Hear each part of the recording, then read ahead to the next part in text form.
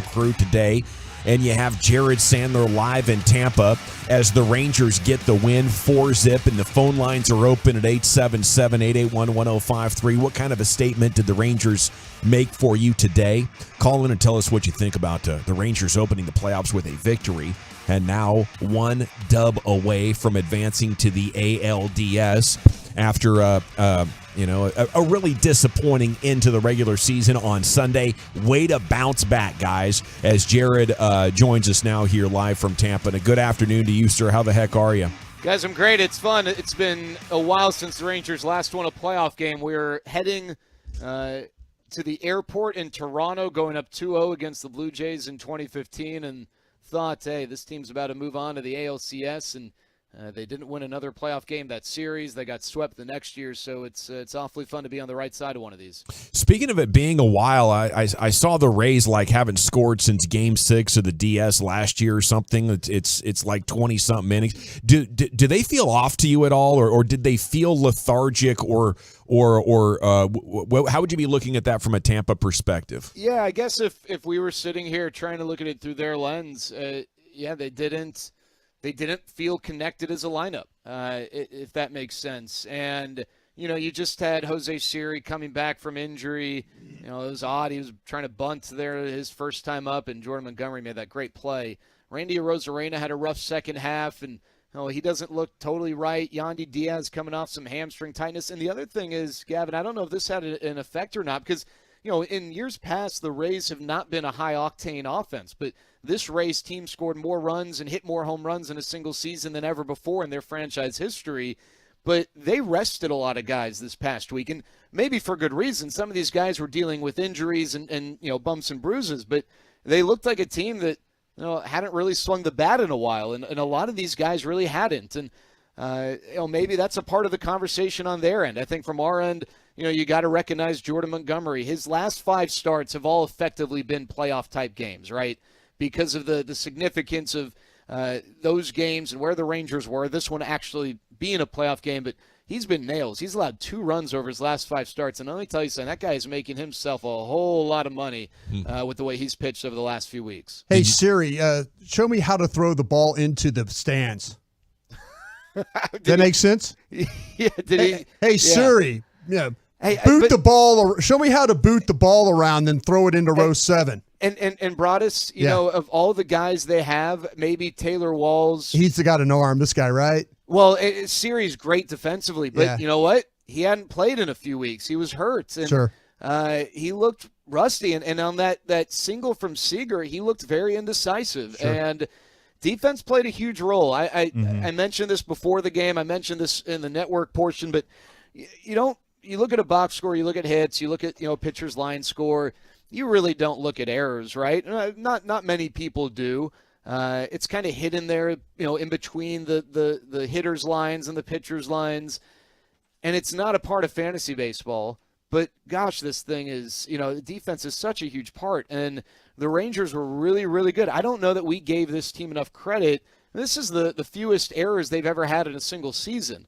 And I don't know if this is the best defensive group in franchise history or anything, but they certainly turn outs that should be outs into outs. And the Rays didn't do that today. And Yandy Diaz was eaten alive at first on a few plays. Jose Siri had that rough go of it in center. And, that to me is a big difference, because let me tell you guys, I don't need to tell you guys this. How you feeling with a 2-0 lead in the 8th inning going to the bullpen versus a 4-0 lead? I'm not saying a 4-0 lead. I needed 10 more runs. What I needed. I was hoping for 5. Yeah. I know we're not totally comfortable, but my gosh, are we not a little more comfortable with a 4-run lead than a 2-run lead? And defense is a big part of that difference. Jared, you mentioned defense. Evan Carter was fantastic, not only at the plate, he reached base safely 4 times, but defensively, you had the Monty play. But what stands out to you about Evan Carter? The kid is just special. The moment's never too big for him. When you look at the draft pick, people are laughing at it. You were talking about it. You've been a fan of his ever since, and really the dude was sensational today. Yeah, and I don't want to take any credit for being a fan of his because I watched tape and was like, I come on, you had that scout's eye, man. No, I like the pick because every Twitter expert who apparently had been to Elizabethton high school baseball games hated the pick, and I was just like, just to be You're trolling.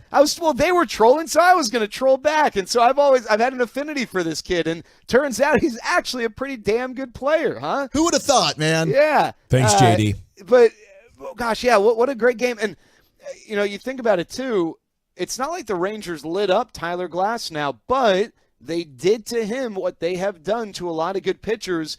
Let's make him work. They wore him down, and Evan Carter's chief among that. I've gotten a lot of people asking, Evan Carter lead off, and I don't know that you're going to make that move right now in the postseason, but man, if you got a righty on the mound next year, Evan Carter's my leadoff hitter, and we can discuss what to do with Marcus Semien another time, but I love his at-bats, and you got a center fielder playing left field. That always helps, and the Rangers were going to be aggressive on the bases when they had opportunities. He had a stolen base. And, again, one of the things we've talked about with this team this year is the top-to-bottom production in the order. And it wasn't like they scored 15 runs and everyone was doing, dynamite work. But, when Tyler Glasnow got to the bottom of the order, he couldn't take his foot off the pedal. And Evan Carter's, the big reason why.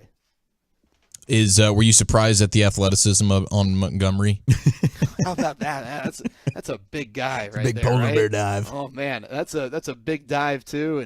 And you look at old school Jordan Montgomery. I mean, you can't be if you're a 6'6" pitcher like that. You're pretty darn athletic.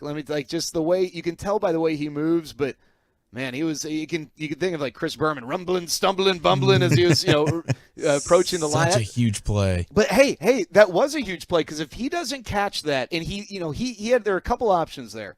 They could have let it bounce and see if it was going to go foul. You run the risk there, but if he doesn't catch that, the ball probably deflects somewhere. I mean, that could be a big inning for Tampa Bay. That's a big play right there from Jordan Montgomery. It's not just we can laugh about it. It's a funny play. You don't see it, but that was also a pretty big play in the moment, and. You don't see that from pitchers very often. Oh, it's huge. Okay, so since you're there, what was the environment like in Tampa? Because we were kind of laughing at each other. They got 19,000 there for a playoff game. I mean, this game should have just said, hey, go ahead, play it at Globe Life Field. You guys will actually have people show up. Yeah, and I feel badly because the Rays fans who are here, I mean, they're loud and they're passionate. They're loud, yeah. I feel badly that they can't sell this place out. And they got a new ballpark coming in probably 5 years or whatever, and they're going to – they're keeping it in St. Pete as opposed to moving it to Tampa, and I think there's probably some politics involved there. But apparently St. Pete's, an up-and-coming area and whatnot. But I felt bad. I'll be honest, the environment, I mean, there's definitely the intensity once the game starts, but the scene before the game was not as loud and boisterous as what I recall both at Globe Life Park in 2016 and 15 and certainly at the Rogers Center in Toronto. I mean, it was just – it felt like a madhouse an hour before the game. And, I also, someone's got to play the day game, right? Baseball's not going to compete against itself with a bunch of night games. I get it. They got to do that. But I always feel badly for the fan bases who have to withstand these midweek day games. And, the Rangers and Rays fan bases, the Twins and Blue Jays fan bases are the ones that have to deal with it this round. But, that's tough, right? I don't want to throw that fan base under the bus, but only 19 or so thousand for a playoff game. You'd love to be able to showcase a little bit better than that. Rangers win 4-0. They lead the wild card series with Tampa 1-0. And tomorrow's game 2 is at 2 o'clock right here on 105 through the Fan with the pregame at 1:30. San, since we have you here, would you mind taking some phone calls here and seeing what the fans think about this? Is this the Rangers playoff version of what you're drinking, what you're thinking? That is correct, sir. Let's go. And, if you're cracking something out there, you can let us know about that as well. Line 1 is Clint in Red Oak. You're in the G-Bag Nation. Clint, what do you think of these Rangers this afternoon? So, Rangers, I'm ready for some October baseball. And I'm drinking Dr. Pepper. Drinking Dr. Pepper. Did you just eat a burp there?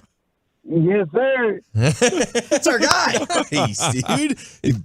Impressive. We got one game October baseball. How many more games October baseball you reckon we're going to get, Clint? I hope we're going to play till the end of the month. Play till the end of the month. That would work for me. Now, who are you watching the game with today? I'm just my dog Jack listening on the radio. Just you and Jack there enjoying the Rangers. Shout out to Jack. Jack have one eye. Yes, sir. You have a good one, brother. You too, Clint. Take Love you, care. buddy. Opens the line at 877-881-1053. Call back tomorrow, Clint. Let's do this Clint was again after drinking another. that. Hey, call back on Friday. We need you on Friday there, Clint. My God. Yeah, he's having a good old time. Lord. Him and Jack. Mike at Fort Worth is online, too. You're in the G-Bag Nation here. Extra innings. Mike, what you think about the Rangers? Man, I just think shout out to CY, man. Two of the best contributors today were in here before the All-Star break, right? They called up Evan Carter, and Montgomery was over there in St. Louis. That's awesome. He pushed all the right buttons. Chapman, too? Yeah, thanks. That's a good point, Mike. Yeah, and Evan Carter, I'm glad they called him up because right now we might have been playing that what-if game if we never called him up. Yeah, I wanted to get Jared's thoughts on that one as well. It opens a line and there's no other lines open, so you got to jump in when you get a chance here, though, Jared. Should they have called up Evan Carter sooner? It's easy. It's a good question, and it's easy to say or ask that question because he's obviously made the transition so smoothly. I don't know that there was a way to know with such limited upper-level minor league experience or limited AAA experience that was going to be the case. And the reality is, I don't know. I think he would have been called up at some point, but the Adolis injury is what led to that. And, maybe that was a little bit of a blessing in disguise because not only did it get you Evan Carter, but I think it gave Adolis a chance to take a step back because he was reeling, right? Adolis was struggling, and he came back, and he was really good to close out the regular season. But, yeah, I mean, it's a fair question. But there's no way to obviously guarantee that he was going to be ready. But my gosh, what a way to answer the challenge. He's been really good. He was great when he first got called up. Struggled a little bit the last week or so, but hey, I'll trade that last week of struggles for what he did today. It was a big-time performance on a big stage. Tim Kirchin was just waxing poetic about the kid's patience and telling stories about how Evan was telling him it just happened that he's this patient. He's never had to work on it as a baseball player. He just has that good a plate discipline. Yeah, and, I love asking that question to guys who have really good plate discipline, and you always get different answers. But, yeah, I mean, he's kind of got like an aw shucks. I don't know. It's just kind of how I've always been. And, Dawson, you'd appreciate this. I'm sure that if you did like some like intense neurological study, you'd find something in there that told a little bit of a story. I remember the Red Sox did all sorts of neurological training on their guys, and that's how they sort of decided that Mookie Betts might be a star one day. And lo and behold, he's turned out to be pretty damn good. But yeah, it's impressive. He sees it better than anybody. Yeah, it's pretty incredible. 2 more full counts work today. It's like more than 1 out of every 3 times he's up there now. It's going full. So I'll give you another. He's at about 30%. And the major league average this year in terms of getting to full counts is around 14%. Wow. Here's line 3, Mo in Dallas. You're in the G-Bag Nation as the Rangers win. What do you think, Mo?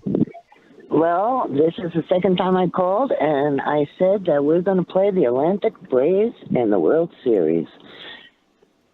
So. You got a crystal ball over there? No, I just feel that the 2 best teams in baseball right now, we're going to beat the Orioles, and I don't know why the Astros were put in our league. They should have stayed in the National League so we could play them. But it was a great game today. Montgomery, what a great catch. I love Carter. And let me tell you, I'm a Mets fan, but I'm a Ranger lover. Okay? Yeah. Thank you, Mo. That's a great call. All right, Mo. I thought I heard just a little bit of New York in your accent. Yeah, it was the Atlantic Braves. The Atlantic Braves. Atlantic Braves. I love it. Yeah. Yeah. I knew it was on the East Coast. Yeah, that was great. The Atlantic Braves. I heard it. I love when the Rangers are playing because we do start hearing from a lot of different people that maybe aren't always calling in during the 5:30 for what you're drinking and what you're thinking. If you were just listening to the game and you've never heard us, we are the G-Bag Nation. We're on every afternoon from 2 to 7. We talk a lot of Cowboys and Rangers baseball, and we'll be rocking here with you. We'd love it if you'd give us a shot. If this is your first time listening, you're like, well, I'm not sure. I'm just here for the Rangers. We've done a little bit of research, and the research does indicate that if you can give us 9 listening occasions, there's about a 99% conversion to loyal listenership. So maybe if you're out there looking for a new sports show or something, you can give us a shot here. Here's line 4, Austin. You're in the G-Bag Nation. What you think about the Rangers win, man? Oh, they were looking great today. I was excited to see how they were doing. Yeah. And Evan Carter is just phenomenal. Yeah. It's incredible how good he is at such a young age. You know what I'm talking about? Austin, how many games did you watch this regular season? I watched pretty much every one. And then I'm a big Tolo, so I was on whenever on the way home from work and on the way to work, I'm always listening. Right on, dude. Yeah, man. Well, we're always thankful for you, Austin. This is the first time I've actually been able to call into the fan. Right on, brother. First time, long time. Well, let's do it again soon. That opens a line at 877. I was wondering, like, Y'all remember that throwback? I do, yeah. It's nice to hear it again. Yeah. That'll take you back now. That's a piece of DFW radio history. That sounded right there. Oh, hey, you're still there. My bad. Austin. So y'all were talking about back in 2015 and 2016. So I was working at the ballpark then, and it was wow. Everybody was waving their red towels, and it was incredible to see. I know it's an intoxicating environment when the Rangers are playing a postseason game. That's when we were putting our antlers up and everything, right? Yeah. That was amazing. You could be at the fair, put your antlers up, and people knew what was going on. Oh man. Are we ever going to get a beat on what to expect from this team, though, Jared? I asked that guy, like, how many games did you watch in the regular season? Because it sounded like he was just trying to see what they were all about. But it's just like you have to do that every day with this team, don't you? Yeah, Dawson, Bruce Bochy has seen everything, right? And he's even said, I hadn't seen anything like this. And he's talking specifically about the bullpen, but generally just the roller coaster ride that he's on, with this group. I don't know. I don't know what to tell you, but I like what we saw today, and hopefully we see the same thing tomorrow. That's Jared, right. I have a question. How much do you make on the post-game show? Do you get paid quite well to do the post-game show?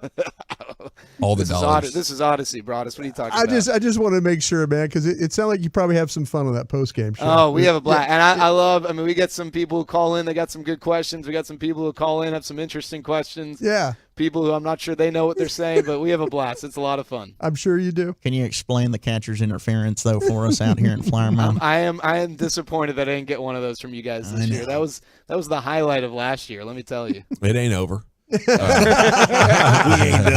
ain't done yet. Line 5 is Steven. You're in the G-Bag Nation extra innings as the Rangers take game 1 4-0. What do you think, man? What's up, gentlemen? How's it going? Good. Really quick question. Was I the only one that was just a little nervous towards the end when Leclerc was having trouble finding the strike zone, even though we were up 4-0? Absolutely. Oh, yeah. No. A little bit. You were in the majority.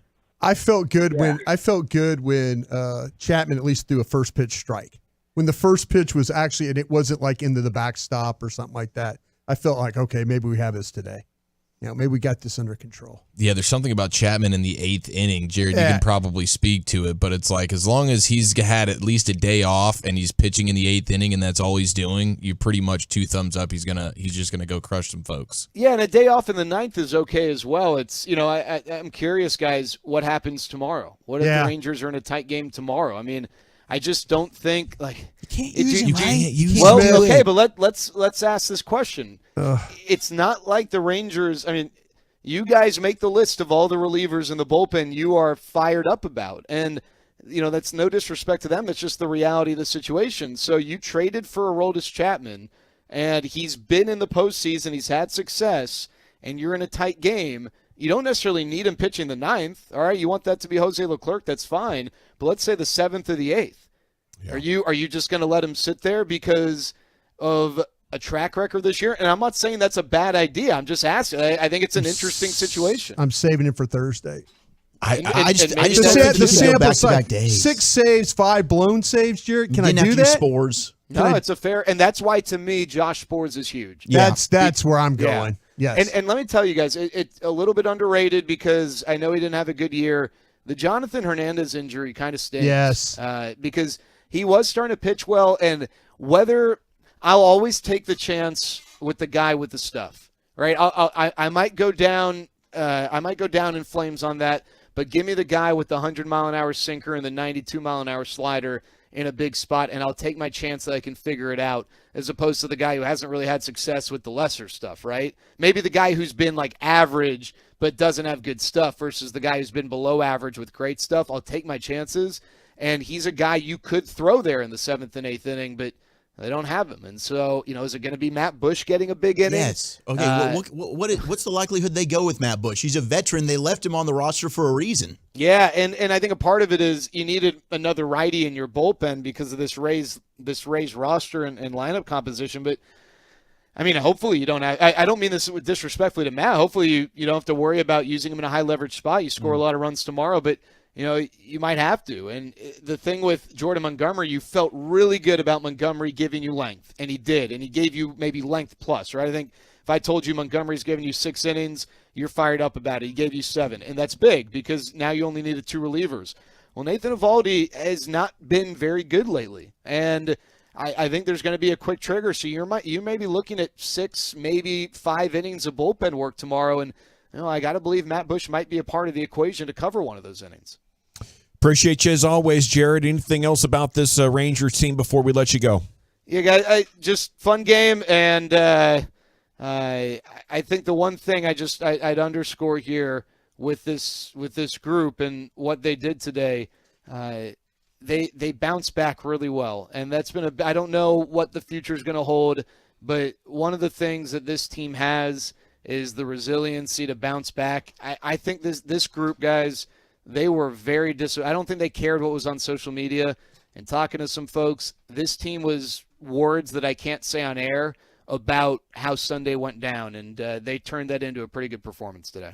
It's a hell of a resilient bunch down there, Jared. Appreciate your insights as always. Have a great night in Tampa. Get into a bingo hall or something. Really tear it up Tampa style. And we'll catch up with Mahjong. There he goes, Jared Sandler. I know what you're talking about. He is at Jared Sandler on Twitter, a must-follow for all Rangers fans. And it's time now to go into the Pimp Cup, where Lucius Alexander is standing by with LA Live. You guys talking in code or something? I don't know what you're talking about. Oh, man. The South African mothers love their Mahjong. Mahjong. All right. It is a Toxic Tuesday. Let's get into it right after the great Rick James. Yeah.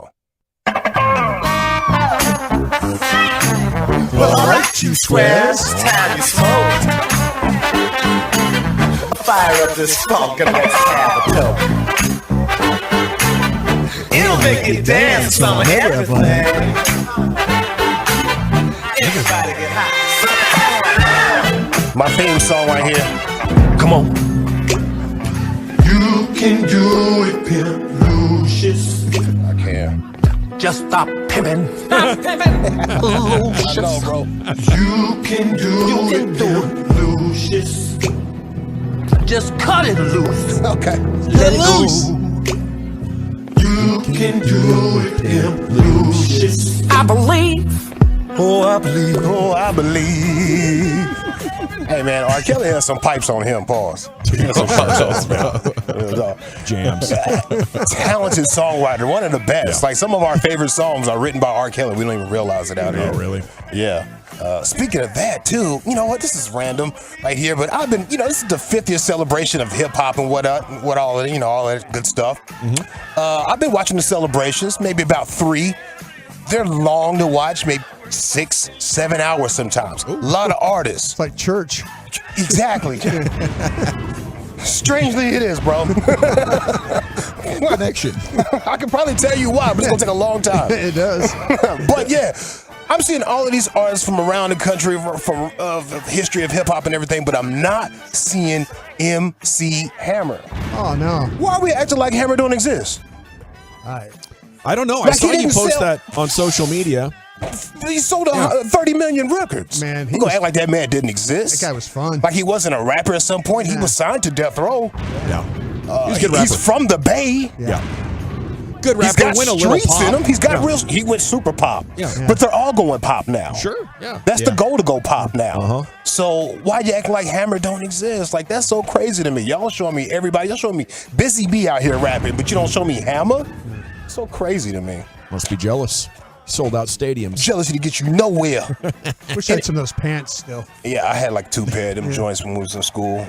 They were polka dot, and one Were was they? stripes. Nice. Yeah, I was on fire in them hammer days. Couldn't wear them too many times, you know what I'm saying? Because they cause a lot of attention. Yeah. So you can't be like 2-3 times a week wearing the hammer Yeah, days. you can't overdo it. Yeah, You can't overdo it. bro. say Every once in a those- while, you pull them joints out. You gotta be those pants again. Judicious, bro. You gotta be judicious. Hey, man, didn't you wear those last week? Yeah, no, yeah, man, I didn't yeah. wear them. That's something else. Yeah. He really loves his hammer pants. Those are my parachute pants last week. I don't get all the hate for Hammer, man. And he puts on a fantastic concert. I've seen him as a man of a certain age. I've seen him as he was older. Yeah. An hour and 45 minutes. I was like, God, dog. This man got the cardio. Yeah. He does. Incredible athlete. I guess he was a really good baseball player back in the day, and he Yes. was always performing at the Oakland A's games. Yeah. That's like the sports Yeah, tie-in. he loves thing. the That's A's. it. He was a Yeah. ball boy for them at one point in time and everything. Yeah, he was really good at sports. Athletic guy. I don't understand why they acting like he never existed. It ain't right. It ain't right. It ain't right. They doing Vanilla Ice the same way. That one maybe.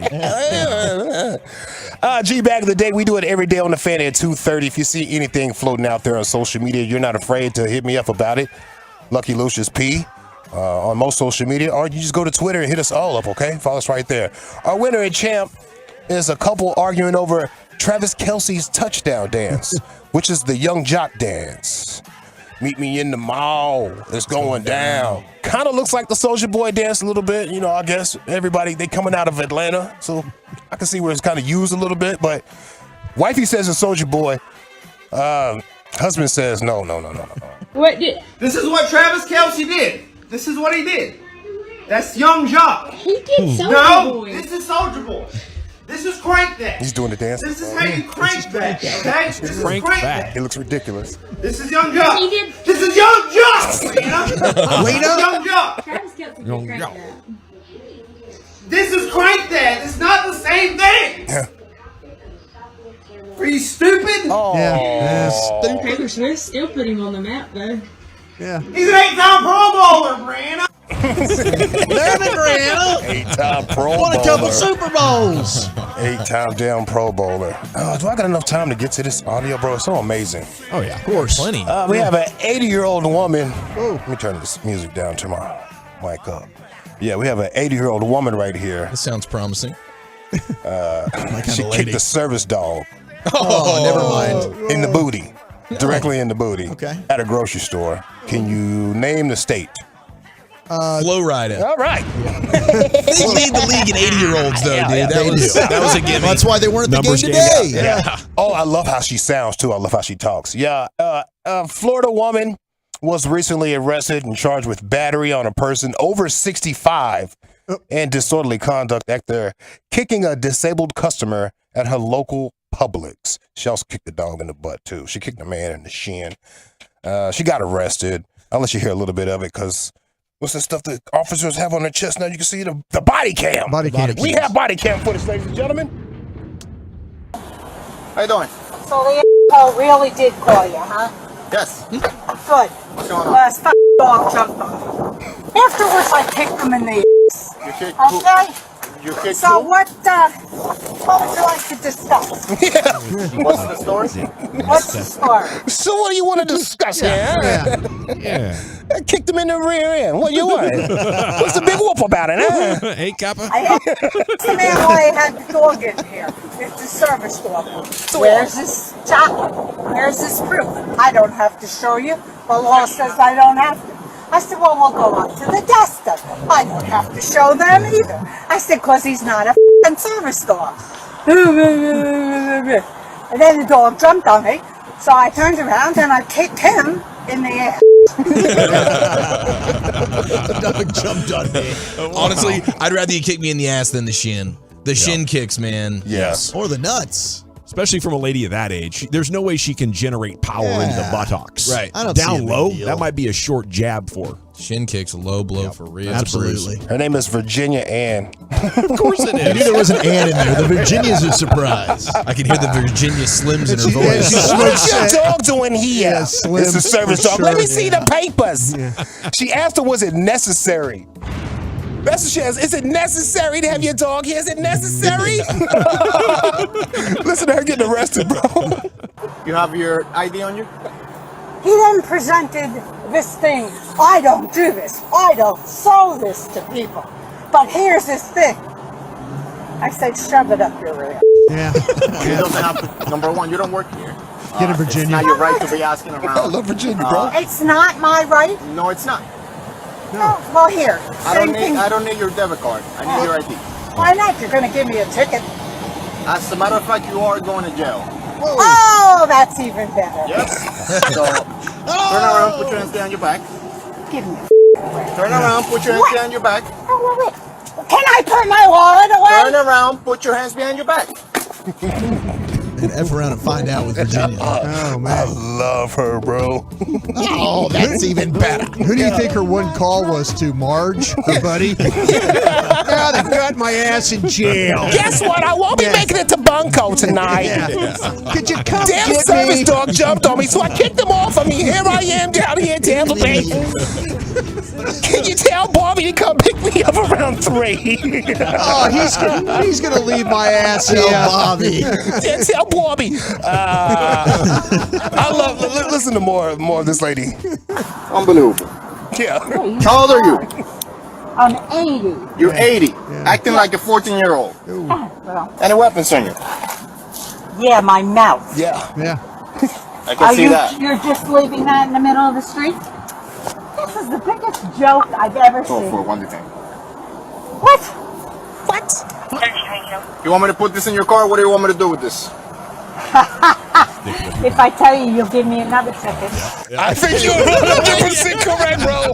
He's just I think you were correct. Is that the only play there? That's all we got. I'm looking at my call sheet. It's all I got here. Bro, you nailed it, bro. You nailed it. No, I want to take it with me.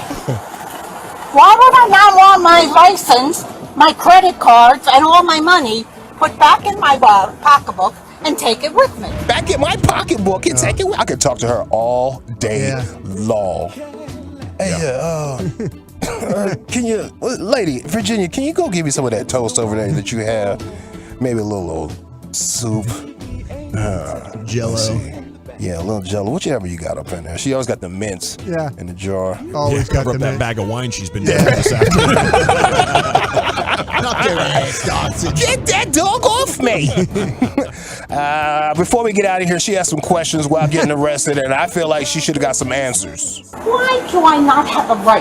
Why do I not have a right?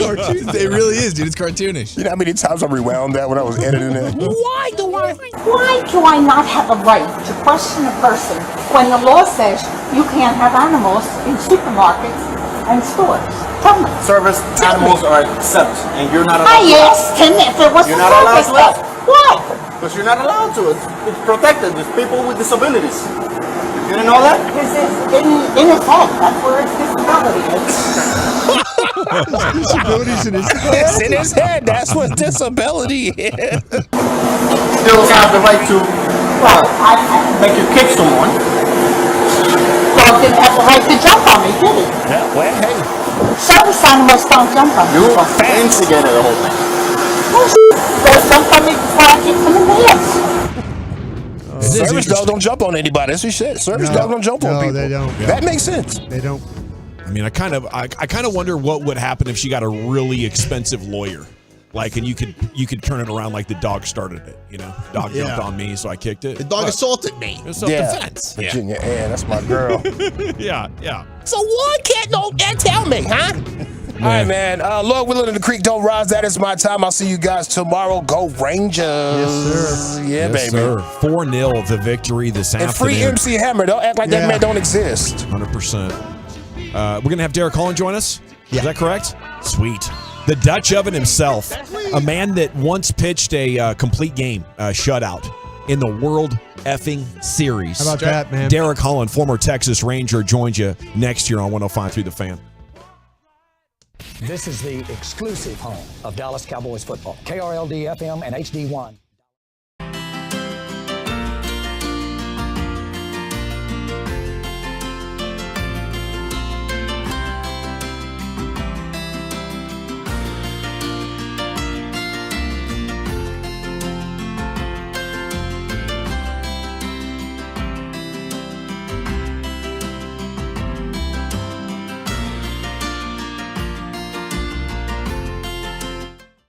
as Jordan Montgomery went out there and pitched the game of his life, as he's been doing for about the past 2 weeks. He was dominant, 7 innings, 6 hits, 0 walks, struck out 5 dudes, had the catch of the year there as he went free willy down the first baseline. It's beautiful, man. And made the snag. Of course he hurt his hip. A man of that size getting horizontal 4 feet in the air to save the Texas Rangers playoff chances, that's going to leave a mark. No question. And so he had to throw some warm-up pitches, but he stayed in the game for another 4 or 5 innings. I don't know about you guys. I had that same feeling when he made that grab as I do when there's a big man touchdown in football. It was just like, oh my, I'm so happy for you right now that you pulled that off and your hamstrings are still intact. Yep. Yes. And I knew, and your pride. And I knew from that point forward, it's kind of like Dak getting his jersey dirty a little bit. As a competitor, that's going to bring out the best in you. When Absolutely. you get jarred a little bit, when you take a hit. Oh, yeah. He was muddied. Yeah. He was muddy all over his face. And the guys playing behind you, they're going to give that extra effort, too, after a play like that. They're going to, with their fingernails for that extra inch. Damn right. Salute to the guys who had the hits, scored the runs, and had the ribbies. That's Corey Seager, 2 for 4 with the run scored and a ribby. You have, down here, of course, you got your good buddy Josh Young. He was 0 for 4, but did have the sack fly first run of the game. And with the glove, too. The glove was on point today. Yeah. Other than that, though, it was just 2 ribbies. Tavares had 2 hits. Evan Carter had 2 hits and 2 walks. There were some really good elite offensive performances and some quality at-bats from the Rangers. You want to give them the credit for that. But at the same time, Tampa really kicked this game away. There was, some really troubling errors, and then some bad at bats themselves, some bad offense, and as a result, the Rangers look like the better team here. And they'll go into Game 2 tomorrow, 1:30 pregame at 2 o'clock first pitch. Yeah, Tampa looked like a team that had clinched several weeks ago. Yes. They did not look sharp. Mentally, they didn't really show up. But, yes, you were 2 for 13 with runners in scoring position today. And, obviously, we're going to look at the positives. But going into tomorrow, you've got to make sure you bring some extra insurance runs home. Well, you won a game without having your best day. And it was 4-zip this afternoon as Derek Holland joins you now here on 105.3 The Fan. And a good afternoon, Dutch. How the heck you doing? I'm doing good. How about them Rangers? How about them, baby? How much are you into this when they're playing? Is this your big league team? How do you reflect on that? Well, I mean, growing up, obviously, I definitely grew up as a Braves fan. I watched them the whole time, but this was home. This is where it started for me. They gave me the opportunity to be a professional athlete, being a big leaguer, and this is home. So my love is here. I've been watching all the games. Obviously, when I was working with you guys and helping out, I'm covering the Rangers. So I feel like this is where I belong, and this is where I'm going to be. What'd you like from Big Bad Jordan Montgomery today? Man, how awesome was that? I get it. People were saying he was tuning his inner Dutch in, but no, that was him. That was his performance, his show. We got to give him all the credit. He did everything today. Dutch, how the Rangers, have they figured things out with Leclerc as being the closer here and trying to kind of cobble things together in the 7th and the 8th? I mean, are we still kind of just trying to figure things out there? Well, I think what really comes down to is the confidence from the coaching staff. Maddox and Bochy both have not given up on these pitchers. The other thing I like to point out, too, this is now a 0-0. Well, now it's 1-0 Rangers, but you go into this playoffs, it's a clean slate. Who cares what you did in the past? You're now in a new scenario. It's a new season. It's October baseball. These guys don't give a crap what they did before. It's go time now. Can you speak to just how impressive it is, a young guy like Evan Carter stepping in and just being an all-around stud like he is? Dude, it's awesome to watch him out there. He's electric. He brings a lot to the table. I think with him and Tavares both putting pressure on their stealing bases, I think that's something that I don't think Tampa can really handle. Is once we get on bases, we have to be pretty aggressive and just kind of keep them out of their funk. I get it. They did a little bit of the small ball with the bunts. Obviously, Montgomery, athlete, by the way, laying out for a ball. Hell yeah. Beautiful. Those are huge. So, I mean, you got to take that as something that we need to continue to see is just being aggressive once we get on the base pass. I do want to point this out because I know we might probably talk about it with not sending Heim home on that fly ball. Yes. There's 2 ways you can look at it, and that's why I like this. Is one, I like the aggressive side, going after him. Everybody, if he makes it in, what a hero Beasley is. He gets thrown out. Man, that was stupid. So the thing is with that is you do have one of your better hitters up at the plate right now. So why not keep him on? The chances of him getting out, pretty slim. Unfortunately, it didn't work out. And then you also have Seager on deck. So I kind of like that. There's nothing wrong with keeping him, but I also see why we like to see him be aggressive and put the run in. As a pitcher, what's that mound in Tampa like compared to other ballparks? I was listening to the broadcast. They were talking about it's kind of deceptive. It seems like it's up a little bit higher. Yeah, it's up a little bit higher. To me, I liked all the East mounds. They're very nice dirt, clay. Feels good out there. But I mean, it's at the end of the day, it doesn't matter what it is because you got to always look at it. It's just like when teams would come play in Texas, the heat was a factor. Both teams have to deal with it, so you can't let that be something that dictates how you go out and perform. Rangers win Game 1 4-0. We're talking with former Rangers pitcher Derek Holland here on 105.3 The Fan. You know, I'm watching this game. I'm thinking Monty's under 90. Sure, he had a couple of wild pitches in the final at bat there of the 7th, but when would you look at like leaving him in for the 8th, especially knowing how sensitive things are with your bullpen, and you're going to need to have him for at least one, maybe 2 more games to get on to the next round? Right. No, I agree with you. It's a question of when is the right time to take him out. But in this situation, we need him again in a few days. We have enough momentum. We have enough confidence. Going into that inning, I'm pretty sure it was 4-0. I could be wrong, but I'm pretty sure going into the 8th, it was 4-0. Let's let our bullpen ride. It's like I said before, this is clean slate. I don't care what's happened before. I want to worry about what's going on now. And I've continued, Bochy, I should say, has continued to show the confidence in each guy that he sends out there. So he's going to believe in what's being brought out to the mound. And I think also you got to look at it too is now that we use Montgomery, we need him again to probably start at least probably Game 2, if I had to guess, of the next series if we win. We got to focus on this now, but that's something you also got to look into too. What's their path to victory tomorrow, do you think, if you were going to plot it out going from the starter and then through the middle to late innings and your closer? Like, do you trust Chapman? When do you think you're going to have to go get Eovaldi, and who do you want in the middle to late innings?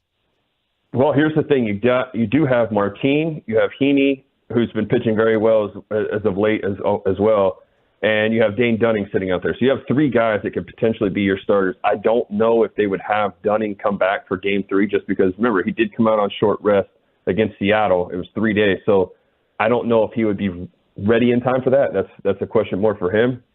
But the other thing, too, is we have to really capitalize. We did capitalize a little bit on the errors that the Rays were making, but we really got to capitalize on these. I think put more pressure on, get guys on base, be aggressive on the base path, and continue to just go after these guys the way that Montgomery did today. I think he set up a solid game plan with his attack. We should use that going forward. Dutch, everybody says in these games that they just try and treat it as another game. That's got to be BS, right? I mean, we all say that like, oh, we're just going to treat this like another game. I'm sure there's times you stood out there in the World Series and you couldn't breathe on the mound, and then you threw a pitch and you were okay. But you really can't treat this like another game, right? No, I mean, it's like we said, this is it. This is 0-0. Well, again, now for us, 1-0, the good guys. Yeah. We got to continue to, put our foot on their throat and go through this. We got to take care of business. While we got them down, let's keep them down. Don't give them any momentum. To sit here and act like this is just a regular game, yeah, you're right. This is just straight BS. This is playoff baseball. It's the best of the best right now. And, we just got to make sure we capitalize on our opportunities. Putting yourself as if you were pitching against the Rangers lineup with how Evan Carter has just been getting on base so consistently, would you look to maybe move him up, or do you like him in that 9-hole? No, leave him where he is. If it ain't broke, don't fix it. Everybody's heard that before. There's no need to change it. He's putting out plenty of numbers, and the way that I look at it, too, he's your 9-hole. I think it's Tavares' 8, if I'm not mistaken. Yeah. You have those 2 speed guys right there to start off the top of the order with, obviously, Simeon and Seager. Did you want Monty to come out so you could still have the last complete game shutout? I didn't get the complete game shutout, but I love it. I want to see these guys continue to do it. My whole saying has been finish the job, because that's what these guys got to do. We've been to the playoffs before. Obviously, I've been around that. I think now this is the team. Let's make some noise. Let's freaking get out there and make a statement, and let's win this thing. Do you think the Rays are ready to play? Like, what was your read on their body language? Maybe it's hard to snap into it. I've never seen anything like that. I mean, especially Diaz out there. I felt bad for him, man. I don't know who he made mad, but the baseball gods were all over him today. And you got to take advantage of these things when these moments happen like that. We got to really capitalize. We got lucky that we were able to walk away. 'Cause it's like you guys said before, we didn't really do a whole bunch of damage, but we could have done a lot more. Is the way I see it. Was it as few fans there when you were playing in Tampa? I mean, they had 19,000 there today. I mean, what the hell, dude? This is playoff baseball. That's the only thing. It's so frustrating. It was dressed like a seat day there, and I was not very happy about that. But I mean, I don't know. I think it's to be honest with Tampa, they need to move it. It's not even in Tampa. They're playing in St. Pete. I love it. Don't get me wrong. It's nice. The people that are there, they bring noise. They're passionate. But they could do so much better by moving, I think, to Tampa, get a little more interest. And it does suck because I know for a fact when the Rangers advance, that place will be packed. We will not be disappointed by our turnout. Just leave it how it is with Tampa. If they don't want to show up, that's their own. Safe to say the Rangers players aren't going to be out late tonight in St. Pete's. Who cares? Let them party. I hope they do. I hope they go get hammered, do whatever they want. Who cares? I love that people are so caught up in that. People that never been there, they don't get it. You got to celebrate. They earned their chance. We haven't been to the playoffs since 2016. You damn right they're going to go out and celebrate. Who cares? They knew what the task at hand was. It's not like they went there and was like, all right, we made it to the playoffs. Who cares? We don't want to win the division. Nobody thought that. Everybody wanted to be out there. They wanted to win. Unfortunately, it didn't go our way. So what? They celebrated. Young guys bounce back pretty good, don't they? You ain't lying. Them hangovers are for real now. Were you generally the captain of the post-game victory party, or was it somebody else? No, but I can say this because I'm not really playing anymore, so it don't matter. But man, I got so absolutely hammered after we clinched one time that I didn't make it out to the game until the 8th inning. I was literally so hungover that I was hugging a toilet. Like I laid all over the place. I was trying to sleep. And all those guys wore me out. They were giving me so much crap for that. But, man, you got to celebrate. It's not like every day you get to do that kind of stuff. Playoff baseball is something different. So who went the hardest in your pitching rotation? I'm not saying that. I mean, if it wait, Outside just tell yourself, was it not you? I mean, after the story you just told us, how is it it's not gotta you? Be you, right? I mean, I went pretty hard. Me and Napoli had some good times. Okay. I will say that. Yeah. Yeah, but he wasn't there in the 8th inning. He was ready to rock and roll when that game started. Yeah, he already checked out, had his IV lined up for tomorrow. He's ready to play. Man with a plan. I bet Colby Lewis secretly goes hard, man. Yeah. I mean, yeah. I think he That's does. my. He's a closet go harder. Would you guys go back some cold ones? Would you guys go out in between games of a Yeah. playoff Oh yeah. series? So in a playoff series, probably not. Just because people are going to be out there and they're going to make these comments like that. So it's just why not keep the distractions away? You don't need to deal with that. Like you're not going to catch any of these guys really going out.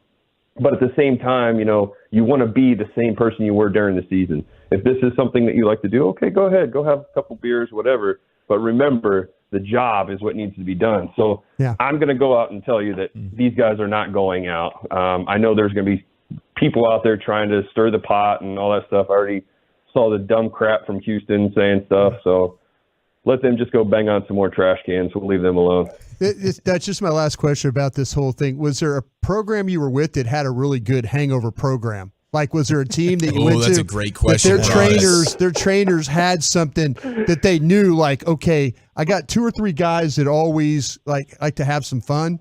So, but did somebody have a really good hangover program? Yeah. Did somebody have that for you? There's these pills. They're called Medilite. You would take those before you go to bed. And you take them when you got up in the morning, which kind of helps with the electrolytes, and just crush some Pedialyte.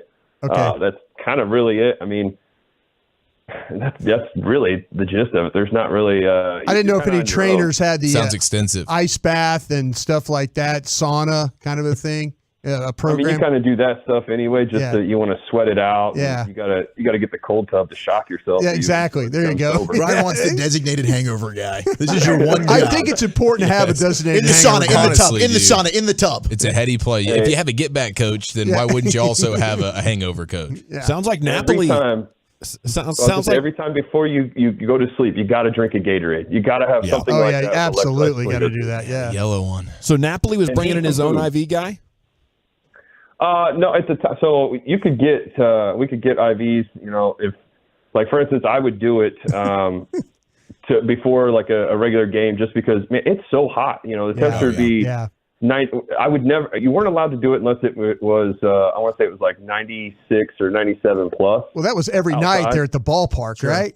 That's what I'm saying. So once we got to those summer times, that's where it was like, okay, start day. Like I'm making sure I'm extremely hydrated because you don't want to cramp and you want to make sure you're giving everything you got out there. So that was one of the secrets that I would use for me is just to keep myself hydrated, is get an IV.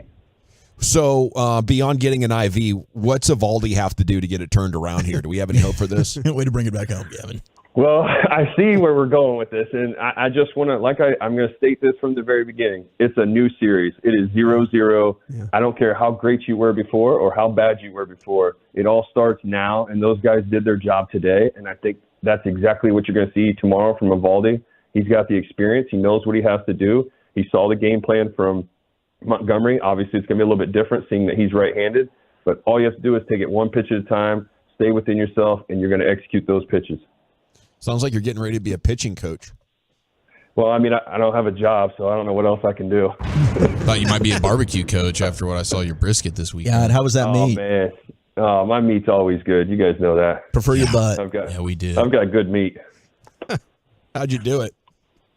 Oh, I smoked it. Oh. I just well, we know that. I rub it. What do rub you it not down smoke? a little bit. Good rub down. You know, season it, play with it. Yeah, you gotta smack it a few times. Talk dirty to it. There you go. Gloves on, right? Showed who's boss. Oh, no rubbers here. And then you just stick it right into the oven. You gonna be back on KMC tomorrow? Man, that's we're gonna find out. We'll see how that goes. KMC Wednesday, little KMC Wednesday, little Dutch Wednesday. Hey, I mean, let's see. I'll be on there tomorrow though, 12:20. Oh, okay. All right, very good. There we go. All right. That'll be good. A little pregame Dutch right there in the Get it expressway. fired up. Get the boys fired up. Well, thanks, brother. It's Thank good. you guys. It's been a long time. It's been a long time since we saw somebody pitch as good as you in the playoffs. Thanks, man. I appreciate that. It's only going to get better. I feel very confident with these guys. We got to stay behind them when they come back home. Let's get behind them and let's go. All right, dude. Thanks for the memories. Go Blue. Have a good night. We love you, buddy. That's right. Go Blue, baby. Woo!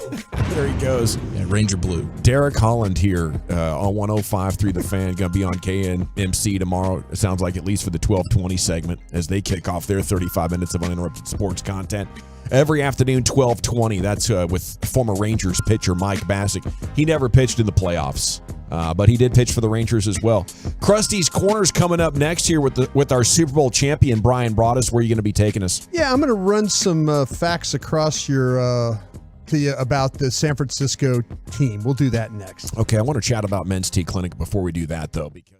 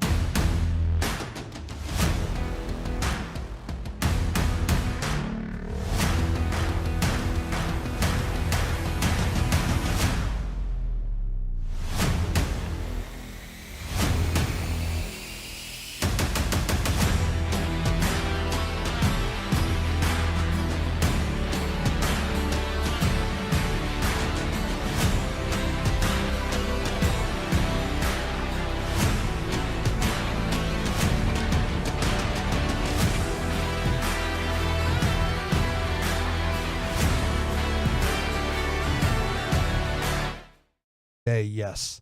So that's fine. I just need Tyron to play every now and then. Just don't get catastrophically hurt and keep the rust off. That's the mission. Yeah. So you don't agree, do you? No, I just. Well, would this be the one that you want him to play in, though? Yeah, this would be the one. Like, play this one, and then we can take a break. I'm about to walk you through some things. You know, I really appreciate Eric now and his numbers and all the things that he does. Don't lie. I'm not trying to give anybody tired head about numbers and stuff, but I have the opportunity to do this club level next gen stats, and it's incredible some of the things that they, with routes and things like that. It's a whole new world, man. Whole new world. So just a couple things. I like Gavin said, tomorrow I'm going to have the 49er defense broken down for you, and then the following day we'll do the 49er offense. Try and find some ways to maybe attack these guys. Some of the interesting things that kind of came from all this, and you guys can chime in if you want to talk about any of these things. We with Nick Bosa, we all feel like what the type of player Nick Bosa is, right? Yeah, and just a really good player, monster, animal, savage. Over the last 2 seasons, though, there's only one player in the league that has had more pressures than Nick Bosa. That'd be Micah Parsons? Is that your guess? If it's not him, I guess it would be Max Crosby of the Raiders. Well, those are really, really good guesses, Walchuk. I'd probably go Parsons as well, but just for the sake, I'll go Myles Garrett. Give me a little MG. I'm going to go with my guy Tank. The Micah Parsons is the one. Micah Parsons has had 103, and Nick Bosa has had 93 over the last 2 seasons. Over the last 2 seasons? Yeah. Okay. Yeah. Okay. Last 2 seasons. So fantastic. It is fantastic. When you start to talk about defensive tackle pressures, now this is from the 49ers. Oh, Hargrave. Hargrave. It's Hargraves. Yeah, I bet. Yeah, Hargraves. I mean, if the leaders so far in 2023 have been Hargraves, our guy Carter, Jalen Carter from the Eagles, Allen from the Commanders, but a new name on this list. Would you like to guess the new name on this list? It better not be Javon Kinlaw. I'm going to go Osa Digizua. Yeah, it's Osa Digizua. He's got 9 is what he's got. My guy. It's beautiful. Yeah, so when you start to talk about defensive tackle, quarterback pressures, Hargrave, Carter, Allen, Osa Odigizua are your top 4 when it comes to that. So it's just NFC dominance. Tank's also been crushing it. I remember I ran across a number of him, and he's also been amongst the top in pass rush win rate so far this year. Not pressures, but just pass rush win rate. Yeah, I was asked today, Derek Eagleton asked me what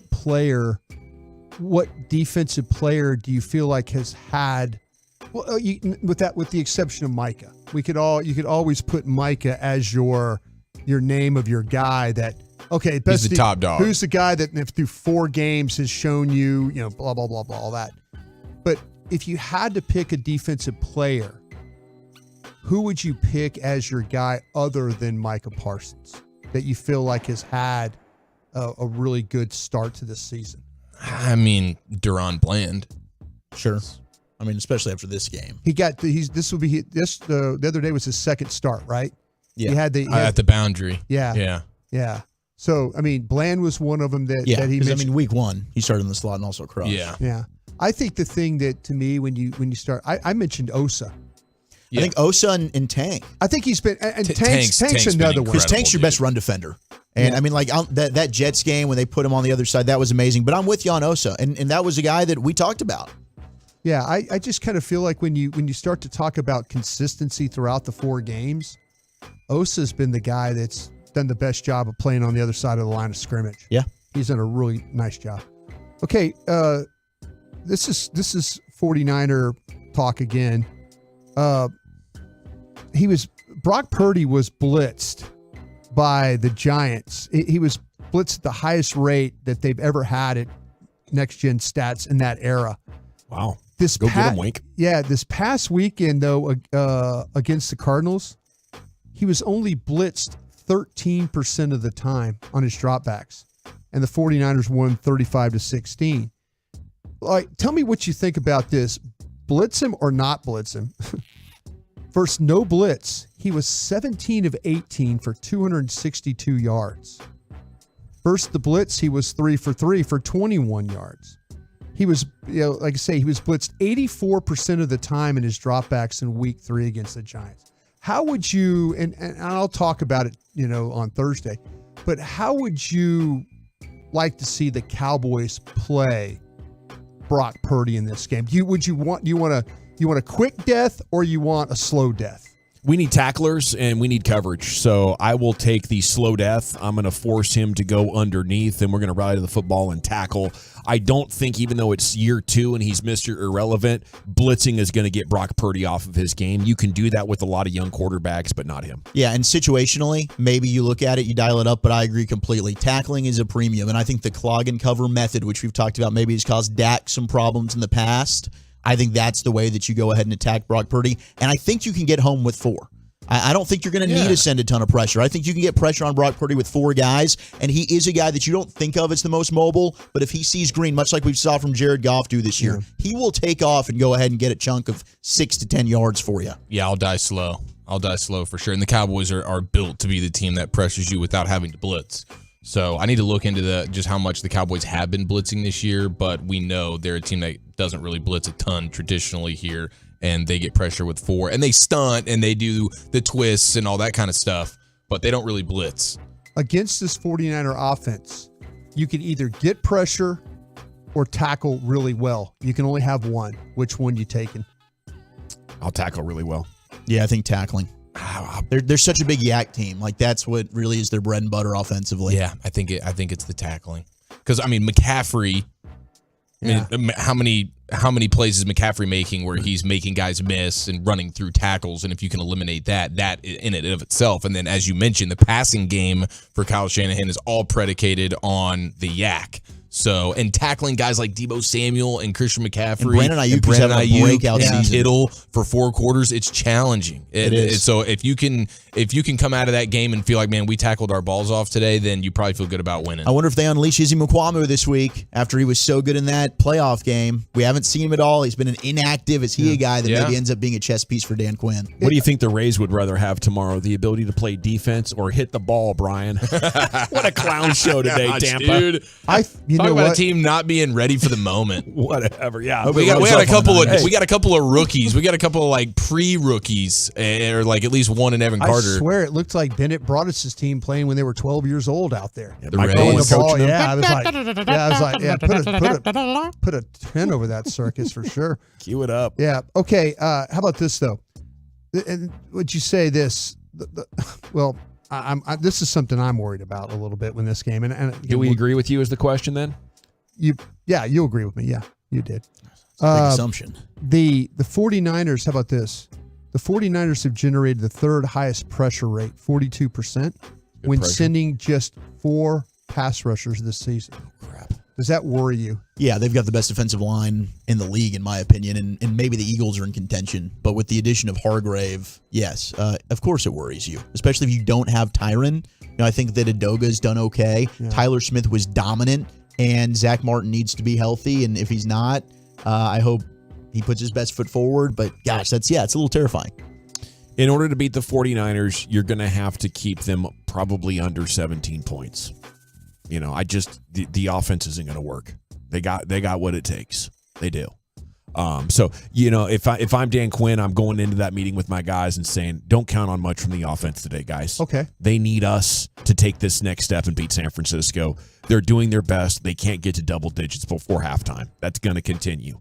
They're 4 guys, especially with no Tyron Smith. Maybe once we get to the playoffs, if the offensive line is totally healthy, we might have a chance to score 24 on them. And I lean to agree with that. I wonder if you're going to look at them and say the same thing. You can beat them downfield. And that was an issue that we talked about after the game. Kellen Moore and the Cowboys didn't try to push the ball downfield. They had the one big play to CeeDee Lamb.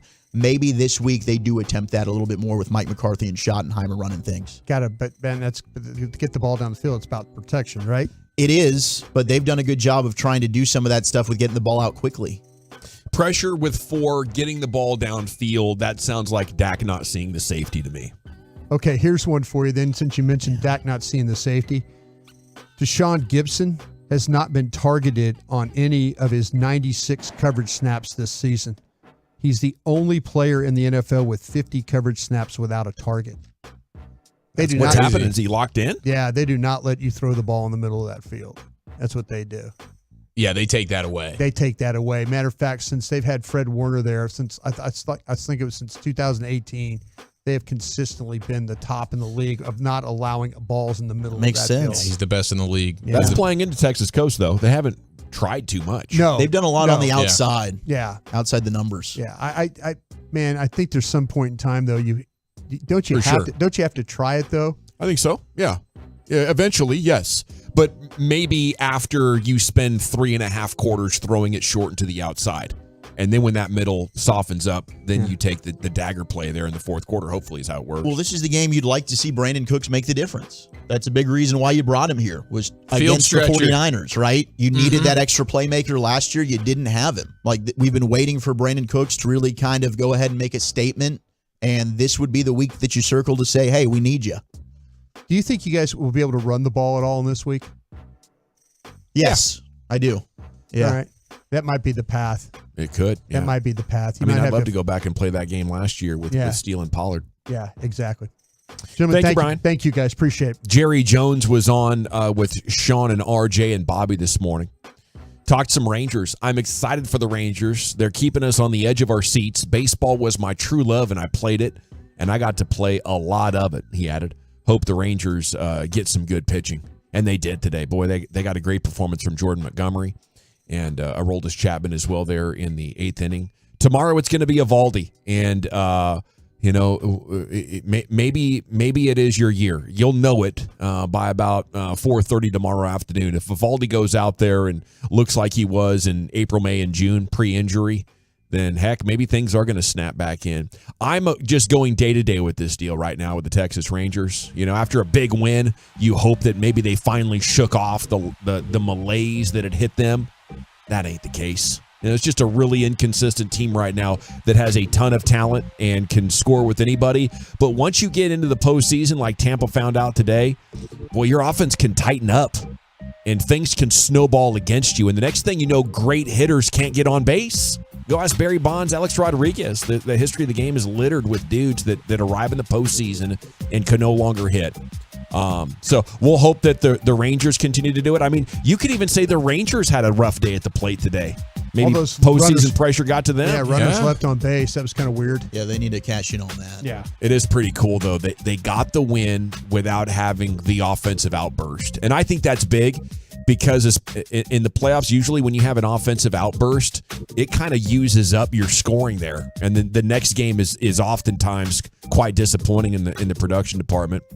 Jerry said he wants to use this game against San Francisco as a barometer game to gauge how good the Cowboys are compared to the standard. He said right now the Niners look like the team most likely to go and win that Super Bowl. Do you guys agree with that? Niners? Yes, I do. And the team, listening to Michael Gallup on the way home yesterday with Brad Sham, he didn't shy away from this is a different game. This is not just your regular season game. Please don't tell me it's just another game. No, they want it. He said we Jerry's have to have it. He called it a barometer game. Yeah. We know it as a measuring stick game. It is. And it absolutely is, at least for you, not really for them.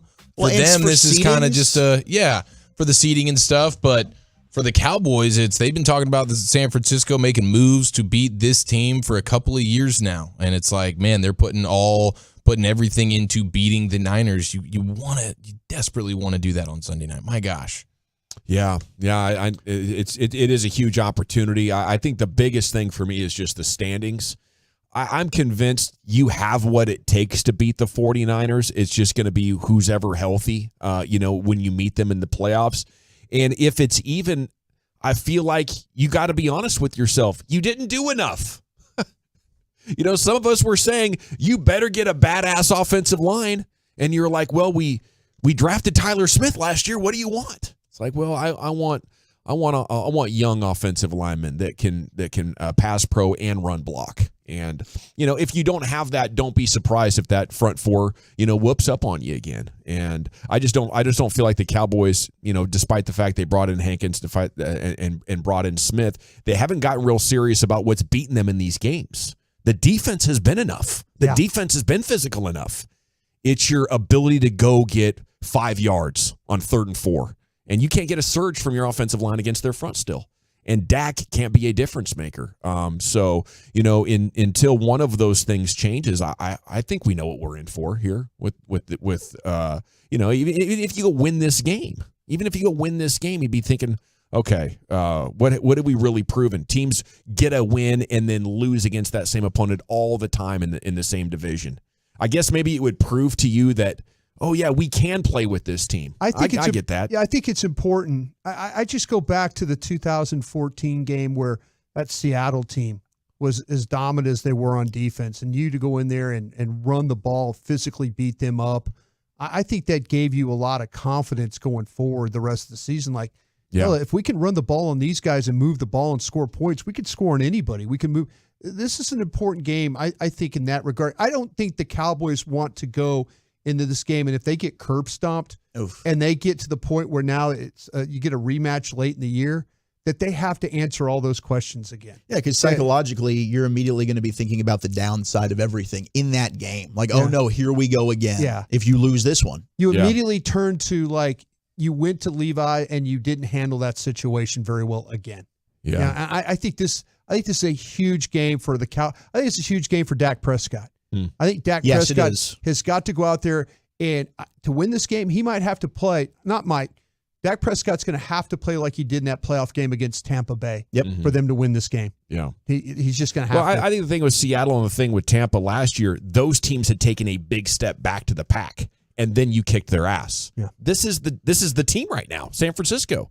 And you will beat them when they have injuries or they have spent so much on the salary cap that they got to have a cap casualty off season.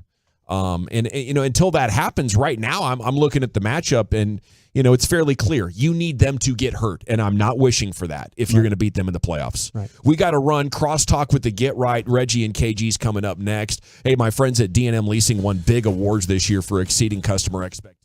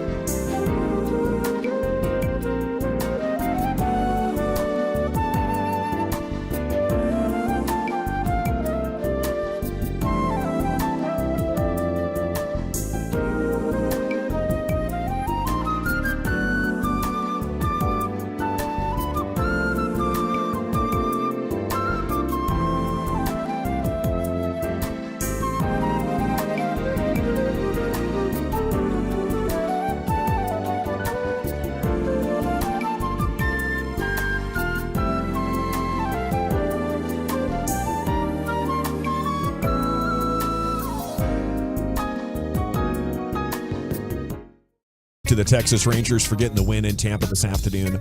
4-0 was the final against the best home team in all of baseball. They made them look bad. They did great, and they'll go for the series win tomorrow at 2 o'clock. Game 3 Thursday, if necessary. You're looking at a TBD situation there, depending on how the other series sort themselves out.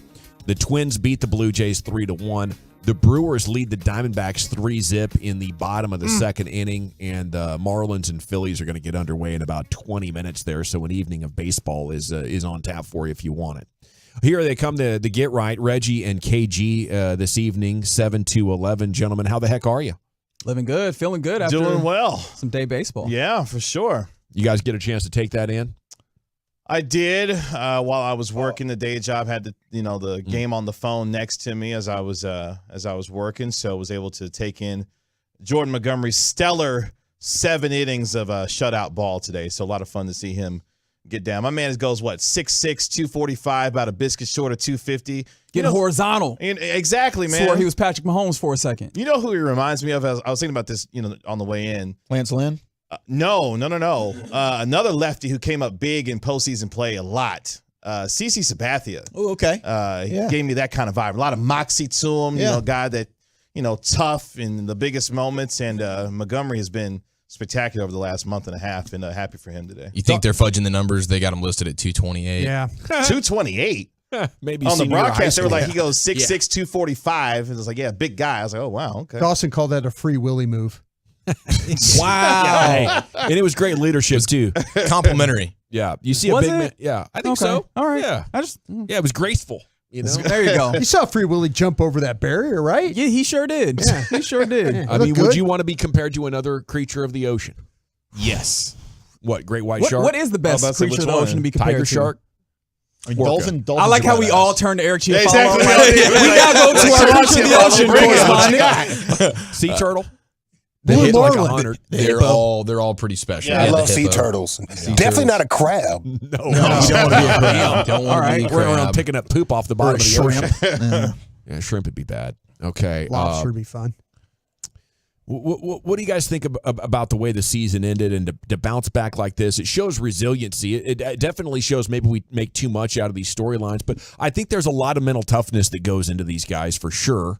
But what kind of a statement can they make in one game? I don't even think they could give us the ability to rest and believe they're going to show up and be the same team tomorrow. It's just a Jekyll and Hyde team, right? So tomorrow's a whole new day. You got to wake up open-minded about what the baseball might bring you. Well, I think that's the fun part. I mean, you could see this team winning, 6-7 games in a row, but you could also see, a first round, or a wild card exit. But I think for me, you talked about the mental aspect of it. Think about the last, 48 hours for this team.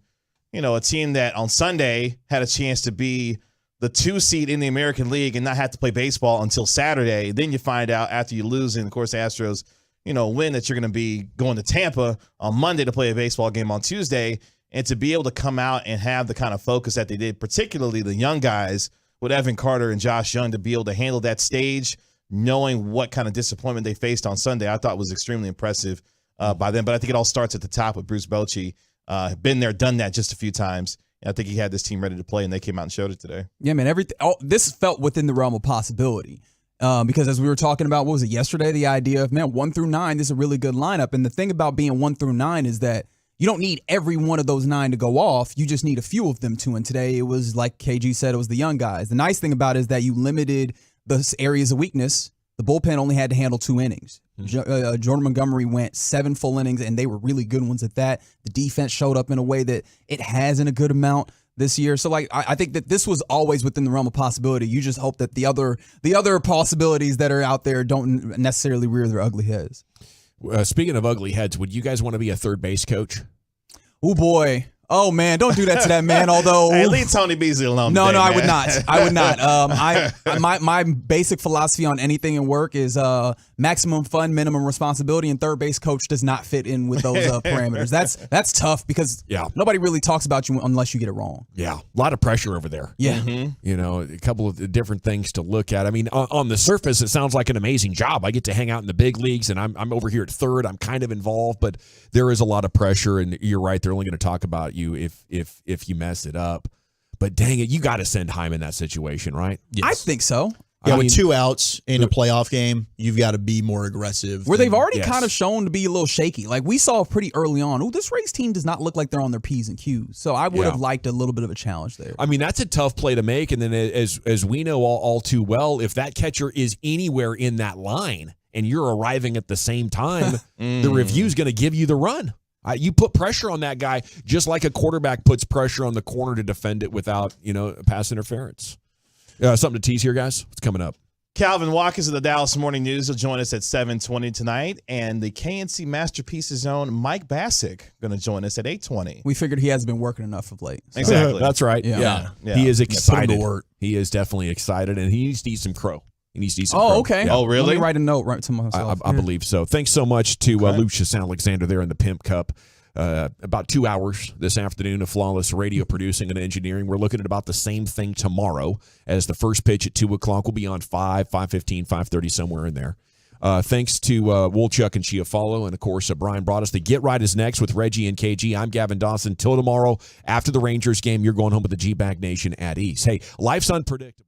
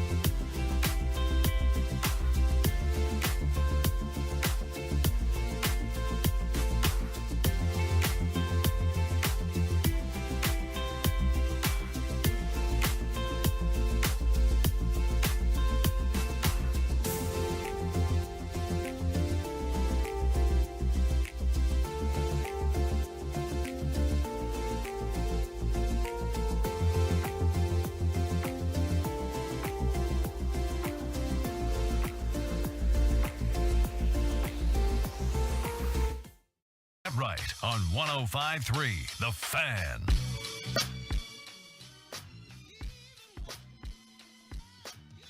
It's the Get Right with Reggie KG right here on 105. Give me that music. Kevin Gray, Reginald Atatula. Don't fade out my music.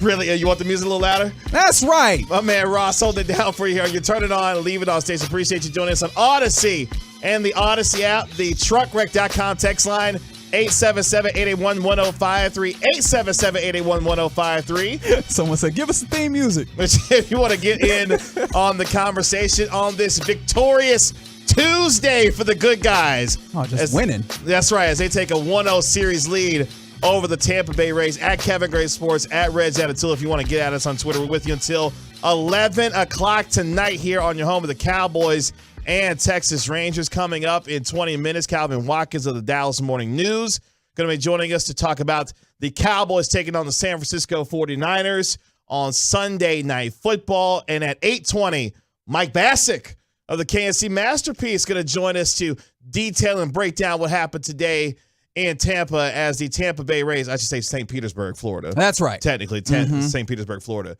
As the Texas Rangers get the 4-0 win over the Tampa Bay Rays. Ross, I want you to hit me with cut number 33. This is how it ended as the Rangers take a 1-0 series lead in the wild card round. Pico has thrown 16 pitches so far. Trying to close this one out. Here's the 2-1 delivery. Swung on and hit in the air to center. Leote is back. He stops. He's there. He's got it. And the Rangers have won Game 1 of the wild card series. They have shut out the Rays by the score of 4-0. The Hall of Famer Eric Nadel on the call throughout the course of the game as the Texas Rangers, behind 7 shutout innings from Jordan Montgomery, Aroldis Chapman, Jose Leclerc shut it down in the 8th and 9th innings, and the Rangers, Reg, are able to get the shutout 4-0 to take the 1-0 series lead, looking for the sweep tomorrow in St. Petersburg against the Rays. Yeah, man. The question that came to mind for me is this as good as it could have gone? Like, was this the best, the most perfect Game 1 possible for these Rangers? Because what were the concerns that we had for these Rangers coming into the series? Well, obviously, you have only so much starting pitching to go around, right? Like, you're limited in that way. Thankfully, your best guy that you still have available to you was going Game 1, Jordan Montgomery. But one thing that we know about the postseason, starting pitching doesn't go as far. You end up in a situation where maybe they get into a jam, and we're not going to let you work out of it. We've got to take these opportunities because there's so many, or there's only so many, I should say, opportunities. So if you're in a jam, let's go to the pen. Let's go start working out of this. Except you don't got a lot of pen to go around either, right? That was something that we knew fairly early into the regular season, and now we have gone 162 of those and an extra one now. And so you did not want to have to lean on your bullpen to try and do things. So he goes 7. Oh, well, that goes great. That's perfect. You knew that you were going to have to get yourself some offense in order to get a game win. You got enough, right? I don't want to pretend like you were incredible. You strung some hits together, and you took advantage of what was a shaky game from the Rays. And you end up with a win. You end up with an opportunity to now be in a, win 1 of 2 situation, as opposed to you need every single one. Now, obviously, win tomorrow and you give yourself an opportunity to not have to play baseball on Thursday. You give an opportunity for all those arms to get another day of rest. You give yourself an opportunity to just move on to the next round and have an extra day to kind of prepare. But you give yourself that opportunity to win 1 of the next 2, take some of the pressure off of yourself, heap some of the pressure on the home team, a team that was really good at home in the regular season. I just thought that this probably was the best case scenario in a Game 1 situation for your Texas Rangers. Jordan Montgomery retired 14 of the last 16 batters that he faced and had the highlight of the day with this diving catch. Siri having a fine year in terms of power production. Shows bunt here and pops it up toward first. Diving for it, Montgomery. He makes the catch. Jordan Montgomery, the pitcher, comes off the mound and makes a diving catch midway between home and first, just inside the line to retire Siri. All 6'6", 245 pounds of Jordan Montgomery flying through the air with the backhand grab, where if he wanted to let that ball fall to see if it would roll foul, He could have, but he decided to take it upon himself to field his position rather well in that moment. Just one of the many moments today for the Texas Rangers, who were the better team defensively today, because I don't know what Tampa was on coming into game 1 of this series, but they were sleepwalking, it felt like, throughout the entire course of today's game. The Texas Rangers take advantage of it in front of just 19,704 fans, which is about 5,300 short of capacity in St. Petersburg. Not a lot of fans there, but it didn't matter as the Rangers were still able to get the win today behind Jordan Montgomery, what he was able to do, and getting backed up by the 2 young guys. Shout out to Josh Young and Evan Carter. Oh, that's right, who made and got on base all 4 of his plate appearances. First time in Rangers history that a rookie has done that in their postseason debut. Yeah, so the young guys were terrific today based off of what they needed to do coming off that disappointment in not winning the division on Sunday, but then still being able to handle business and put that behind them to be able to get an important game 1 win with a chance to sweep tomorrow. Right, and when you bring up Evan Carter, you can obviously talk about the fact that he was getting on base. I want to talk about the fact that he was running on the base paths, right? Like him, you also saw Leote get active. It's one of the things that I personally love about baseball. And of course, it shows itself somewhat in the regular season, but it's not of as much importance. And I think you understand what I mean when I'm done talking. Because like the postseason magnifies these things. Postseason baseball is one of the most fun products that there is out there in the world of sports. And it's because like all these things that could at some points be viewed as mundane, they all are imbued with stakes now. And so you are on the edge of your seat for 9 innings in no given amount of time, right? No predetermined amount of time. You were just here in the emotions of it. And so the excitement of the pitching and, the at-bats is there, but then also getting on the base paths and running is that much more exhilarating. And the idea that Evan Carter and Leote Taveras did that very well today was very exciting for me. It was very fun to watch, and it was needed, right? Like you needed all the offense you could get, and this is where we can kind of get into some of, I guess, the negatives that you could point to, is that this team left a ton of runners on, stranded. And that is something that I don't think you can abide by if you actually plan on making the most of this postseason run or this postseason appearance. If you want to make the most of this, you understand you need to put up all the runs you can because, yeah, your defense is going to play solid. And thankfully they showed up again today. But you know that when it gets to being on the mound, on the rubber, that leaves something to be desired sometimes. So you want to give them the maximum amount of margin for error, and that's by maximizing your opportunities. When you get guys runners or you get guys in scoring position, you've got to bring them in. Yeah, Texas was 1 for 6 with runners in scoring position, stranding 9 base runners through the first 5 innings of this game. This game could have been much worse. The comedy of errors that the Tampa Bay Rays allowed you to have in terms Shout out to Yandy Diaz. Exactly, and then coupled with the fact that you weren't able to capitalize with runners in scoring position, this game could have been a lot worse for Tampa, given what was happening on the diamond today. But you're right, for a team that has as shaky of a bullpen as it does, the more runs that you can get, the more comfortable you as a Rangers fan can feel about how this team could be able to win postseason games. But I think this is a good indication that, at least for today anyway, you beat the team who had the best home record in all of Major League Baseball. You were able to put the disappointing loss and what happened on Sunday behind you. And more importantly, going into tomorrow, we'll talk about this a little bit later on in the show, your bullpen now is set up extremely well to be able to handle business tomorrow, given what you may have to have in terms of a decisive Game 3. Texas did everything that they could to be right based on what they were looking for out of their starting pitching. By the way, Jordan Montgomery, who of course has seen action with the New York Yankees and the Cardinals during this time, 2-0 with a .67 ERA over his final 4 starts. He has been solid. Sounds good. Yeah. I mean, what more can you ask for from a guy that came over from the trade deadline from the Cardinals, was able to put it together, and really became your best pitcher during the second half of the year, and the confidence that you can have to send him to the mound today to set the tone for this series?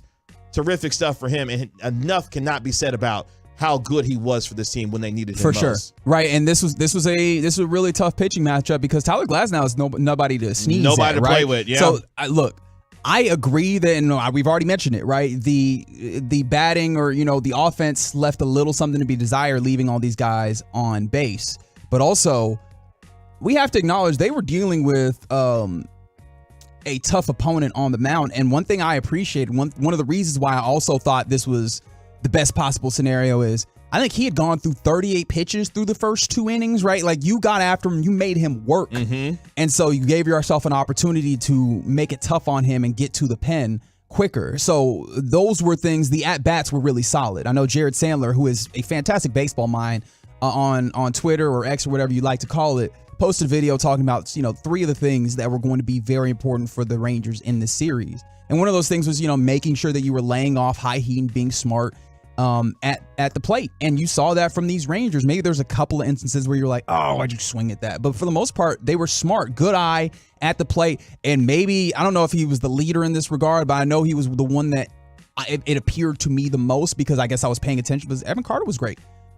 Great eye, making sure that, not swinging at things that you shouldn't. And when he got his opportunity, he put bat to barrel to ball. Especially in the top of the 8th. Pitch to Carter is bounced over first. It's off the glove of a diving Diaz and down the right field line. Carter turns first and is sprinting for second. He's in without a play. Evan Carter has been on base all 4 times. That is being scored a double. He has 2 doubles and 2 walks. It is just uncanny how easy this guy is making the major leagues look. I mean, and Eric said it there, at 21 years of age, to come on this postseason stage for the very first time, a guy who came up in early September and has shown himself to not be afraid of the moment and the stage, and to have get on base all 4 times today.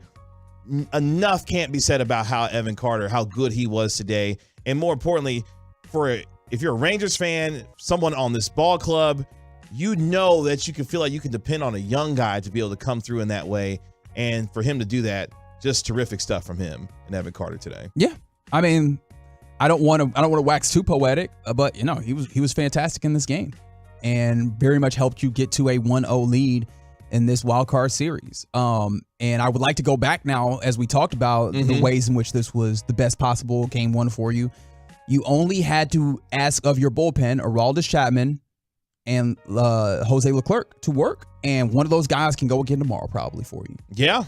And look, man, you give Bruce Bochy a lot of credit. And I thought Sandler made a terrific point during the postgame, which was, look, he has stuck with these guys throughout the course of this season. There were times where Leclerc struggled.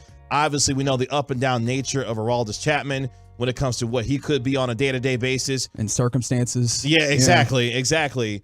But Bruce Bochy has stuck with this team, and you've talked about it throughout the course of the year, the ability to manage a bullpen, and not just the ability to do that from game to game, but also from day to day when it comes to keeping these guys confident in their abilities to come up in big spots, because they're going to need each of these guys to be able to come up big when they need to. And today was a perfect example of that, with Chapman and Leclerc being able to shut it down in the 8th and the 9th inning, not just on the mound, but off the mound as well. I think Bruce Bochy is a huge factor in some of that. For sure. I mean, like always. And Mike Maddox, too. Let me give Mike Maddox his credit as well with that. Yes. 100%. Those, I mean, look, we understood. You saw that the ways that this organization spent money to bring in players, and obviously you've gotten some good development that's managed to come and join them, as we've waxed poetic and we've heaped a lot of praise on Evan Carter.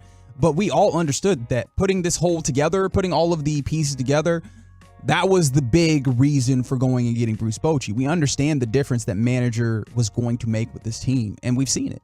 And in fact, some people have even kind of been a little underwhelmed because of how tough it's been with the bullpen going forward. But this is where Bruce Bochy has made his bones for a very, very, very long time in professional baseball. And so I'm very happy that he's the manager of this ball club at this time period. But yeah, I'm really excited. I was super pleased with the way that this game went, even understanding that, look, man, you got to be solid in those instances where you've got runners in scoring position. But let me ask you this: do you feel like that's going to be continue to be an issue for these Rangers going forward, or do you feel like that was a product of the first game of this series? I think it was the product of the first game of this series. I mean, and we've seen throughout the course of this season, which Ranger club are you going to get on a day-to-day basis? Are you going to get the one that you got today that took advantage of some errors from the Tampa Bay Rays, but also got terrific pitching, from Jordan Montgomery, and was able to shut it down in the 8th and the 9th inning with, Chapman and Leclerc? Or are you going to get the team that didn't show up in the final game of the season and lost 1-0 and squandered away the chance to win the AL West? Which team are you going to get? you can only know that by what happens on the diamond. And tomorrow, they'll send Nathan Eovaldi to the mound. Talk about a man who's been through it all this season.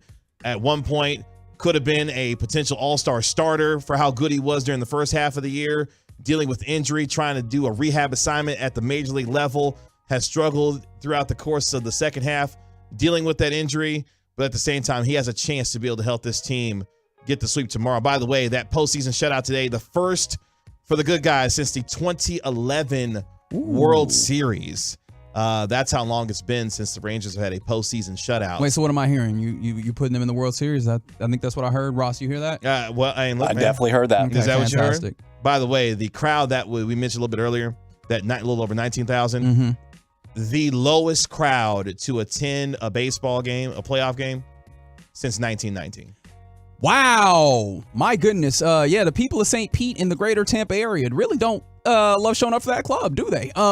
There's no surprise that this was the early game, right? And there's no surprise that the Phillies game is the night game, right? Like, we understand that these decisions are made by markets and those things, and that's tough.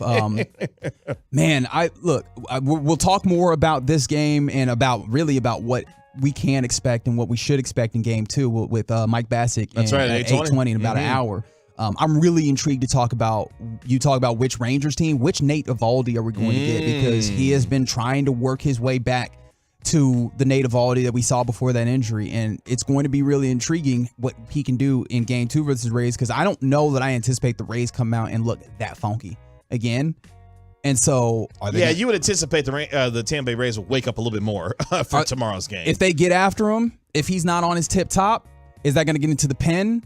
What is that going to mean for this team? Like, I am so, like, my brain is already swimming. Like, enjoy this one. I need to enjoy this one. I need to stop myself. Just enjoy this one. What we're gonna do is, right. Since we're an hour away from talking about that game, I'm just gonna spend this hour enjoying the Rangers. Being 1-0 up. That's right. In the world, in the wild card. Hey, in the wild I card. see what you're doing there. In the wild card. A little card. manifestation right there. Is that what you're doing? In the wild card at this point.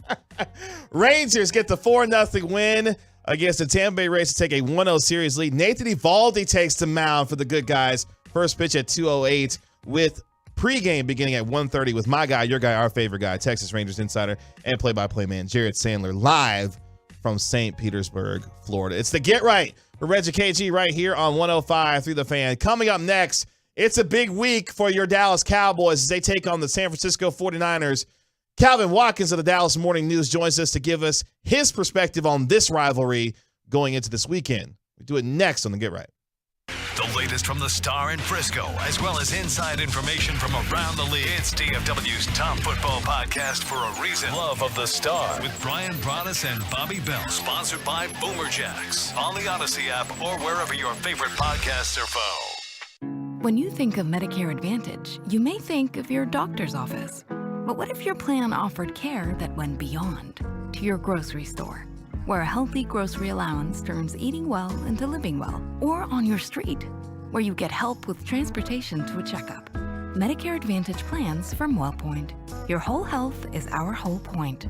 Services are provided by WellPoint Texas Inc. or WellPoint Insurance Company. WellPoint is a Medicare Advantage plan with a Medicare contract. Enrollment in WellPoint depends on contract renewal. There's one Texas icon that does more for us than any other. A little trash barrel named Daryl. Next time you think of Texas, remember Daryl the Barrel, who's always reminding you, don't mess with Texas means don't litter. Brought to you by the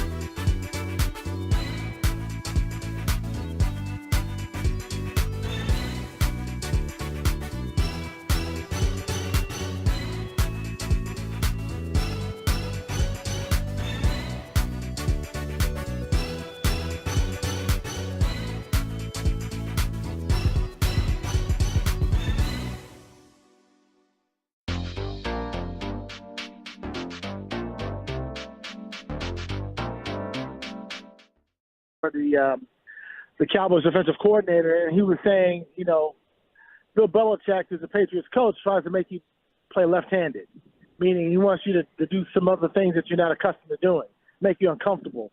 The Cowboys were not uncomfortable. I was a little surprised at how the margin was of that game. And I also told me that Mac Jones, he's just not the dude, man. And that Bill Belichick better find himself a quarterback, much the same way the Giants got to find themselves a quarterback. So it made me appreciate Dak Prescott even more after watching that game. Man, the Dak Prescott conversation has just been, it is what it is. We understand what it is when you're the quarterback of the Dallas Cowboys. But one thing that's been interesting to us is that the way that this offense has changed seems to have been a lot because Dak Prescott had a lot of turnovers last year. We're going to talk more about it as the show goes along, but do you think that Mike McCarthy's approach to offense is a little bit of an overreaction to the interceptions that Dak Prescott had last year? Yes and no.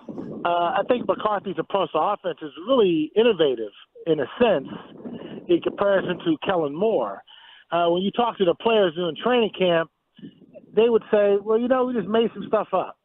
The cadence was what it was. We had a lot of option routes. And Mike McCarthy's like, here's the reason why we're running this route. Here's the reason why we're taking a 3-step drop. Here's the reason why we're changing the offensive line scheme. There's a reason behind everything. It was something that he did when he was the head coach of the Packers. It was something he did when he was calling plays for the Saints. It was something he did when he was, working with the Chiefs. That is what he does. There's a reason for everything. And it's not so much innovative, this is basic stuff, but it's innovative in comparison to what they did under Kellen Moore and Jason Garrett. And I think it's great. It does minimize the ability for a quarterback to gamble, which is a good thing. I'd rather, Dak Prescott throw the ball away than try to throw a ball in double coverage when the game's on the line. So that's a positive, in my opinion. Now, down the line, during this season, yes, it's going to be a game where Dak Prescott's going to have to say, you know what? It's double coverage. I got to throw this ball because we're down 2 scores. That's just how the game goes sometimes. And so we're going to see Dak Prescott. I'll throw some interceptions. He might throw 7, 8 interceptions this year. It's going to happen. He's a human being. But I think overall the offense looks great outside of the red zone issues that they're having. But I think even that will even itself out during the course of the season. Let's stick with that for a quick second, Calvin. How would you go about trying to fix these red zone issues based on what you've evaluated and seen through the first few weeks of the season? I think some of it is bad luck. Dak throws a pass to Luke Schoonmaker, and he can't catch the ball. Well, we're not throwing the ball to you anymore. We can't trust you. Peyton Henderson, I think, also dropped another pass inside the red zone. You two guys, we can't throw the ball to you anymore. And there's nothing against them. It's that we can't rely on you. I think that's part of the problem. The offensive line has been herky-jerky with the health issues of Tyron Smith, Tyler Smith, Zach Martin, Tyler Biadasz. So we haven't really had a continuity with the line, so they can't really run up in there the way they need to. Tony Pollard is light in the ass in comparison to Zeke Elliott, excuse my friend. So you don't have a thumper that can get in there, but you got to make some holes for me either way, right? So I think you should have more fade routes to CeeDee Lamb. I would like to see, and I had a good talk with Brandon Cooks about this. I said, hey, you don't have a lot of size in the red zone. He says, who cares about the size? Scheme us to get open, and you throw us the football. Yeah, Brandon Cooks and I were talking about it, and he was like, I'm like Antonio Brown in terms of the size and my physicality and that kind of thing. So scheme them up. Stop throwing to people who you can't depend on, and stop trying to trick it up. They were doing a jet sweep with CeeDee Lamb. Stop that. Dak and Pollard ran into each other. So it was a run-pass play call. Dak said we're going to run. Tony thought they were going to pass, so they ran into each other. So it's like communication issues, that kind of thing that will happen. As I said, over the course of the season, it will even itself out.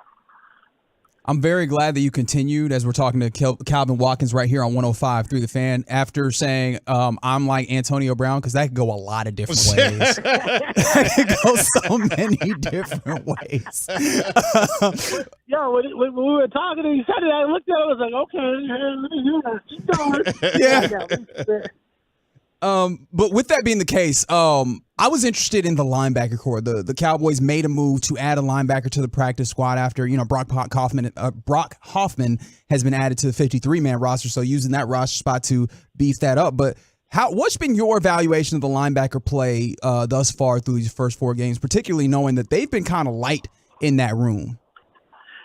Leighton Vander Esch and Damone Clark had a really good game last week against the Patriots. That might have been Vander Esch's best game of the season in that Patriots contest.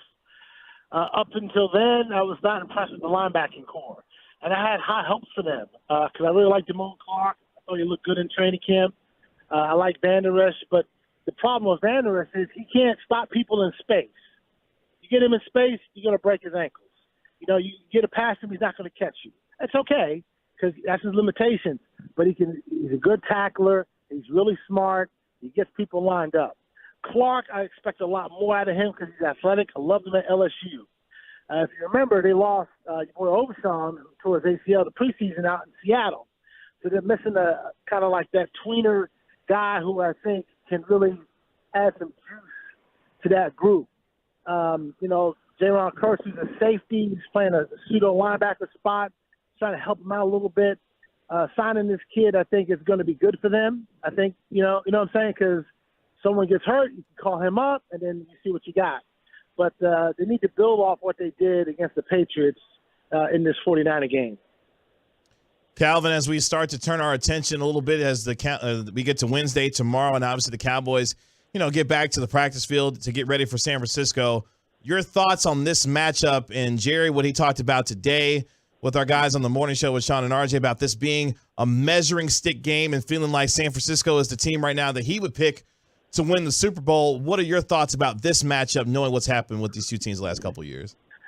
Yeah, I was kind of surprised that Jerry said that. Hey, the 49ers, my Super Bowl pick. I thought Jerry might have been a few cocktails this morning. I don't know, but I've never heard someone at that high level of a position, ownership of a team, say this is the team that projected to win the Super Bowl. It's interesting to me that he said that.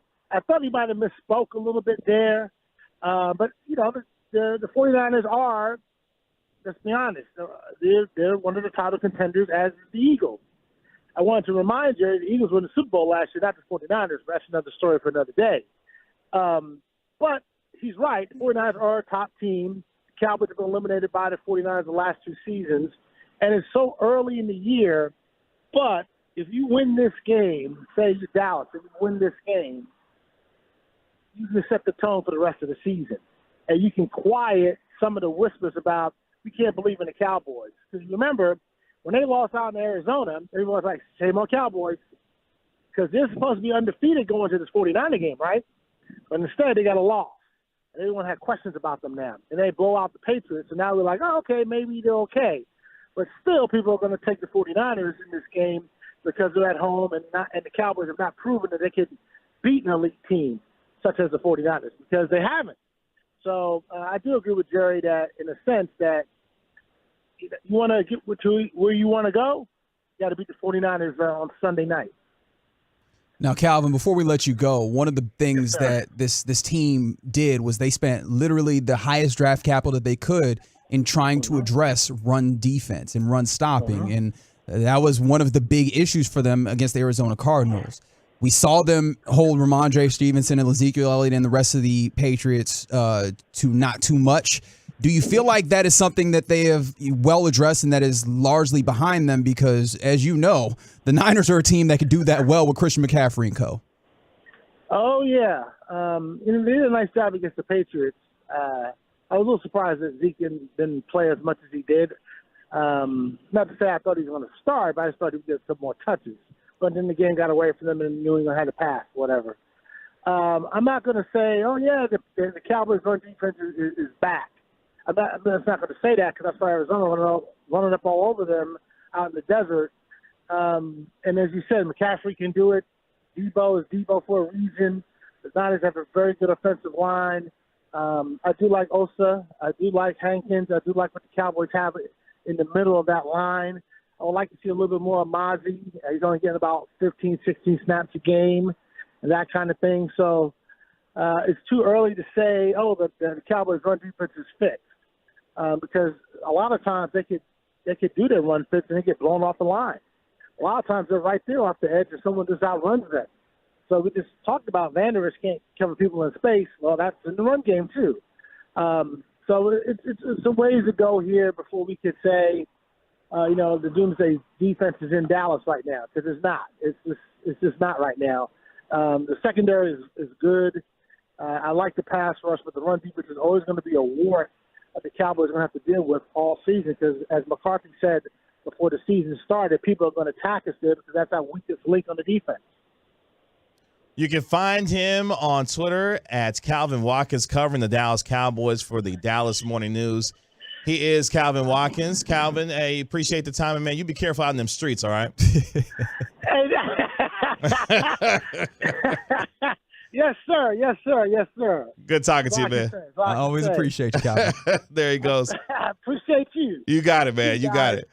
There he goes, Calvin Watkins of the Dallas Morning News. Good enough to join us here on the Get Right. I thought we was about to get stuck in one of those. I'm trying to get like you, Calvin. I thought we were about to get there. But no, look, man, Calvin's a good time, man. Always. Every time you get a chance to talk to him here or at the games themselves, a guy who knows his football, his boxing, loves his NBA too. He loves his NBA as well. So always good to talk to. We should ask him. I always forget. We'll get him during because he spent time covering the NBA in addition to loving it, right? That's right. He's got this on an inside track type deal. So always good to talk to Calvin Watkins of the Dallas Morning News as the Cowboys, of course, come off that huge win against the Patriots and now get ready to take on the San Francisco 49ers this coming Sunday night. It's the Get Right with Reggie KG right here on 105 through the Fan. Coming up next, we go around the National Football League where Aaron Rodgers called Travis Kelce this.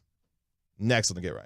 Coming up Wednesday morning on Sean and RJ, Game 1 Rangers reaction, Brett Boone at 9:20, and where are the Cowboys in your power rankings at 8. It's a Rangers Hump Day edition on The Fan. Slack presents scheduling a meeting. Let's talk this afternoon. How's 2? Question mark? Sorry, I've got a conflict. What about 3? Can't. Client call. 4:30? I'm blocked. 12:45? There's a briefing for the briefing at that time. 3:47? 5:03? I have 30 seconds available between 2:59 and 3. I can do 4:50. No, bitch has disappeared. Maybe they won't notice if I'm on 2 calls at once. Wait, what if we just huddled right now? Oh, now's good.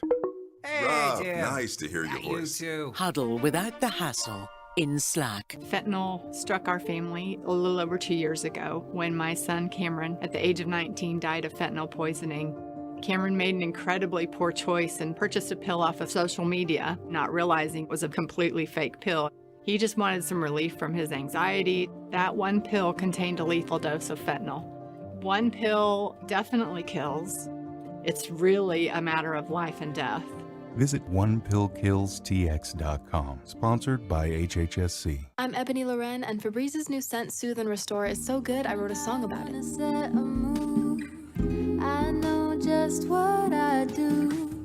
Febreze has my favorite scent. Makes the perfect environment. Sweet like sugar, smooth shea butter. What could be better than being with each other now? Breathe happy, breathe. La, la, la, la. Your home, your family, your moments. First Alert is reminding you to be prepared and install smoke and carbon monoxide alarms on every level in every bedroom of your home. Don't forget to add First Alert fire extinguishers on every level, plus the kitchen, and know how to use them. Protect your moments and your home with safety you can trust by visiting firstalert.com and Lowe's stores today. Buying, selling, and refinancing is a daily headline and conversation. Get the latest up-to-date information on the market with your questions to help your decision on the Texas Lending Mortgage Show, Saturday morning from 8 to 9 and on the Odyssey app. The Texas Lending Mortgage Show is paid for by Aspire Financial, Inc. Nothing turns game day into a great day like stocking up at Specs and cheering on the Cowboys. As a proud partner of the Dallas Cowboys, Specs has everything you need to turn your pregame party into a full-on football feast. With lower prices on a stadium-sized selection of world-class wines, spirits, beers, seltzers, and gourmet foods, Specs is your one-stop shop for all your game day essentials. Cowboy up at Specs. The fun starts here. Calling all Q lovers, Matt Pittman from Meat Church Barbecue here, inviting you to meet me at Miller Lighthouse at AT&T Stadium for Q Barbecue Fest Dallas, October 7th and 8th. We're putting together a feast at the field for this all-ages festival where cold beer, rocking bands, and the best barbecue on the planet are all on the menu. With unlimited barbecue, drinks, and activities for all ages, Q is the country's premier barbecue festival experience. Plus, with the purchase of a VIP ticket, you'll get exclusive access to the Cowboys locker room. Visit QBBQDallas.com for more details and to snag your ticket. Junk for Joy is the easiest and fastest way to donate your car. Donate today and your car can be picked up tomorrow. Go to junkforjoy.org or call 1-877-JUNK4JOY. We all hear the radio ads about the IRS. They tell you to be afraid, to be scared, and they try to frighten you into calling. I'm not here to do that. Tax Relief Advocates is different. TRA is here to tell you that if you owe money to the IRS, whether it's $5,000, $50,000, or $500,000, we have a solution. It doesn't matter if you're sitting in your car, at work, or with your kids. No matter where you are, call now. 800-575-6812. Don't lose hope.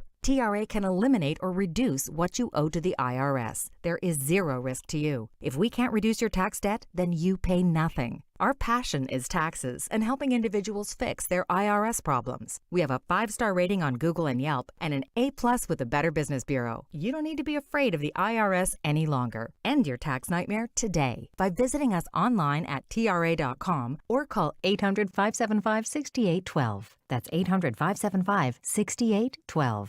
Tax Relief Advocates. Real solutions for real people. Some days I cover up because of my moderate to severe plaque psoriasis. Now I'm hitting the road with clearer skin thanks to Skyrizi, Risankizumab Riza, a prescription-only 150 milligram injection for adults who are candidates for systemic or phototherapy. With Skyrizi, 3 out of 4 people achieved 90% clearer skin at 4 months. And Skyrizi is just 4 doses a year after 2 starter doses. Don't use if allergic to Skyrizi. Serious allergic reactions and an increased risk of infections or a lower ability to fight them may occur. Before treatment, your doctor should check for infection and tuberculosis. Tell your doctor if you have an infection or symptoms such as fever, sweats, chills, muscle aches, or cough, or if you plan to or recently received a vaccine. Thanks to Skyrizi, there's nothing on my skin, and that means everything. Your doctor today about Skyrizi, the #1 dermatologist prescribed biologic in psoriasis, and visit skyrizi.com or call 1-866-SKYRIZI to learn more.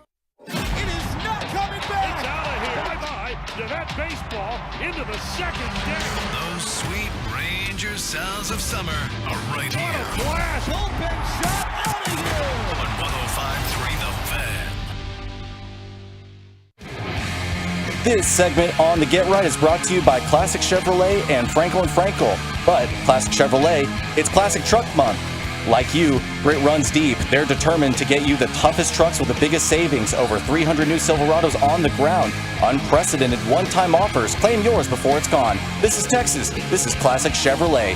Find new roads. About to go around the National Football League here on the Get Right with Reggie KG on 105.3 The Fan. Kevin Gray, Reginald Atatula. You know what's funny? What's that? I mean, we're in here, we're doing the show. We got TVs on, and right now there's playoff baseball, postseason baseball. And so, you know, in the course of doing the show, we have to give a certain amount of attention to what we are doing. I looked up and I was like, where did these 4 Arizona runs come from? And then I went to the box score, and the Diamondbacks just decided to hit 3 home runs. They were just like, fine.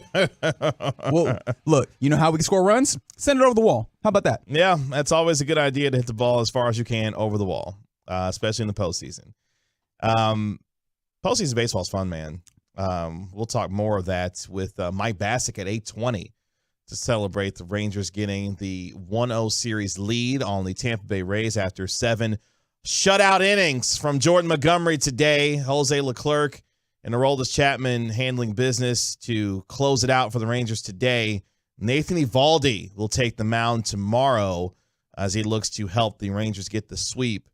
If they do not, they will play a decisive Game 3 on Thursday in St. Petersburg at 2:08 there. So, and shout out to anybody who is at the AAC. They will not be hearing this because they'll be at the AAC, but shout out to them that if anybody's out there watching some preseason hockey, your Stars taking on the Avs right now. It's 0-0 in the first period.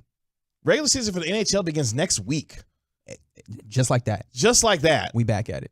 And, of course, the Mavericks They play their first preseason game on Thursday against the Minnesota Timberwolves in the Abu Dhabi games. By the way, shout out to Chris Arnold living his best life in the Middle East right now, out there taking pictures with camels and all kinds of stuff. So is that the first? What is the first photo op that you have to have when you touch down in the Middle East generally? Is it a camel photo? Because that feels real cliche. But I mean, it also. That probably is one of the first things that you kind of got to do. They did a whole group photo. The whole team did. With the camels? With the camels, yeah. On the camels? No, they were just standing in front of the camels. I'm sure there'll be plenty of other pictures as it comes out. With camels? Probably. Okay, fantastic. Probably. If they're not camels, I don't want them. I just want you to understand that. Ross, let's go around the National Football League here on the Get Right with Reggie KG. Coming up at the top of the hour, we'll get back into the Cowboys conversation with a little Mike McCarthy talk at the top of the hour. But as we start around the National Football League, we start in the NFC East with the Eagles as they have signed veteran corner Bradley Roby to add. Still in the league. That was my first thought when I saw this. I was like, he's still in the league, huh? But yes, he has been added to their secondary room to provide some depth. That coming from the NFL Network's James Palmer today, as the Eagles could have Roby shore up their nickelback position with James Bradbury and Avonte Maddox. Avonte Maddox tore his pectoral muscle, of course, in week number 2. And James Bradbury had been in that nickel position since then. So Bradley Roby going to help out the corner room for the Philadelphia Eagles there a little bit. I don't have any opinions to add. Yeah, I was thinking about the Eagles. I'm just like, man,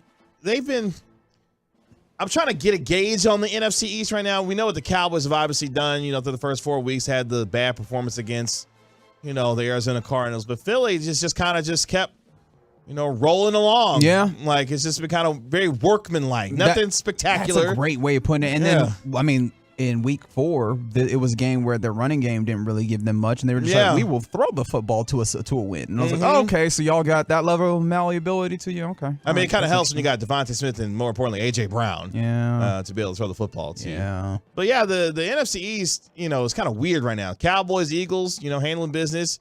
The Giants are, woeful. A dumpster fire. And then the Commandos are like, like, man.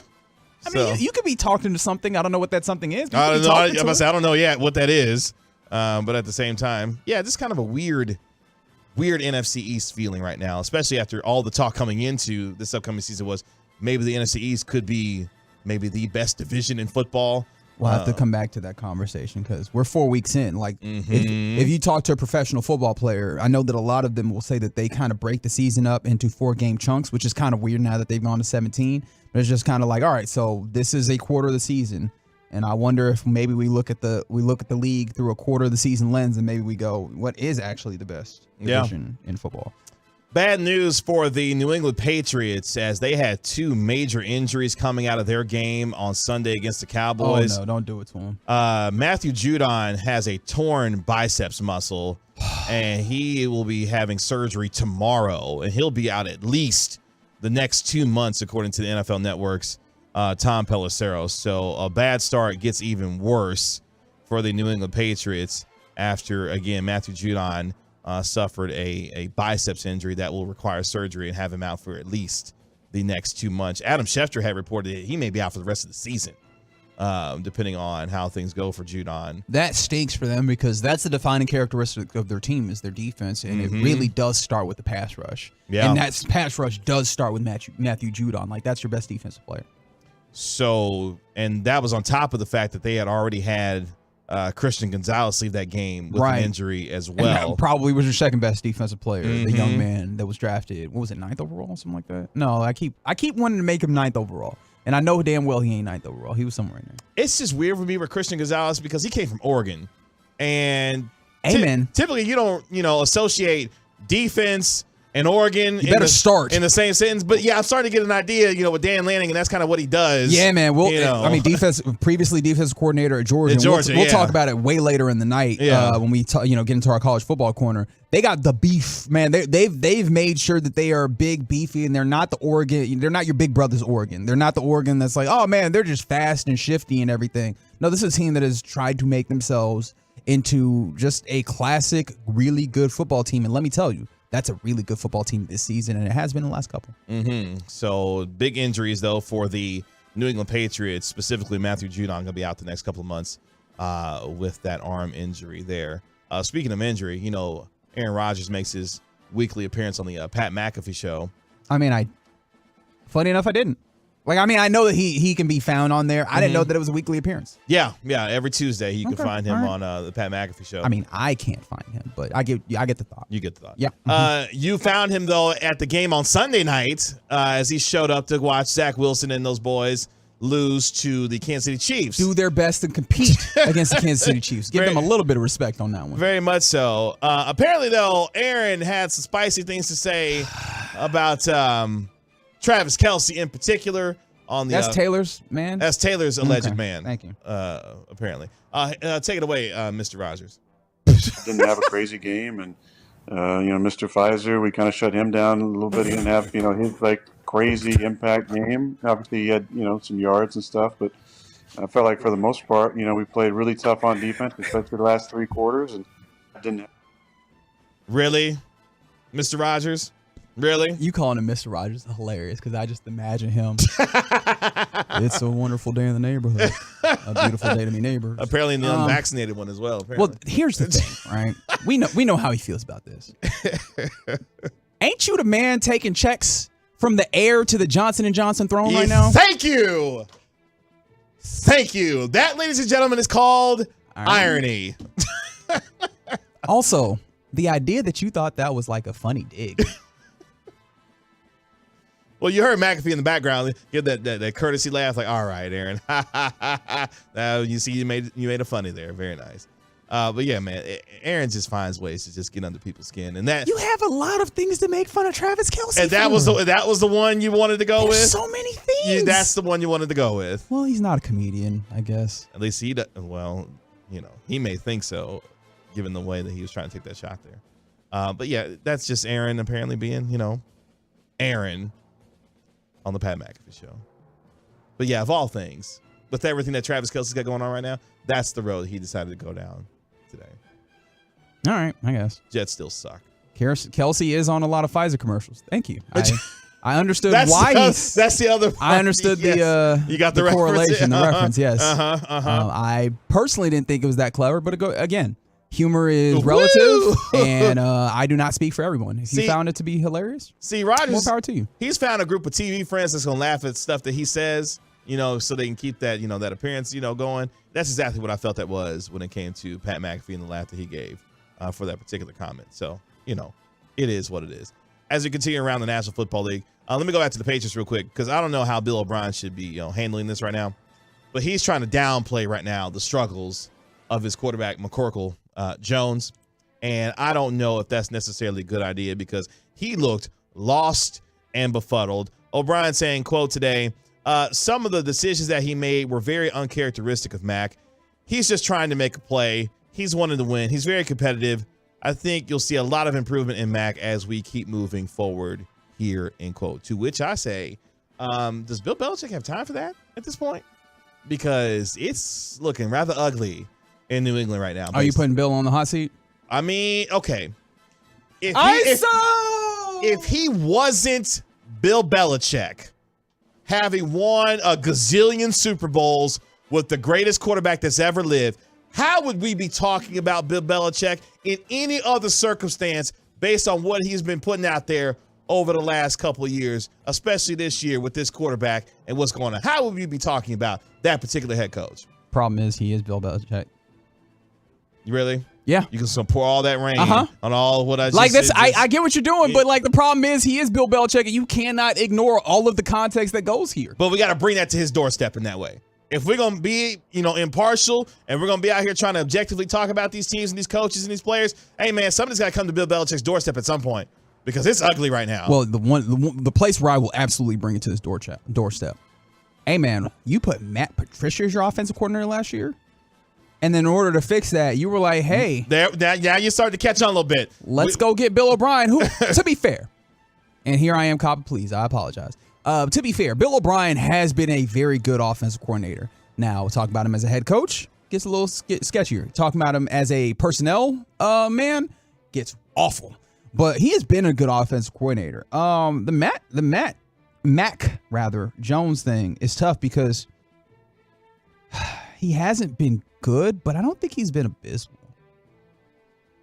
I think they're throwing the ball way too many times for a team whose receiving core is not that good.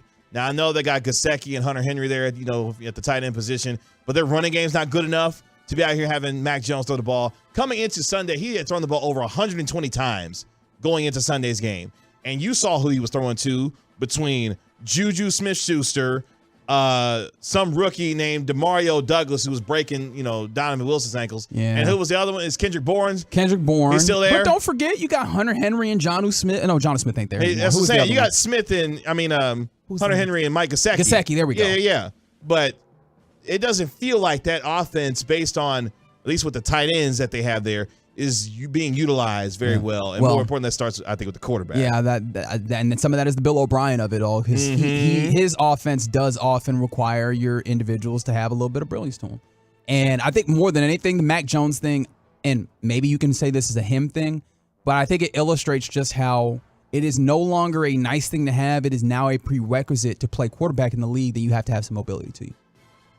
Like, if you are going to play quarterback in this league, in this modern NFL, it's not just, and he's mobile. It's like, no. You've got to have the accuracy. You've got to have the arm talent. You've got to have the awareness and the ability to process, and you've got to have a little bit of mobility to you. I'm not saying you got to be a running back as a quarterback, but you have to have enough mobility to move around and give yourself an opportunity to help your offense line out a little bit, avoid some things, move the pocket, those types of things. And Mac Jones doesn't have it to that same degree. He's a little bit of a throwback as a quarterback, and I think that might be some of what's limiting him as well. Oh boy, we'll see what the Patriots can figure out, because again, they're in that AFC East, and I don't know how they figure out a way to start beating the Miami Dolphins and the Buffalo Bills the way that they have been playing the first 3-4 weeks of the season. So that's a trip around the NFL right here on the Get Right. Have better players. I mean, that would be a start, probably. That'd be a start. I don't know, just spitballing. That was a good idea. That's how we go around the NFL here on the Get Right with Reggie KG here on 105.3 The Fan. Coming up next is the Mike McCarthy approach to the office this year an overreaction to this Dak Prescott problem from a year ago. Yeah, we're talking about Dak Prescott. Get active. We do it next on the Get Right. Thanks to our Tolos. Those are our listeners who turn it on, leave it on. We're here for you all day on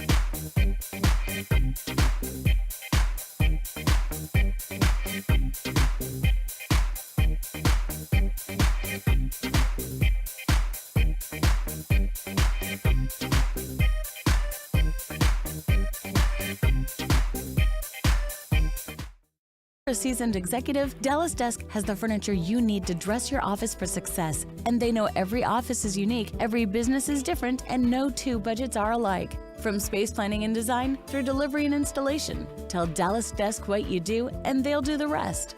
DallasDesk.com. Should you lease or purchase your next vehicle? Well, the good people at D&M Leasing emphasized an important point. Opting for a prolonged financing arrangement for a lower car payment might lead to higher costs, especially now that manufacturers are flooding the market with vehicles and incentives. This could result in owing more on your car than its actual value when it comes time to trade it in. Enter the D&M Easy Lease, a solution with significantly reduced payments and end-of-lease guarantees. This translates to zero negative equity when your lease term concludes. Connect with us today, 972 or 817-35-LEASE. Your turn it on, leave it on. Home of America's team is 105.3 The Fan. Cholo, baby. KRLD FM and HD1, Dallas Fort Worth. Always live on the free Odyssey app. From our fan studios secured by DFWsecurity.com, it's time for the Get Right on 105.3 The Fan. Hour number 2 of the Get Right with Reg and KG on 105.3 The Fan. Kevin Gray, Reginald Atatula. Yes, sir. Ross Levinsky holding it down for you here on your Turn It On and Leave It On station. Appreciate you joining us on Odyssey and the Odyssey app. Is Mike McCarthy's offensive approach an overreaction to this Dak Prescott problem from a year ago? We'll have that conversation here in just a moment on your home of the Cowboys and Texas Rangers after the good guys get the 4-0 win today in Game 1 of the wild card series between themselves and the Tampa Bay Rays. Jordan Montgomery, 7 strong shutout innings as the Rangers complete a 6-hitter as Aroldis Chapman and Jose Leclerc shut it down in the 8th and 9th innings to send the Rangers to the 1-0 series lead. Nathan Eovaldi will take the mound tomorrow for the good guys as they look for the clean sweep of the Tampa Bay Rays. First pitch at 2:08 with pregame beginning at 1:30 tomorrow. We will talk with KNC Masterpieces own Mike Bassick coming up here in 18 minutes. He'll give us his thoughts on what was a terrific day of baseball for the Texas Rangers. Major League Baseball playoff action, of course, beginning today. Shout out to the Minnesota Twins, who apparently broke an 18-game postseason losing streak. That is right. Wow. So congratulations to the Twins. You got the Miami Marlins taking on the Philadelphia Phillies in Game 1 of their wild card series with the Philadelphia Phillies up 1-0 on the Marlins. And, of course, you got the Arizona Diamondbacks. They're up 4-3 right now in what looks like the top of the 5th. But bases are loaded, though, for the Arizona Diamondbacks. So they're threatening to get more runs on the board at this point. Again, Mike Bassick of the KNC Masterpiece will join us here in 17 minutes talking Rangers win over the Tampa Bay Rays. But, Reg, the Cowboys are going to be getting ready and getting back on the practice field tomorrow as they begin preparations after they turn the page after beating the New England Patriots. And they turn their attention to a team that has ended their season the past 2 years. But before we get to that tomorrow, let's focus in a little bit on what we've seen so far through this offense for the first few weeks of the season and whether or not Mike McCarthy's approach has been the right one for this Cowboys offense. Yeah. I think, where do we start here? I mean, this offense clearly shifted once you made a change and not bringing back Kellen Moore and putting it under the direction of Mike McCarthy as an active play caller. And we've done all the talk about the Tex Coast, right? That's, West Coast based. And what we've seen in the run of it is that there's been a lot of relatively short passing concepts, right? A lot of passing concepts to the outside rather than over the middle. And what it feels like to me, and I want to get more metrics on this as we have this conversation, that it also has maybe taken away some of the ideas of threatening intermediate or even deep. It doesn't feel like that has been as much of an aspect of this offense. And so what we've seen is drives that are long plays, or lots of plays rather, and matriculating your way down the field as opposed to maybe having opportunities at chunk plays. And so that works out fine when your defense is playing at a high level. Mm-hmm. And what it did feel like to me, and correct me if you feel differently, because we're just having a conversation here. You can always get involved, you listening, get involved by texting in on the truckwreck.com text line, 877-881-1053. But it feels like in the instances where it's like, all right, man, the defense may not have it, and it's your turn, offense, to do things. This offense, at least early on through 4 weeks, we haven't seen it be able to be like, all right, well, let's go get these chunks, or let's go get what we need, because the defense isn't getting it. It seems like there's the gear that's like, all right, let's start working, and now it's matriculate our way down the field. And if you agree with that, characterization of this offense, that feels like a overreaction, or a reaction, because I'm not going to determine right now if it's an overreaction, underreaction, whatever. But that feels like a reaction to the 15 interceptions that Dak Prescott threw last year, where the offense was very much placed in his hands, opportunities to go throw down the field, throw in the middle, where we saw a decent amount of interceptions in the middle of the field.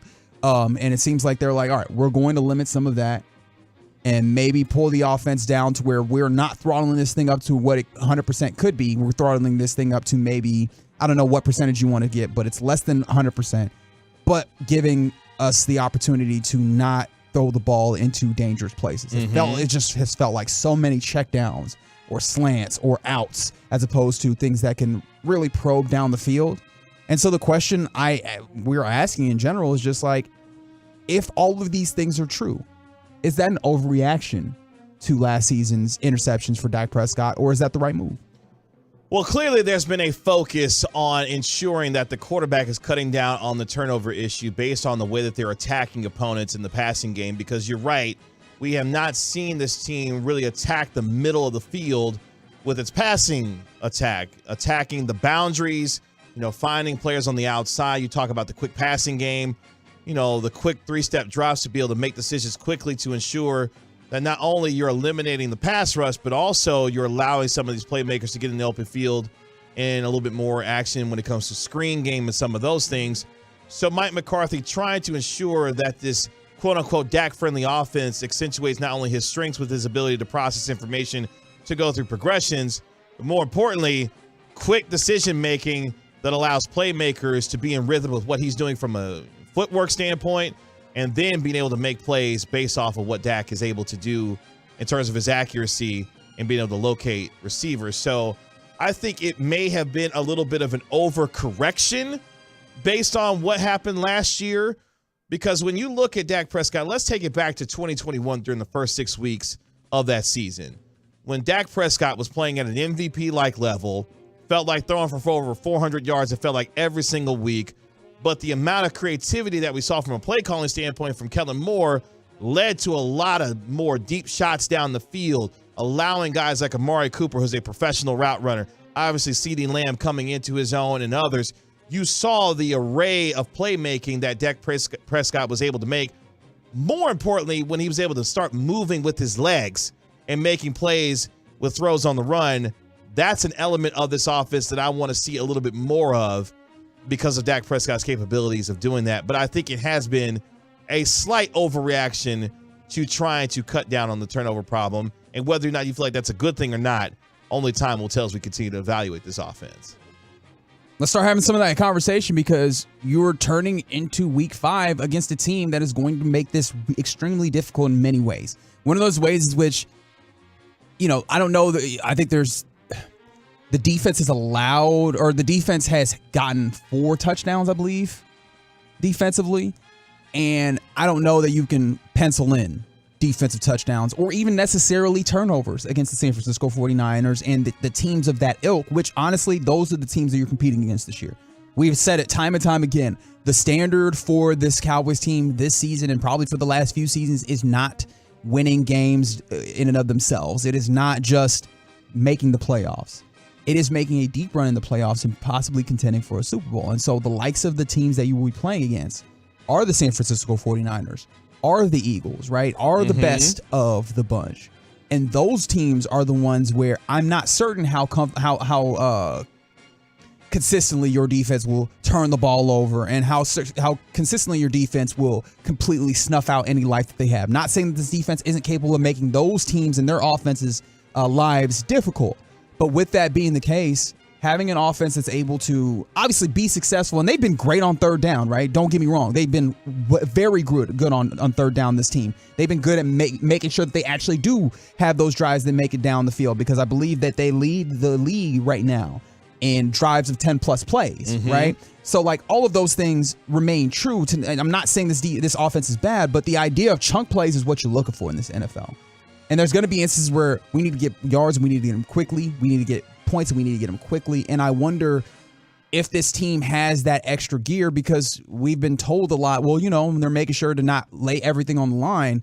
I want to make sure that it's there. And maybe that's me being greedy or being too anxious.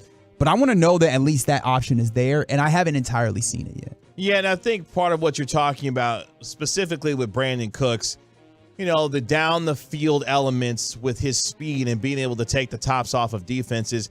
Not only that, his ability as a route runner, I think, goes a little bit underrated given how productive he has been over the course of his career, and wanting to see more of those elements being utilized in a passing game where the capabilities of Dak Prescott have been shown throughout the course of time that he can make those throws down the field, especially with as good of a route runner, for example, as Brandon Cooks, much like how he had in Amari Cooper in that way, who was a terrific, runner of routes in the National Football League and continues to be at this point. So those are the developing elements of this offense. I think the offense has been efficient based on how this defense has played.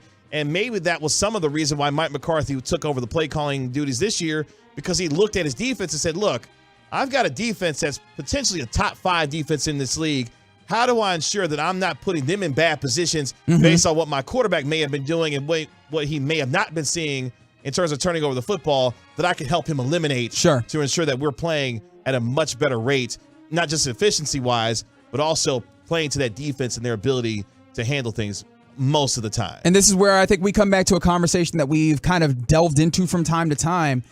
There's been so much talk, and understandably so, because Dak Prescott is the quarterback of the highest rated and the team that gets the most traction in the NFL. But there's been so much talk about Dak Prescott and those interceptions. Sure. And there's all of the talk has been as though Dak Prescott is a perpetual turnover machine. And this was a high turnover season. Do not get me wrong. But this was abnormal for Dak Prescott. And Agreed. It has never been put to as that. And so one thing that I've also come to terms with in the NFL is even good quarterbacks are going to have down seasons. It's going to happen. In fact, you can go look at the stats on any quarterback that you're like, that dude is a great in this league. You will find one of those seasons where you go, oh, that one was a stinker. And so, look, I'm not saying that Dak Prescott is one of the greats of all time, but okay, maybe you say when it comes to interceptions, that was the stinker.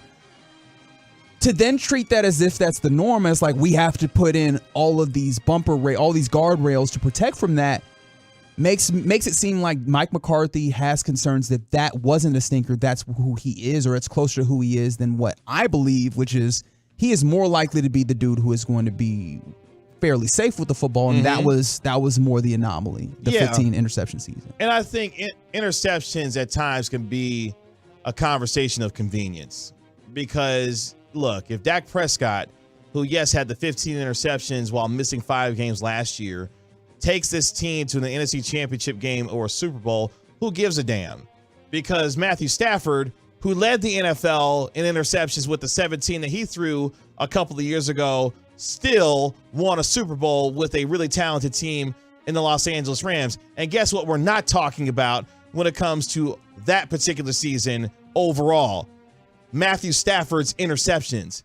It's a conversation of convenience when it's going wrong and it pours like rain the way that it does in terms of interceptions. That's when we talk about it.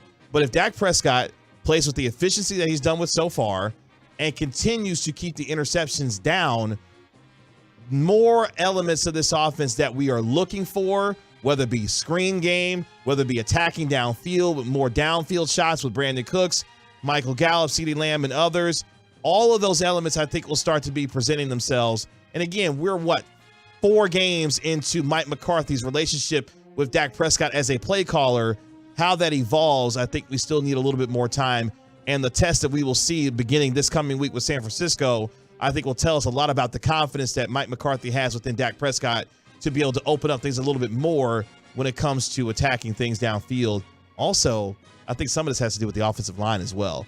How much more quickly can you get the ball out to ensure you're protecting Dak Prescott to where he's not having to take those 5 and 7 step drops to where you've got to rely on this offensive line that's been a little bit questionable in terms of his continuity, to rely on it to protect him, to be able to have those long developing plays for Brandon Cooks and others to take advantage of. I think there's some of that also going on as well based on the offensive line issues that the team is dealing with right now. I think that's a good and fair point. And so, like, this is something that we're not going to answer in this moment, but I'm just intrigued in watching and seeing if the ways in which they've made these decisions, and that's not to say that these decisions are finite, right?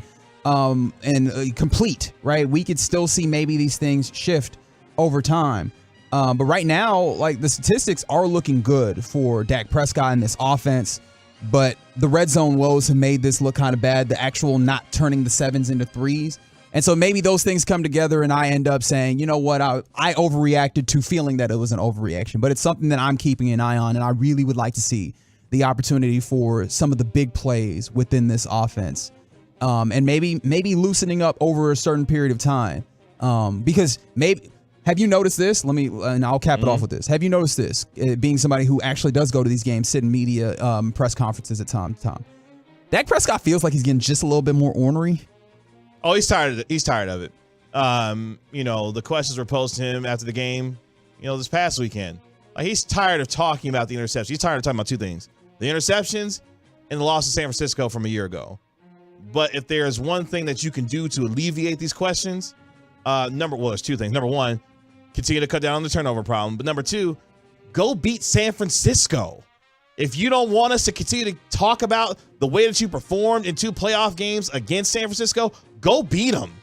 And then have the kind of performance that alleviates some of that concern about what you can be for the rest of the season based on the evidence that we have so far in 2 games against San Francisco when it matters most. You haven't answered the call in that way. So if you want us to stop talking about it, go handle business, and you can do that on Sunday night against San Francisco in that way. But you're right. Yeah, he's tired of talking about the interception and the San Francisco game, given all the fanfare that's been given, rightfully so, given the evidence that we've been able to look at over the last couple of years there. But it's a fair question with Mike McCarthy when it comes to this offense. I think once we get a little bit more into the season, I think we'll have a better idea on what some of that looks like. A good conversation there when it comes to Dak Prescott and this offense. It's the Get Right with Reggie KG right here on 105.3 The Fan. Coming up next, we get back into the Rangers, and we do that with Mike Bassick of the Kansas City Masterpiece. His thoughts on Jordan Montgomery's terrific day on the mound for the good guys. We do it next on 105.3 The Fan. Keep the volume turned up all day and night. And thanks for being a Tolo. We're DFW Sports Station 105.3 The Fan. Imagine getting an impressive cash offer on your home and then selling it for more. Yeah, that happens all the time with Orchard. Orchard sells homes faster and for more money, with the majority of homes selling in under 30 days. And Orchard handles everything, including paint, repair, list, and showing your home. They'll also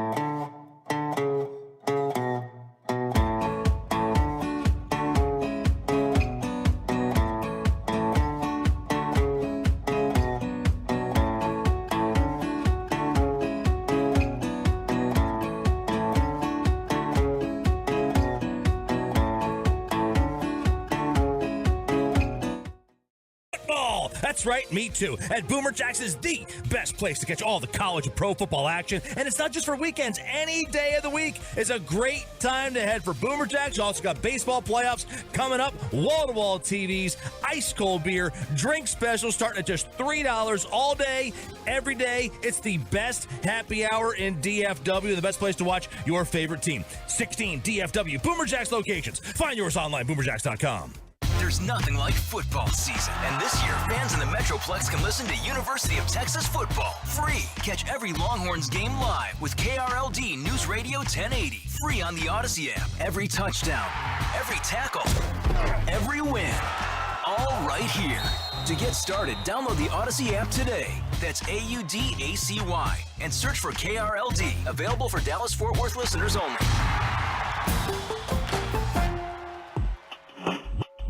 This segment of the Get Right is brought to you by Frankel & Frankel. Life is unpredictable. Accidents happen. Frankel & Frankel are the go-to attorneys for car and truck wrecks in DFW. If you or a loved one has been in an accident, contact Frankel & Frankel for a free consultation at truckwreck.com or call 214 or 817-333-3333. It's the Get Right with Reg and KG right here on 105.3 The Fan. Kevin Gray, Reginald Atatula, Ross Lubinsky holding it down for you here. Appreciate you joining us on this Tuesday night, a victorious Tuesday for the good guys as the Texas Rangers get the 4-0 win over the Tampa Bay Rays to take a 1-0 series lead over the Rays in the wild card series. At Kevin Gray Sports, at Reg Atatula if you want to get at us on Twitter. Right now, though, we go to the Boomer Jacks Bar and Grill Hotline where we welcome in Mike Bassick of the KNC Masterpiece. Mike, what's going on?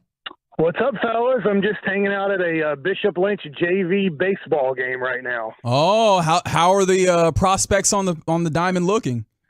We're doing okay. My son stunk at the plate tonight. He did get an RBI, but he had a decent inning. He definitely had, what do we call this, maybe a little bit of a Chapman inning. He walked the first two guys, then struck out the next three. So a little bit erratic, but he got the job done.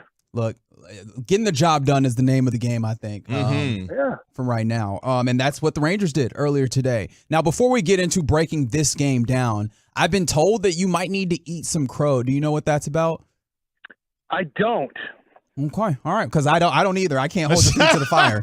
I was told that you might need to eat some crow, and I was like, all right, maybe he knows because I don't know.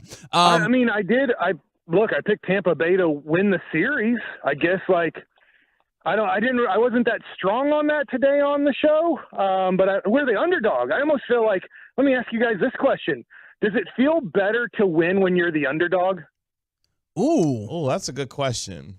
I think it might. It might. I think it depends on the circumstance, though, because sometimes you may not feel like being the underdog, but some people may look at you on the outside and disrespect you in that way and not consider you a real legitimate shot at winning. So I guess it kind of depends. But well, Mike, let me ask you this, especially as a former major league pitcher. How important was it to get a win with the type of performance that Jordan Montgomery gave you on the mound today? Oh, it's huge. I mean, if you have a guy go 7 shutout innings and you don't win that game, you're in big trouble. You're on the road for these 3 games. The other thing, too, is, I mean, let's be honest here. Since Evaldi's come back, he's not the same. He's not close to the same pitcher he was in the first half of the season. Now, maybe he will be that tomorrow. It really doesn't matter what you did last week or last month or last year. It matters what you do tomorrow. And that can change, but you have to look at when guys do something 5 days ago and then they do something 10 days ago. That's a trend. And you go, well, it's probably going to trend in that direction. It doesn't mean it will. But Evaldi hasn't pitched well since coming back from injury. And then Dane Dunning, if he is game 3 starter, he's probably a 2 to 3 inning starter on that day. And you got to win one of those 2 games. But, hey, like I said today on the show, you don't have to win every day. You just have to win the first inning and win another inning and win some other inning. And if you put together 9 good innings of baseball, it doesn't matter if the other team's predicted to be better than you or they're better on the field. If you win that day, you win the series now. Now, with that being the case, you mentioned the Evaldi thing. I know there's been some people asking, well, why didn't you go with someone else? And I just don't know that there is someone else. But You don't have anybody. You're literally down to, I mean, you can call Denning a starting pitcher. He's definitely a starter, but because he's pitched on short rest on Sunday and he's going to have to pitch on short rest again on Thursday, he's a 40 to 50 pitch guy on Thursday. And you have Perez and you have Heaney, but those are your only healthy options the rest of the way. Yeah, and then they haven't really been stretched out either, have they? Right. Right. Now, obviously, Evaldi's on the mound tomorrow. Understanding where he's been, how likely is it that maybe you get a little bit of old Evaldi, and how important is it that you didn't have to use Spores today? Well, I think the great thing, it is important that you didn't use Spores because you did use Chapman, and we've seen Chapman on back-to-back days. It's not the same person. But it doesn't mean that if you have to use 4 guys out of your pen to win tomorrow, it's tough to come up with 4 guys you'd rather use tomorrow out of your pen to get the win and not get to Chapman at some point. So that's the tough thing about the bullpen depth, which there's not a ton of. With Evaldi tomorrow, the great thing is he's come up big in playoff games. In 2018, he came up big so many times for Boston. He's pitched in the playoffs before, so he has the experience. The tough thing is I don't know how healthy he is. I don't want to say he's hurt, because if you're hurt, you can't pitch. But I just don't know if he's come back. He doesn't have the same velocity he had early in the year. His breaking ball stuff is inconsistent. It's sometimes what we call cement mixers. It's spinning, but it's not breaking and moving. And so he's throwing too many cement mixers so far. His fastball doesn't have the same velocity and action at the end that it had before he got hurt. But who knows? What if it comes back tomorrow? It could come back tomorrow. We're waiting for it to come back. And if it happens tomorrow, awesome, because there's a lot of pressure on Tampa. They're the favorites. They won 99 games. They're at home. They have about 19 people there watching them. So, so the pressure is on them tomorrow, and that's why I feel like right now, in a weird way, and maybe it's just me, I know the Rangers will feel horrible if they lose the next 2 games. But it's almost, to me, it's like you got nothing to lose. You did something. You accomplished something that a lot of people didn't think you'd accomplish, especially after Scherzer got hurt and all kinds of things have happened to your team. So, hey, you're playing with house money. Go out there and have a blast and play good baseball. Mike Bassick of the KC Masterpiece joining us here on the Get Right with Reggie KG here on 105 through the Fan. And obviously, there's a lot of positives to take out of what happened today. I want to ask you real quick about what you saw on the other side with Tampa. I was surprised at how asleep it felt like they looked and played, especially the way that this team has played throughout the course of the year. You talked about it, best team at home, in the major leagues throughout the course of the year, and they just like they were asleep at the wheel from the very outset of the game today. Yeah, I think in a weird way, KG, we got a little bit lucky in this. You can't guide the ball where you hit it, but Wander Franco's the best young shortstop in all of baseball. He's obviously out the rest of this year and probably next year, and who knows how much longer after that. And they're playing a backup shortstop, and luckily their shortstop threw one in the dirt. Their first baseman is probably the worst defensive first baseman in baseball.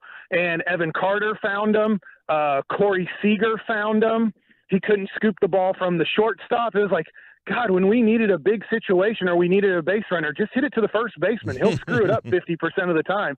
So I feel like the Rangers not intentionally hitting the ball to weaker fielders, but it just so happened that they hit the ball to the first baseman a couple times and he couldn't make a play.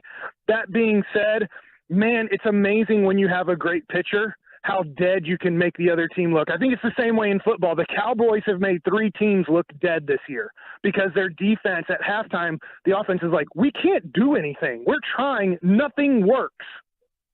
Now, this team, I mean, you put up 4 runs, but there was a lot, as you mentioned, a lot of defensive errors and problems when it came to the Rays. I don't anticipate that happening again. So what did you see that maybe could help these Rangers be better at the plate and getting runs across against a good Rays team? That's a good question. I will say, why am I drawing a blank? The Phillies guys, Eflin tomorrow. Is that right? I'll double check for you. But I think it is. I'm saying his name wrong. I'm sorry. But Glass now throws gas at 6'8". The Rangers drew the walks.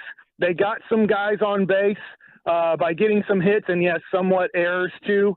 It's just like, can you come up big? I thought this, and luckily it didn't hurt us. When the bases were loaded with nobody out, Nate Lowe got a hanging breaking ball and popped it up to third. And then Leody Taveras got a hanging breaking ball and swung and missed and struck out. Those were very hittable pitches. Those were mistakes by Glasnow. So to me, when that pitcher hangs a breaking ball, especially runners in scoring position, you really need to take advantage of it, because then Josh Young came up and he struck out. And I actually texted Corey Majors after that. He's like, dang it, Josh Young, why are you swinging at those? I was like, those were some awesome breaking balls. I'm not going to fault a guy when guys throw that good of breaking balls. I'm going to like, those were great breaking balls. But when they hang one, you got to bang it. Yeah, and you are right. It's Zach Eflin on the mound for the Rays tomorrow, who in his last 7 days has an ERA of 5.40. Yeah. So you really got to hope that the Rangers get after him. And I guess we'll give you an opportunity to wax poetic about maybe your favorite Ranger at this period. How fun is it to see your man Evan Carter get on base every time up? It is phenomenal. I mean, this is – now, I will say, look, he let that ball play him a little bit where he had an error in the outfield, and you kind of think that could happen to a guy who's just turned 21 and has 17 or 18 days or games in the big leagues. But, you know, it just doesn't seem to faze him. And it's kind of one of these things where at times people are like, those aren't my favorite guys because they're kind of boring. Like, I think people will get a little bit bored with Evan Carter over time because his interviews are going to be kind of boring. He's not going to like have a lot of emotion, but man, does he play the game the right way. And when you have that mantra, that attitude, that emotional calmness, sometimes those can be the best players because the big moments, it doesn't elevate their heart rate. Their heart rate just stays the same. So for a young man who's 21 years old to be able to take close pitches, draw walks, when that ball was hit, I mean, and he's a hustler and he's super fast. When he hit that ball to first base and the first baseman, Diaz, kind of botched it, he was easily on second. At no point did he I hit a grounder to first. He ran hard, and as soon as he saw he missed it, he's like, head down, and I'm getting to second base. And those effort plays in any sport, but those effort plays, that energizes your team. That motivates your team. Those are those small things, diving for loose balls, a guy hustling down the field to make a tackle when it looks like, you know, you're not going to make it. Those small things will add to big things later in the game because of the energy you give your team. Well, Mike, let's turn our attention then to tomorrow's game then when it comes to the Rangers and the Rays. What are keys to victory for you for this Rangers team to try and close it out so they go meet Baltimore in the division series? Well, I just think that our bullpen is the worst bullpen in the playoffs. I'm not making an opinion there. There's a lot of factual evidence that it is. So to me, have the lead after 5. Because if you get into a battle of the bullpens, it just becomes scary. We've seen what happens when it becomes a battle of the bullpens in 2023 for the Rangers. So for me, have a lead after 5 innings. And then hopefully you can, if they're scoring a couple runs off of your relievers, maybe you can score 1 or 2 and hold on to that lead. The other thing too is, can Eovaldi give you 5 solid innings? I'm not expecting shutout innings, but can he give you 5 innings, 2 runs? That gives you a chance to win. So I'm not expecting greatness from Eovaldi. I hope I'm wrong and he is great, but 5 innings, 2 runs, that gives you a good chance to win if you're the Texas Rangers, and then have that lead after 5. So you're playing with the lead, because I don't know, the Rangers, isn't it weird that they have such a great offense? They won 90 games, but you know if they're losing after 7 innings, the game feels over because they just don't get hits late in games to like overtake the lead. Yeah, well, I'm hoping that they're able to give themselves an opportunity to play from ahead, because they got runners in scoring position. They were able to string some hits together early on. Okay, can I ask you this before we go? And I mean, I think we all love Tony Beasley, but there was an opportunity relatively early to maybe possibly send Jonah Heim, and admittedly not like super fast dude, on a hit to the outfield, and he held him up. Would you like to be aggressive in that moment, or do you feel it was right to kind of be just a little bit conservative, understanding that you're going to need all the runs you can get in this one? I think that's a great question, because I wonder this. I don't know this, but I wonder this. When they got off to a 40-20 start to the season and were scoring over 6 runs a game, I think there was like a little bit of this false sense of, be conservative on the bases. We don't need to steal any bases. We don't need to try to get any extra bases. The next guy's coming up and hitting a double anyway, so why would we potentially give that team an out? So I think as this season's progressed, as you've seen this team slow down hitting, I agree with you, Reggie. I'd like to be a little bit more aggressive. Even on the shallow fly ball, I believe Garcia hit, and Seager was tagging up, and Beasley's like, don't go. I was like, yeah, but I don't think it was. I think it might have been Nate Lowe who hit it, because then I believe Adolis struck out and Nate Lowe popped up. I might be wrong on exactly what happened. But we didn't score with one out runner on third, and I'm like, that was the one that was short to right field. I think it was like Margot, right? Yeah, and I was just like, dude, maybe like we just get aggressive, because right there I was like, send them, take a chance, we're up. See if they make a good throw. If they make a good throw at home, we're out inning over type of deal. But he was like, nah, it's too shallow. And I think there's a little bit of sense of, because you had 2 months where every time somebody came up in that situation, they came up big. It's like, yeah, we'll just wait for the next guy. The next guy will hit a double.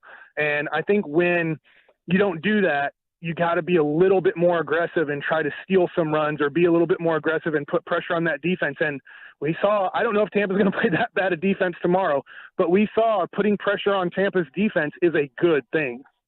Mike, give us a preview of what we can expect tomorrow on the KNC Masterpiece as you get ready to preview this game for tomorrow. Oh, my gosh. Well, obviously, I'll start looking at kind of what guys do against Eflin, what guys have done against Evaldi. You got to kind of look at how is Bochy going to put the lineup together. Is Josh Young going to bat eighth again? Is Nate Lowe, who just is struggling so much at the plate, is he going to drop him maybe down to seventh or eighth? Is he going to move Josh Young up a little bit? Obviously, he got the big sacrifice fly early in the game. Does he love having Taveras, Young, and Carter at the bottom of the lineup? Because that's a tough three guys right now. And then it gives Simeon the opportunity. The other thing, too, is I feel like Simeon needs to come up a little bit bigger. He had some opportunities. Evan Carter going 4 for 4 means that Simeon had guys on base when he came up, and he didn't really come through. Today, you didn't need him. Tomorrow, it's really tough to look at Simeon and Seager and go, hey, if they don't come up big, we're still going to win the game. So I do look toward the two superstars that, hey, get on base or get big hits, especially when that bottom of the order turns it over for you with runners on base. That's the reason why the KNC Masterpiece is the baseball show record in DFW. It's our guy, Mike Bassick, former Major League pitcher. Appreciate you, my man. We'll be listening at 10 a.m. tomorrow. Appreciate you, Mike. All right. Thanks, fellas. Have a good one. There he goes. Mike Bassick of the KNC Masterpiece going to join us here on the Get Right as the Rangers take the 1-0 series lead against the Tampa Bay Rays. Coming up next year on the Get Right with Reggie KG on 105 through the Fan. Oh, yeah. Look. You. Look, let me. You. Based on a very interesting conversation I had earlier today, what's a simple thing that you can just never get right for the life of you? We discuss next on 105 through the Fan. Coming up on the KNC Masterpiece, former linebacker and lights-out frontman Sean Merriman joins us at 11:20, and Derek Holland joins us to talk about the Rangers as we get ready for Rangers and Rays. The fun starts at 10, goes to 1:30 on the KNC Masterpiece on 105 through the Fan. Fentanyl struck our family a little over 2 years ago when my son Cameron, at the age of 19, died of fentanyl poisoning. Cameron made an incredibly poor choice and purchased a pill off of social media, not realizing it was a completely fake pill. He just wanted some relief from his anxiety. That one pill contained a lethal dose of fentanyl. One pill definitely kills. It's really a matter of life and death. Visit onepillkillstx.com.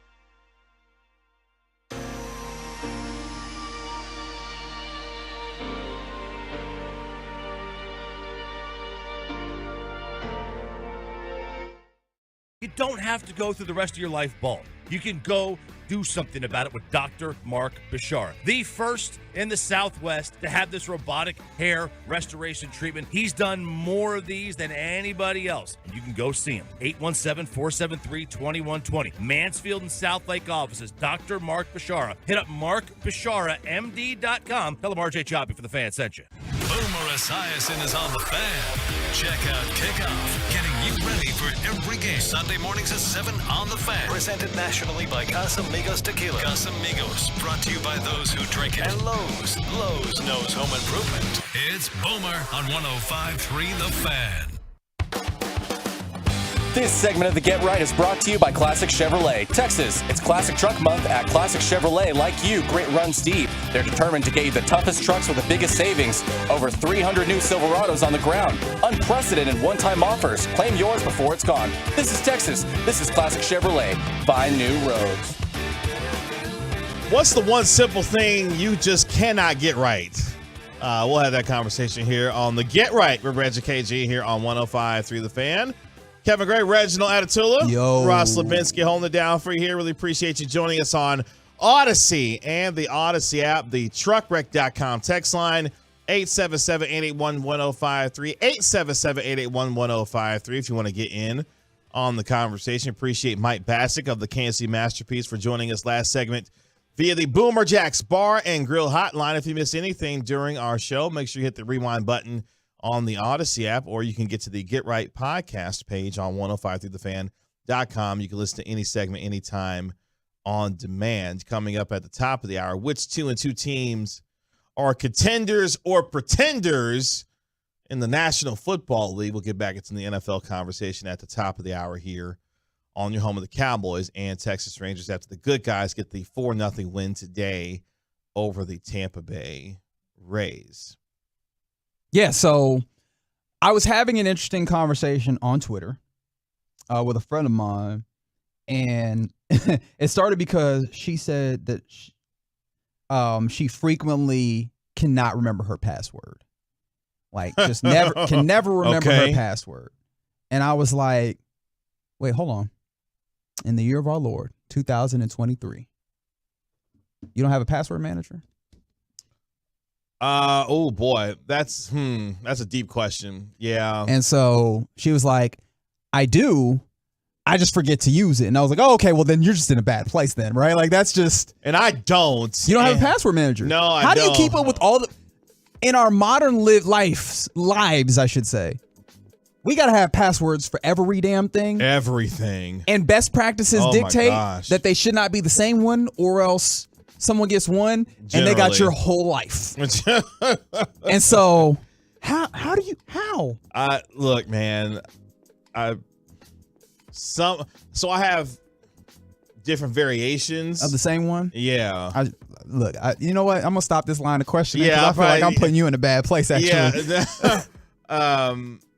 Because like you said, there's so many different things that require a password now. That's right. Like, how in the world are you supposed to manage all that? But no, I do not use a password manager. You just keep it all up there. It's all in up that here. And, all right. right. And guess what? If I forget, hey, reset. Just like, well, reset. that one's gone. Yeah, that one's gone. Let's try a different one.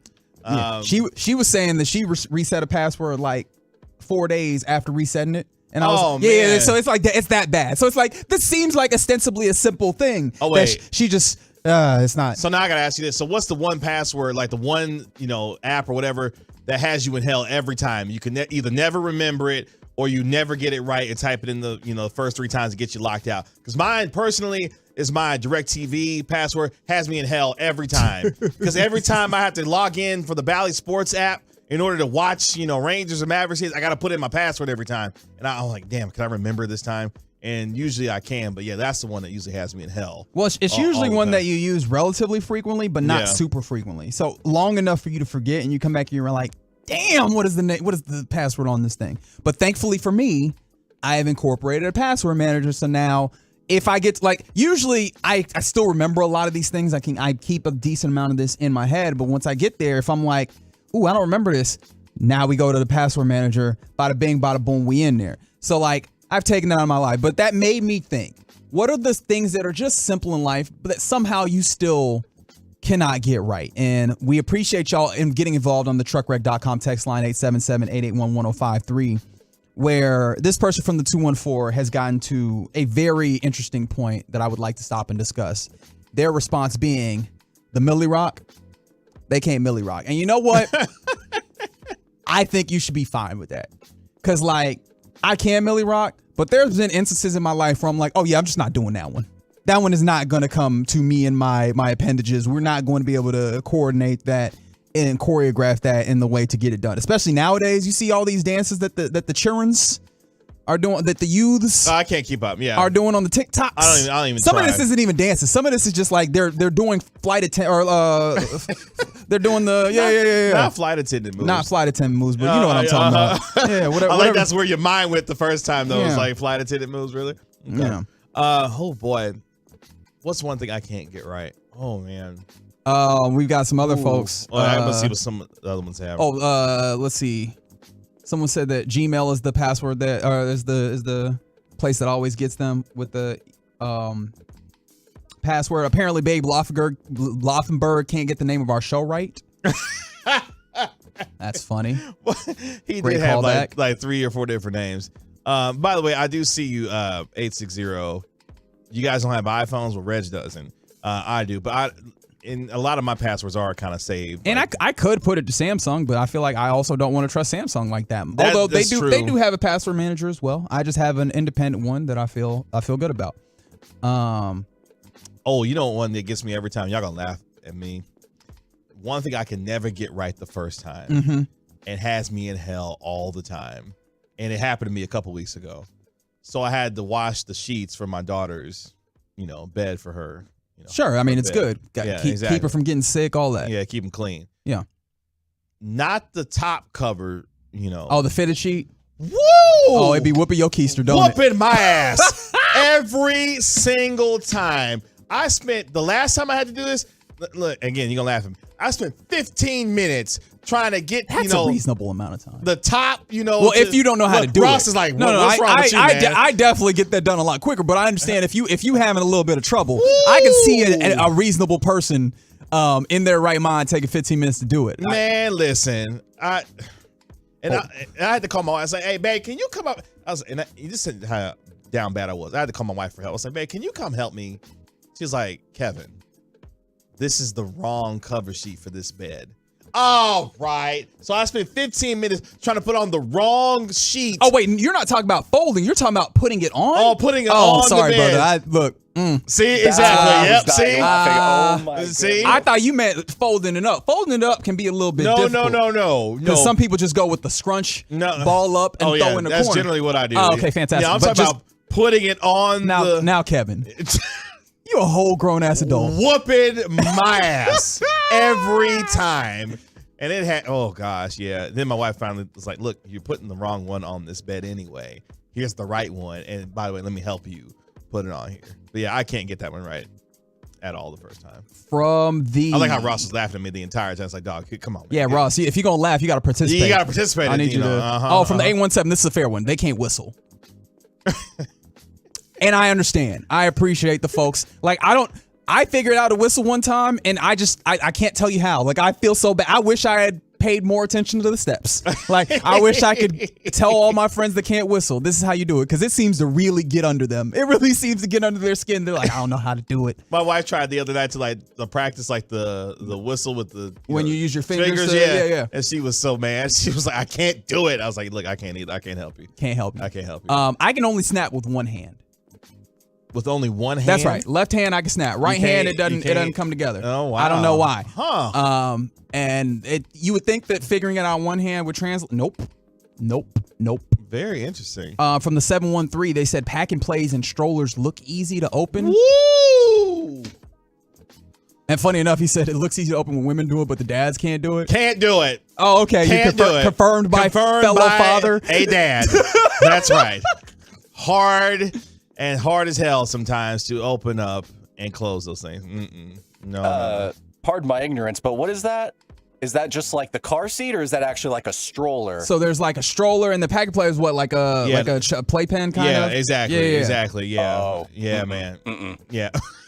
Ross, like, I'm never having kids. I'm not at this rate. Pass. Someone, a couple people on the Twitch are mentioning remembering people's names, which I'm actually not that good at either. Like, I think that might be my one, especially, and you know where it gets bad is it's not just like, oh man, I met you before, but I can't remember your name. I'm not good at that, but I'm very comfortable with the idea of, man, I'm sorry, I forgot your name. Please let me know. Mm-hmm. The one where I actually do feel bad is when you just told me your name, not more than a couple minutes ago. That thing be flying smooth out of this brain. I'm the exact same way, so I very politely go, as we're wrapping up, one of us is about to leave, whatever, I go, hey, remind me, what was your name again? Because, I'm That's the exact same way. That's a good one. I remember a face, but I never remember names. And that would be a good thing for me to do more often than I do, but I don't. And so oftentimes you going to catch me, hey, man, what's happening? What's happening, man? I'm going to call you man. I might resort to other ones like Bud or Chief. But, yeah, we going to be real friendly real quick just because your actual name not fully stored. I apologize. From the 817, they said, put the damn laundry up after washing. Woo! That's another what I was one. going to say. You just getting dressed out of the laundry, out of the dryer. If there is one quick way as an adult to get frustrated as hell, and that's not put away your laundry immediately after you wash it. Because here's the thing. What happens is if you don't put it up right away, it starts piling up because you got to keep washing more and more clothes, especially when you got a wife and a kid, and all of a sudden you look at your bedroom one day, hey man, where the hell all these clothes come from? Babe, we didn't put them away. We didn't put them away. And now you just sleeping with a almost body pillow of clothes. It's just a whole bunch of clothes. That's right. From the 214, this is interesting because I'm depending on what you're saying here, I appreciate it. They said driving a golf ball. Now, if you're just talking about like hitting a golf ball in general, that's actually not that easy. There's a reason why. You hear that Bobby Belt? Hitting a golf ball consistently too, because that's the problem for me. Is like one time I'll take a swing and it'll be like the most gorgeous shot that I've seen, and then another time I'll be like, what the hell was that? Now it's me and Top Golf. I'm interested if this. I was about to say the same. I'm interested if this person is actually saying something that I have seen happen, which is where it's like I can hit my irons, I can putt, but once I pull out that driver, it doesn't work. I've seen that happen, and I respect that. Like, I respect you so much because that is such a tough place to be. Because we're just going five wood this one all the way up. You know what I mean? Like, you're professional golf. You're talking about 5 woods and all this other stuff. Look at you. I try. Look at you, girl. How about that? Buddy, if you see me golf, you wouldn't say nothing about no professionals. It's not bad, huh? I'm trying so hard to break 100. So. Takes time. It takes time. Yeah. It's okay. Yeah. I like this answer here from the 682. Marriage past 7 years. Now, I will say 682. Marriage is hard, period. You got to work on that thing every single day. But I like how they use the number 7. Once you get past the 7-year mark, yeah, it gets a little harder. It's okay, though. Just keep working on it, man. Someone said, go get lessons, Reggie. Hey, man, I ain't got lessons money right now. Let me tell you. The 817 agrees with you when it comes to they can only use their irons on. That's tough. No, I can drive. It's just, again, none of this stuff is consistent. And maybe that's just I need to play golf more often. But again, who has time or the inclination or the money? Oh, I love this from the 817. Street names. I have to use landmarks. I have to respect that, but my brain just doesn't work like that. So I'm like, what is happening with you? Why are you like this? But you know what? Everybody had different strokes for different folks. I know that everybody has their challenges, and I love you regardless. That's sweet, right? I appreciate that you have to deal with that. Way to make the text. I'm definitely going to tell you street names, and if you don't get there, that's on you. Put it in the GPS, dog. I would say pull up the GPS at that point. Let those continue to flow in on the truckride.com text line 877-881-1053. What's the simple things that you just can't get right? Can't get right. We get right next on this topic, though. Which 2-2 teams are contenders or pretenders in the National Football League? We discuss it next on 105.3 The Fan. We have your latest Dallas Stars offseason news on Spits and Suds. Available on the Odyssey app or wherever your favorite podcasts are found. This is your commissioner, Sid Miller, with the Texas Department of Agriculture.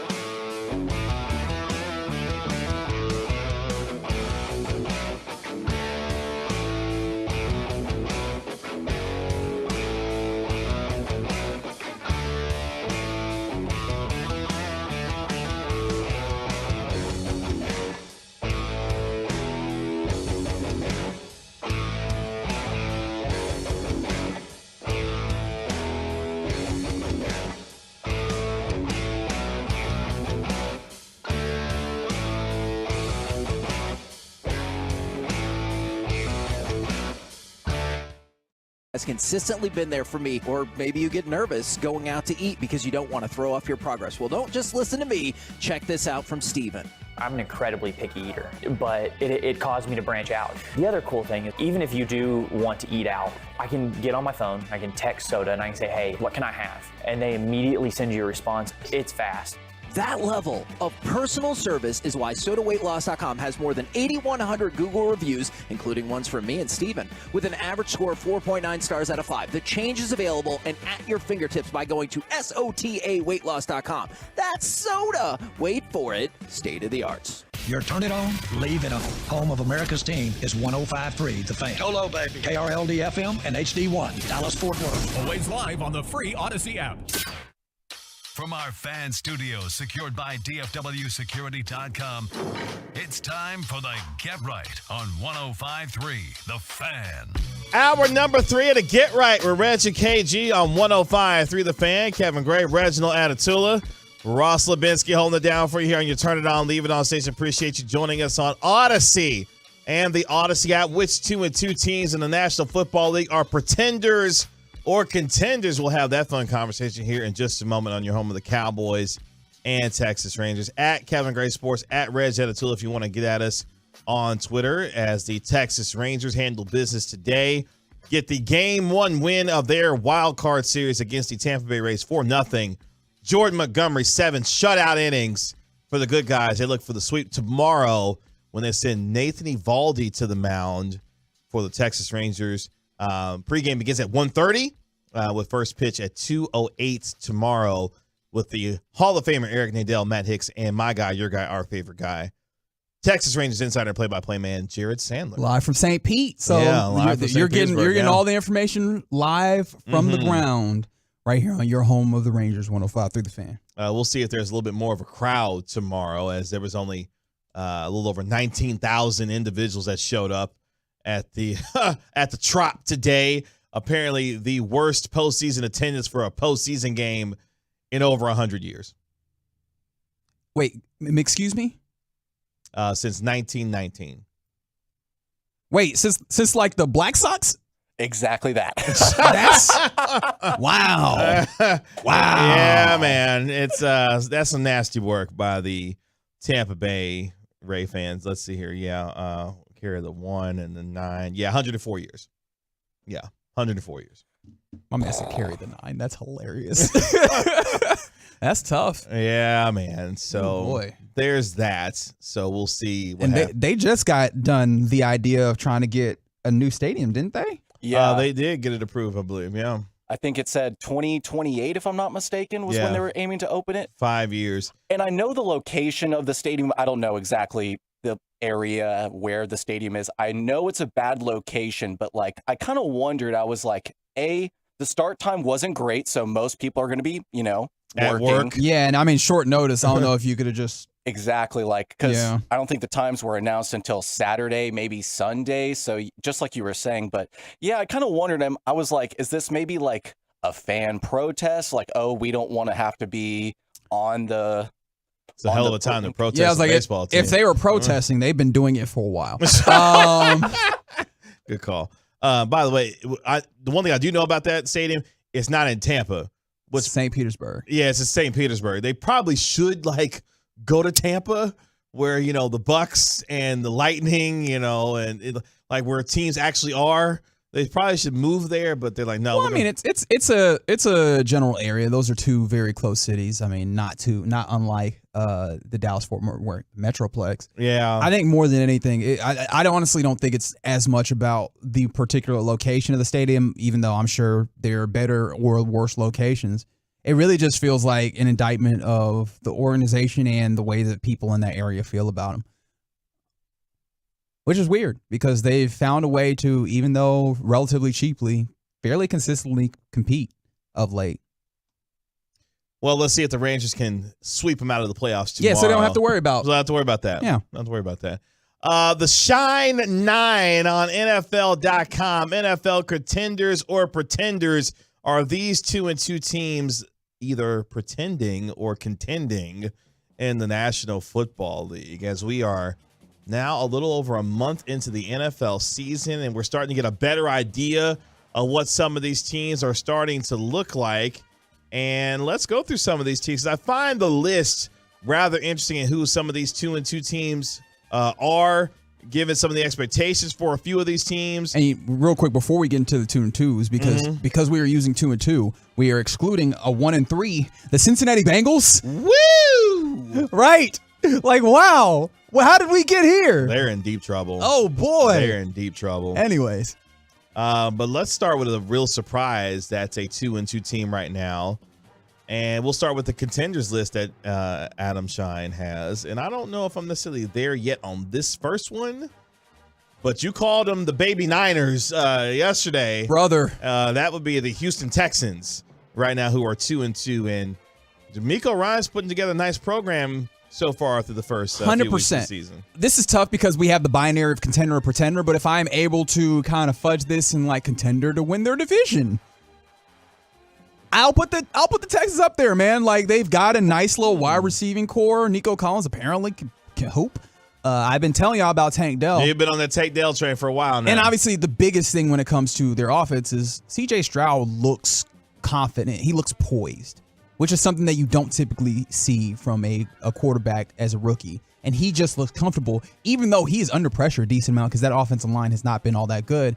And you match that with D'Amico Ryans has taken whatever defensive talents that they have had on that team and molded them in together to have a really solid defense, right? That's a defense that really does compete and get after you. In fact, Kenny Pickett was on his back a decent amount in that game against the Texans with the Steelers. So, got hurt.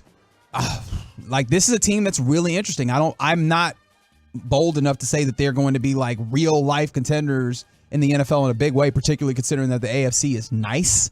But that's a team that could absolutely play in that AFC South for the championship, which I believe all of them are tied at 2-2 in that entire AFC South.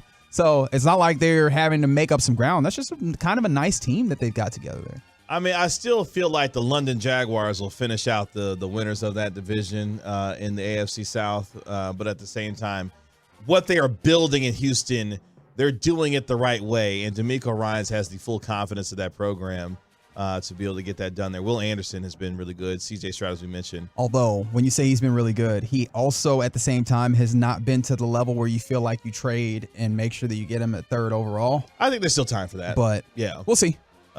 He's been good. It's just like good enough to justify that. We'll see over time. Speaking of the Steelers, they come in at number 2 for Adam Shine here in his contending 2-2 teams in the National Football League. Now, they're dealing with some injuries, though. Yes. We just mentioned the one with Kenny Pickett, who's got the bone bruise in his knee that may have him out for the next, couple of weeks there. And then there's the bigger problem on the offense for them. Their offensive coordinator, Matt Canada. Stinks. And he has. Like, this isn't a new phenomenon. He's not good at this. Most of the NFL thinkers around this game look at that man and they go, why is he still here? Like, there's the fraud watch consistently. And yet there he is as the offensive coordinator. Yep. And so that is really concerning when you look at that team. And I mean, you have a quarterback that's got a little bit of something interesting to him, but if you're making it difficult on him, I mean, I don't know what you expect. One thing they do have going for them, though, even with the injuries, with Cam Hayward who's on the IR, that defense is stout.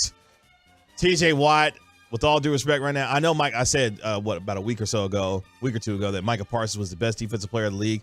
I still feel that way. But right now, you know who the defensive player of the year is right now? Oh, yeah, that's TJ Watt. TJ Watt on another level right now. And I hate to say that because TJ Watt should be a Dallas Cowboy, but we're not going to do that to ourselves. You say that. And defensively, they look like they're pretty middle of the pack when it comes to EPA per play. Well, I love the pass rush. That's what I'm more with Alex Highsmith and TJ Watt. I mean, you still got Minka Fitzpatrick in the back end there. I think even Patrick Peterson to mess around and got an interception for at one point this year. Patrick Peterson, still in the league. Still in the league. Still picking off passes at this point in his career. But, yeah, for them to be 2-2 with the questions on offense that they have specifically with their coordinator. Other contenders real quick before we get to some of the possible pretenders.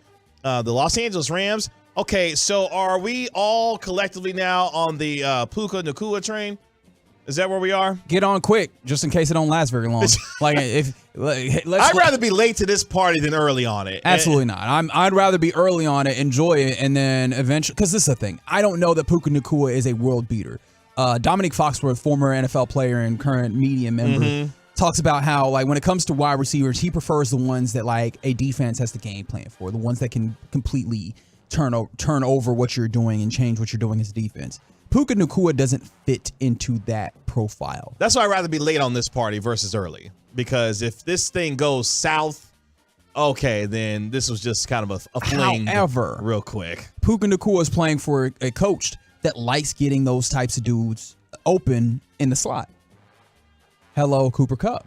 And so, like, I do think that he's capable of doing these types of things for a relatively sustained level of time. I just don't know that he's going to be a game breaker that's going to change the way the defenses play. Yeah, and for the forces, I'm not saying I don't like Puka Nacua. I'm not saying I don't like it. I'm just saying, is this a thing that's going to be sustained for quite a while, or am I looking at, a potential flash in the pan? I mean, we'll see. Okay. Right now, he's balling, though.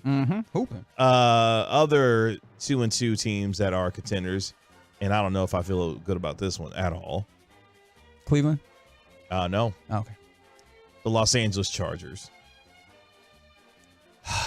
This team could easily be 4-0 right now. But guess what? They could easily be 0-4. So you're describing the Chargers. Like, I hate to keep doing it, but damn it, man. Yep, ma'am. Yeah. All the talent in the world, but what do they do in Los Angeles? Then the Cats stay hurt. Yeah. Eckler hadn't hardly played this year. And they're Derwin James starting to get there. Yeah. Joey Bosa. Mike Williams already got a torn ACL done for the year. Khalil Mack hooping.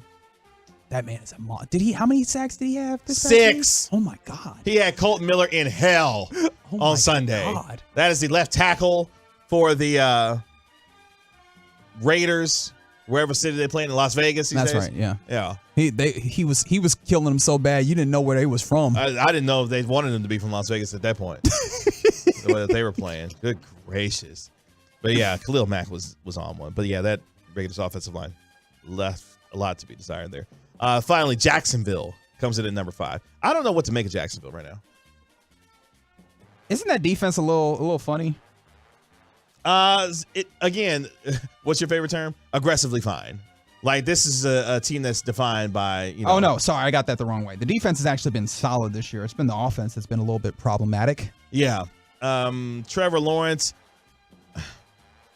he hasn't taken the step into that top, 5-6 quarterback range as of yet that I think a lot of people thought he was going to take. And what do we talk about when we year? talk about those types of steps? Consistency. Yeah. But oh well. I'm interested in seeing what Doug Marrone and them kind of try and get together, because you're a quarter of the way through the season, and when it comes to EPA per play, which is a metric that I love looking at, you mean Doug Peterson? Sorry, Doug Peterson. Did I say Doug Marrone? Yeah, I'm about to say Doug. Because we said Marrone, I was like, hey, man, when did that cat show up again? I was a few years back. My bad, Doug Peterson. They don't like that man at all. They got him out of there. When you talk about offensive EPA per play through the first 4 weeks, they are on par with the likes of the Chicago Bears, the Carolina Panthers, a little bit better than the Atlanta Falcons. So, yeah. Yeah. That's nasty work. The pretenders, though. For Adam Shine and the Shine 9. Point them out. Let's go from 9 to 6 here. Number 9, the Fighting Eric Bieniemy of Washington. Oh wow, he's calling them pretenders. Yeah, man. Oh no. Are you confident in Sam Howell? Right. All right. There you go. He's got lovely receivers to throw to. Sure he does. And if he doesn't hold the ball too long, he can be all right, except he holds the ball too How long. much more can Eric Bieniemy scheme this thing for Sam Howell before he's got to start, actualizing the talent that he may or may not have? They're the third best team in the division. All right. Mm-hmm. All right. Yep. Moving on. Mm-hmm. The Indianapolis Colts. Now, they're interesting. Okay. Because they got that quarterback. And they're about to get Jonathan Taylor back. Now, however long he plays in Indy, that's another question. But they've got a quarterback who can be really fun and make a lot of plays happen. And then other times, oh, yeah, he's still a rookie. But, hey, are you feeling good about Shane Steichen and what he's building there? I could see so far? Yeah, I could see the thought process within what he's doing. So for the time being, first year, I'm willing to ride out on that. Well, obviously, we'll get to a point where I'm going to need to start seeing some level of results of that, but I can see the idea. The Tennessee Titans at number 7. Done with it. I'm over Tennessee. I really am. I don't like them. There's nothing about their aesthetic that I get down with in that way. Through with it. But Jeffrey Simmons is a baller. That's right. If nothing else, Derrick Henry, Jeffrey Simmons, they can ball. But there's nothing about their consistency that I trust at all, despite the fact that they blew the doors off of Cleveland. Shout out to, bruh. Why did Kevin Stefanski have Dorian Thompson-Robinson throwing the ball 36 times in that game?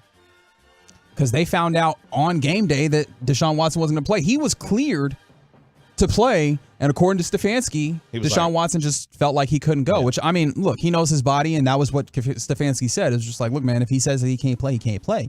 And I just feel like they got into it, and they're like, well, this is the game plan.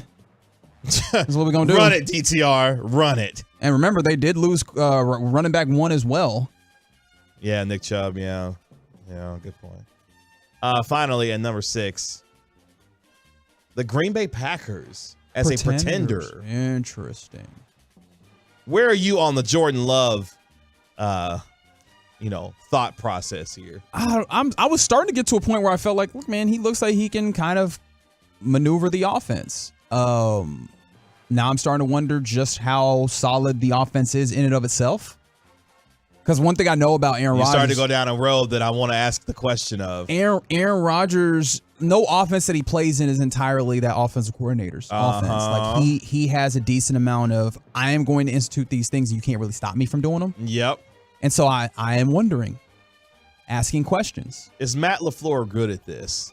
That's the question that I had coming But also, into, I just don't know if Jordan Love is that good either. But that's what I'm saying. Yeah. How good Matt LaFleur is as a coordinator and head coach, with the offense relative to how Jordan Love performs, that all is going to fall on Matt LaFleur. And at least for me personally, that was one of my big questions coming into the season. Is Matt LaFleur actually good at this? Or was he a product of what Aaron Rodgers was while he was there as quarterback? But it's been mixed results so far for Jordan Love and the Green Bay Packers. Hence, they are 2-2 on the season. By the way, he's completing just 56% of his passes so far. Oh, that's not what you want. It's Jordan Love. It's not what you want. That's why I ask, is Matt LaFleur, is he actually good at this?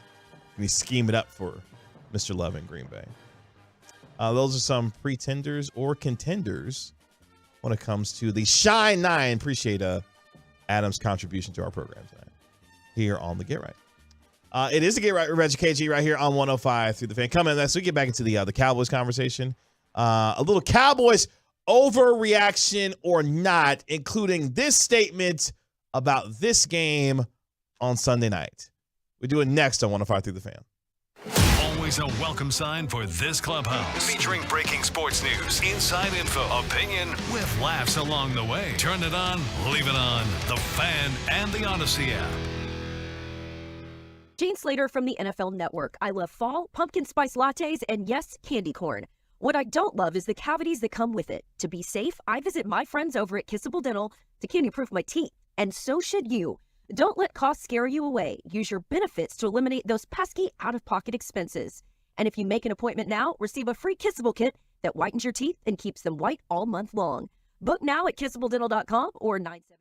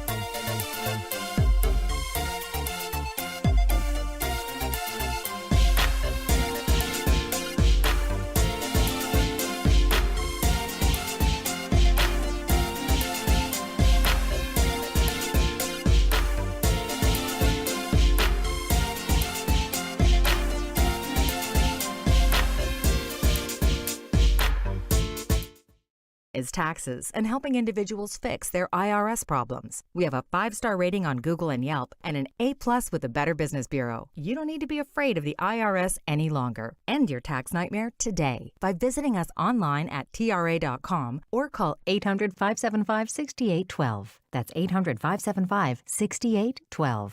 Tax Relief Advocates. Real solutions for real people. If you turn it on and leave it on the fan, you know we're DFW sports leader on insight and original content all day long. No need to go back and search for it. We send it to you. Sign up for our fan newsletter today at 1053thefan.com. Proudly presented by Bosch Power Tools. Protect your home or business with DFW Security. Get a spooky good deal on a professionally installed smart security system with 3 cameras, all monitored and controlled on your phone for less than your morning coffee. Get it by Halloween at dfwsecurity.com. This segment of The Get Right is brought to you by Frankel & Frankel. Life is unpredictable. Accidents happen. Frankel & Frankel are the go-to attorneys for car and truck wrecks in DFW. If you or a loved one has been in an accident, contact Frankel & Frankel for a free consultation at truckwreck.com or call 214 or 817-333-3333. So Get Right with Reg and KG right here on 105.3 The Fan. Kevin Gray, Reginald Atatula. Hello. My man Ross Lubinsky holding it down for you here. Really appreciate you joining us on Odyssey and the Odyssey app, the truckwreck.com text line 877-881-1053, 877-881-1053 if you want to get in on the conversation. We're with you until 11 o'clock tonight right here on your home of the Cowboys and Texas Rangers. We'll go inside the gray area coming up here in about 16 minutes. But a little Cowboys overreaction or not heading into week number, that's right, 5 of the National Football League. Did you just look at your hand? I had to remember for a second. I was like, 1, 2, 3. Yeah, week 5. Okay. Right. Week 5. Sometimes you just got to count it out. The NFL, it happens. Look, man, math is hard sometimes, but reading is fundamental. Sometimes you got to do that. All the kids sayings for school. Let's have some fun here. TruckReady.com text line 877-881-1053 if you want to get in on the conversation. We're also live on Twitch at twitch.tv/DallasFanCam and on YouTube as well. Search 105 through the Fan on YouTube and hit the subscribe button while you are there. Overreaction or not, gentlemen, going into week 5. Statement number 1. Let's come out hot out the gate. Cowboys 49ers will determine who the best team is in the National Football League at the end of Sunday Night Football. See what you're doing there. That's good. I see what you're doing there. Overreaction or not, we will know who the best team is in the National Football League determined by the winner of Cowboys 49ers on Sunday night. I will go not. Oh, that's not an overreaction. I do not feel that's an overreaction. Oh, really? Okay. The Niners feel like they've been the best team in football to this point. And outside of them and maybe the Eagles, who have just found a way to get what they need to do done. And let me double check something because I don't like talking on my keister, and I feel like I've been talking on my keister a little bit. But no, it feels like the next class of teams after that are largely kind of flawed, right? Like the Cowboys in that as well. We all saw what happened against the Arizona Cardinals. So like I think that everybody has their moment where you go, ooh, but you see that right there, that's not what you want. And so obviously if the Niners win, you continue on that path where you go, they've handled all challengers, right? They've done it in a way that looks pretty good. However, if the Cowboys win this game, we've had this team talking about this game leading up for a while. We've had this game, this game kind of magnified because of the history. Also, I feel like in order to win this game against the 49ers, you have to demonstrate a certain level of aptitude at the things that we had questions about. You're going to need to be able to stop the run decently. You're going to need to be able to, punch in touchdowns. I think in order to win this game, you're going to have to prove that those things are not complete issues for you. And by doing that, I think you look up and you go, oh no, these are all the things that we needed to see to put them in that class of this is one of, if not the best team in football. And so I would feel comfortable going back to a stance of this is probably the best team of football if they can beat the 49ers. I'm going to say that is not an overreaction. I think you can make a very good argument that the best team in the National Football League, the winner of that game on Sunday night, couldn't make that claim. Because all the talk going into this week is this is a measuring stick. In fact, Jerry talked about it today on Sean and RJ. I'll have that piece of audio here for you in just a moment, where he talked about the idea of this being a measuring stick game for his football team and what that means for them on Sunday night. Like I said, I'll get that to you here in just a moment. Actually, here it is. Cut number 11 for me.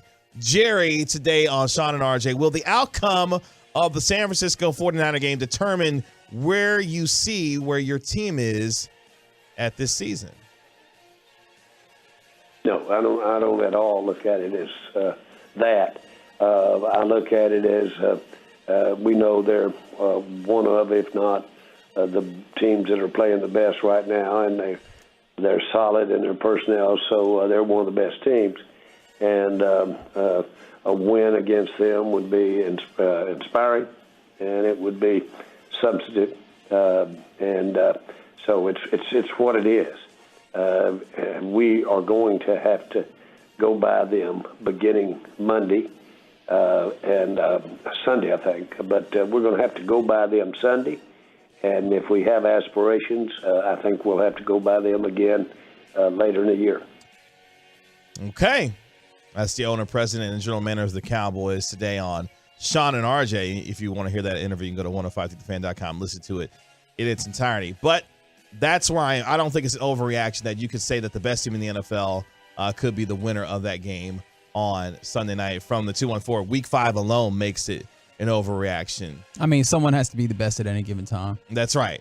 And these things change. But, I mean, I hear what you're saying. Like, what does that actually mean for the larger case of things? Yeah, it's probably not all that significant because you still need to play out the rest of the games and go.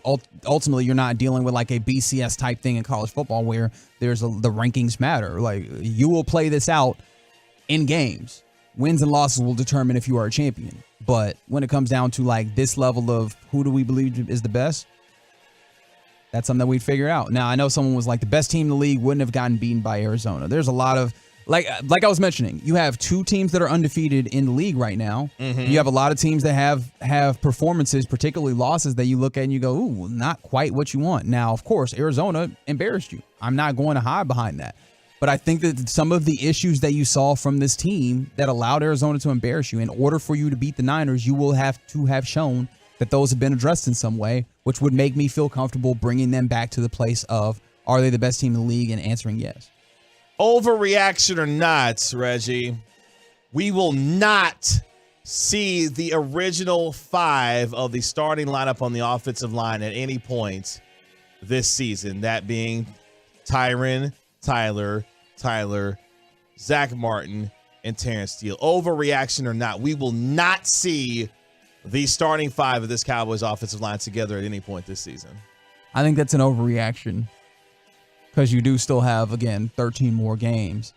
The problem is one of these dudes is wild injury prone. And the ways that we have talked about this, we look up and we go, ooh, are you sure you should be depending on Tyron Smith? The problem is that when we go to the people in charge, they have said, you're damn right. In fact, Jerry Jones earlier today was asked that question by Bobby Belt. Like, is that something where you think is it smart to continue to rely on him? And Jerry Jones pretty defiantly answered, like, no, this is, yes, that is a level of trade-off that they are willing to make in essence. So yeah, no, I think that's something where once he is ready to play, he will play. And I think that the rest of the guys will be there for the most part. But of course, it's football. These things could change. But I think you give me 13 games to maybe get them all together, one of those, I'd take those chances. So I do feel like that's an overreaction. I want it to be an overreaction, but at this moment, for me, evidence suggests that that's not an overreaction. Because it's looking and trending toward Tyron not going to be playing again this weekend already. Even early on in the week, it feels like he's not going to play this upcoming weekend against San Francisco. Now, if you tell me that the starting 5 will play a majority of the remaining games, okay. All right, I'm willing to reevaluate my stance, but no, I think that they'll get one in. You think they'll get one in? Which feels like such a low bar, dog. Complete low bar, doesn't it? A complete low bar. Here's the thing, because we talked about at the beginning of the season, when the Cowboys decided to keep Tyron Smith around, they told us who they felt like who their best five was, even with the concerns of Tyron's health going into this upcoming year, as they have been for multiple years at this point. That they feel like the two Smith boys, Tyler Biadasz, Zach Martin, and Terrence Steele are their best five, and that's who we're going to roll with. And we looked around and said, okay, just give us some time before we don't see that offensive line configuration, and we haven't seen it yet. So you've seen the likes of Brock Hoffman have to get in there. You've seen Chuma Edoga. That's right. Playing left tackle. 3/5 of the starting offensive line did not play in that Arizona game. Have you found it interesting that they haven't really turned to Awesome a lot in these moments, which I would have assumed that he might have gotten some play? No, you're right. I have not. But I guess Awesome is, they consider him a guard. And so when you have Tyler and you have Zach, they're like, there's nowhere for him to play. Yeah, not at this point. Okay. Especially if they're going to leave Tyler Smith there at left guard versus having kick out to right tackle. And even then, Edoga would slip. Chuma has some. Woo! Chuma has some. He has some work. Just saying. It is what it is at this point. Final overreaction or not for the Cowboys heading into week number 5. Here's one that's going to just make y'all just go, wow, but that's what I want. Oh, God. Brandon Aubrey's the best kicker in the NFL right now. You know, overreaction or not, Brandon Aubrey, best kicker in the league right now. I mean, Justin Tucker did miss a kick this year. I think it was like a 63-yarder, but he has missed one. No, that's an overreaction. I'm sorry. Until Justin Tucker stopped kicking in this league, I'm just going to default over there. I'm so mad that we didn't get the chance to see the 66-yard attempt on Sunday. The Cowboys got a penalty that, put them out of the range of even trying a 71-yarder. But the reason why I bring that particular point up is Brandon Aubrey has, at least for the moment, relieved a lot of concerns for us when it came to the kicker for this team and how they would perform this year. He hasn't been an issue at all for the Dallas Cowboys. No, he's been very good. And one thing that I always feel comfortable with is the idea that it seems like the Cowboys have prioritized in their kickers, you got to be able to hit long ones. Sometimes to the detriment of accuracy, but it hasn't hurt them a ton over the last couple of seasons. Don't do that, because I know what you're thinking about, and that wasn't an overall thing. That was a once in a lifetime type situation. But no, Aubrey seems to be consistent when it comes to the accuracy. In addition to having a leg that's long enough that they feel comfortable letting him try 66. So no, I think that's the best thing about it. If you have a team and a play caller and decision makers that feel comfortable putting him on the field at any given time, that's what you want your kicker to do. Yeah. Because that then opens up the field and makes it so that the defenses have to play you in such a way where they're like, we can't let him get within 58 yards because we know they feel comfortable going for 3, right? And that changes the way that the game is played. And I think that might be one of the biggest effects of having a kicker that is consistent. Shout out to Brandon Aubrey for the start to his season. Has been fantastic for the Cowboys because we thought there was going to be real problems with that position. But so far, so good for the Cowboys kicker. That's a little Cowboys overreaction or not heading into the San Francisco 49ers. By the way, come hang out with Reg and me at Old 75 Beer Garden. Off of 75 in Richardson, where we will be watching Sunday Night Football in this game. So if you wanna, grimace and, be anxious with friends. Yes. And a lot of beer. Old 75 Beer Garden with your boys to get right. That's right. On Sunday nights, on Sunday Night Football. It's the Get Right with Reg and KG right here on 105.3 The Fan. Coming up next, we're going to go inside the gray area where, of course, there is no gray area. Where this particular conspiracy theory around Taylor Swift and Travis Kelce is going wild. Next, I'm Ethan Hawke, native Texan, here to talk to you about Texan icons. See, there's one Texas icon that does more for us than any other. A little trash barrel named Daryl. You've seen him on billboards and TV. This trash barrel reminds us to keep our state clean so you don't mess with Texas. Next time you think of Texas icons, remember Daryl the Barrel, who's always reminding you, don't mess with Texas means don't litter. Brought to you by the Texas Department of Transportation. Prescriptions require an online consultation with a healthcare provider who will determine if appropriate restrictions apply.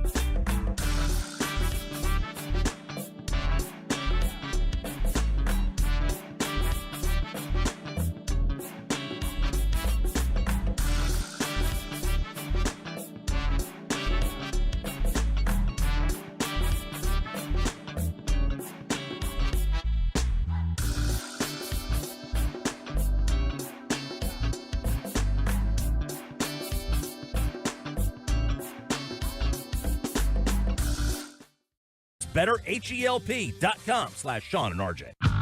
We know you're excited because Cowboys football is back. With the free Odyssey app, you can jump back and listen to the moments that matter, even if you missed it live. Catch Super Bowl winning scout Brian Broaddus on G-Bag Nation, or listen to Jerry Jones' interview with Sean and RJ on 105.3 The Fan. And I hope that our fans would understand that I do know how to keep it stirred up. Stay close to the team wherever you are this season. Download the free Odyssey app today. AUDACY. It's out of here.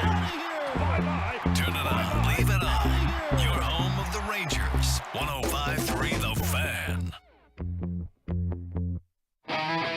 This segment of the Get Right is brought to you by Classic Chevrolet. Texas, it's Classic Truck Month at Classic Chevrolet. Like you, grit runs deep. They're determined to get you the toughest trucks with the biggest savings. Over 300 new Silverados on the ground. Unprecedented one-time offers. Claim yours before it's gone. This is Texas. This is Classic Chevrolet. Find new roads. About to go inside the gray area where, of course, there is no gray area here on the Get Right with Reggie KG here on 105 through the Fan. Kevin Gray, Reginald Atatula. Yep. Ross Lubinsky holding it down for you here on your Turn It On, Leave It On station, your home of the Cowboys and Texas Rangers. 105 through the Fan at Kevin Gray Sports at Reg Atatula. If you want to get at us on Twitter, live on Twitch at twitch.tv/DallasFanCam and on YouTube as well. Hit the subscribe button while you're there at 105 through the Fan on YouTube. What the Tolo's been doing in there tonight? They've been cutting up in there. Not too much. Not too much. Everybody's comfortable. Although there was a point in time where you was doing a little bit of math, and they said KG's on that new math. Is that what they teach in Missouri? That's what they teach in Texas, apparently. Oh wow. Okay. All right. Well, I got a daughter who's in first grade, and math is starting to be first grade. I know, right? Oh man. Yeah. And I have a couple of nieces who. Oh, you're at that place where now you got to do the homework with her. Woo! Gotcha. Yep. You learning math all over again. Hell, living that way right now. Let's go inside the gray area. Here Okay. On the Get Right, where we start with Taylor Swift and Travis Kelce, because why not? This conspiracy theory apparently suggests, though, that Taylor Swift's attendance at the Jets game had nothing to do with her supposed man. What? Right. Now, did you see who was in her box there? Was it Mama Kelce again? I've got to be completely honest. I didn't watch that game. I was on the road during the course of it, so I didn't see the broadcast. Well, among some that were in the box, Blake Lively. You didn't mention that. That's right. Hello, Jared Sandler. Some feel like she may be doing a movie or something. I don't know, because it was a little random that Blake Lively would be in her, All right, when you say she's doing a movie, like she's doing a movie and this is some level of promotion or whatever, or like you think that this is the movie, that there's some level like reality. That she's like in a movie. Oh, okay. Well, she just can't be friends with. I'm not saying she couldn't, but it is kind of interesting. But here's how the story goes in related news to it. So this comes from Bro Bible. At this point, I feel like anyone doesn't know what Taylor Swift's watching Cheese Game, blah, blah, blah. Anyway, the revelation got plenty of coverage online, though, when it came to her attending the football game, basically. So, yeah, maybe there's something going on with her public image, obviously being connected with Kelce, or so maybe it being to do with a movie, possibly with maybe Blake Lively. Who knows? I don't know. Maybe Sophie Turner, because didn't she go to like dinner with Sophie Turner a few weeks back, something like that? Oh, really? Yeah. Relatively soon after she had filed her divorce papers from the Joe Jonas boy. So I don't know. Maybe there is a movie involved. I don't see exactly what like the relatively hard evidence is in that, other than she was hanging out with some movie people. Yeah. Which, like, hey, if you got enough money, sometimes you just end up crossing paths with folks that also do movies. Who 972 says she does live in New York, so supposedly she just invited some friends, maybe. Yeah. Very, very easy that could have been the case. All this to say is the NFL is loving the idea of capitalizing on this whole thing. Yeah, man. The Travis Kelce jersey sales have gone up to a crazy amount. What, like 400%? Yeah. That's crazy. Speaking of crazy in the world of sports, did you see this? We're going to talk some college football at 10:20. But did you see this, though, with respect to college football coaching news? Okay. So a gentleman by the name of Bernie Fratto, who was a national host for Fox Sports Radio. Okay. Apparently used to do some work as a pre- and post-game host for the Detroit Lions on CBS radio way back when, whatever.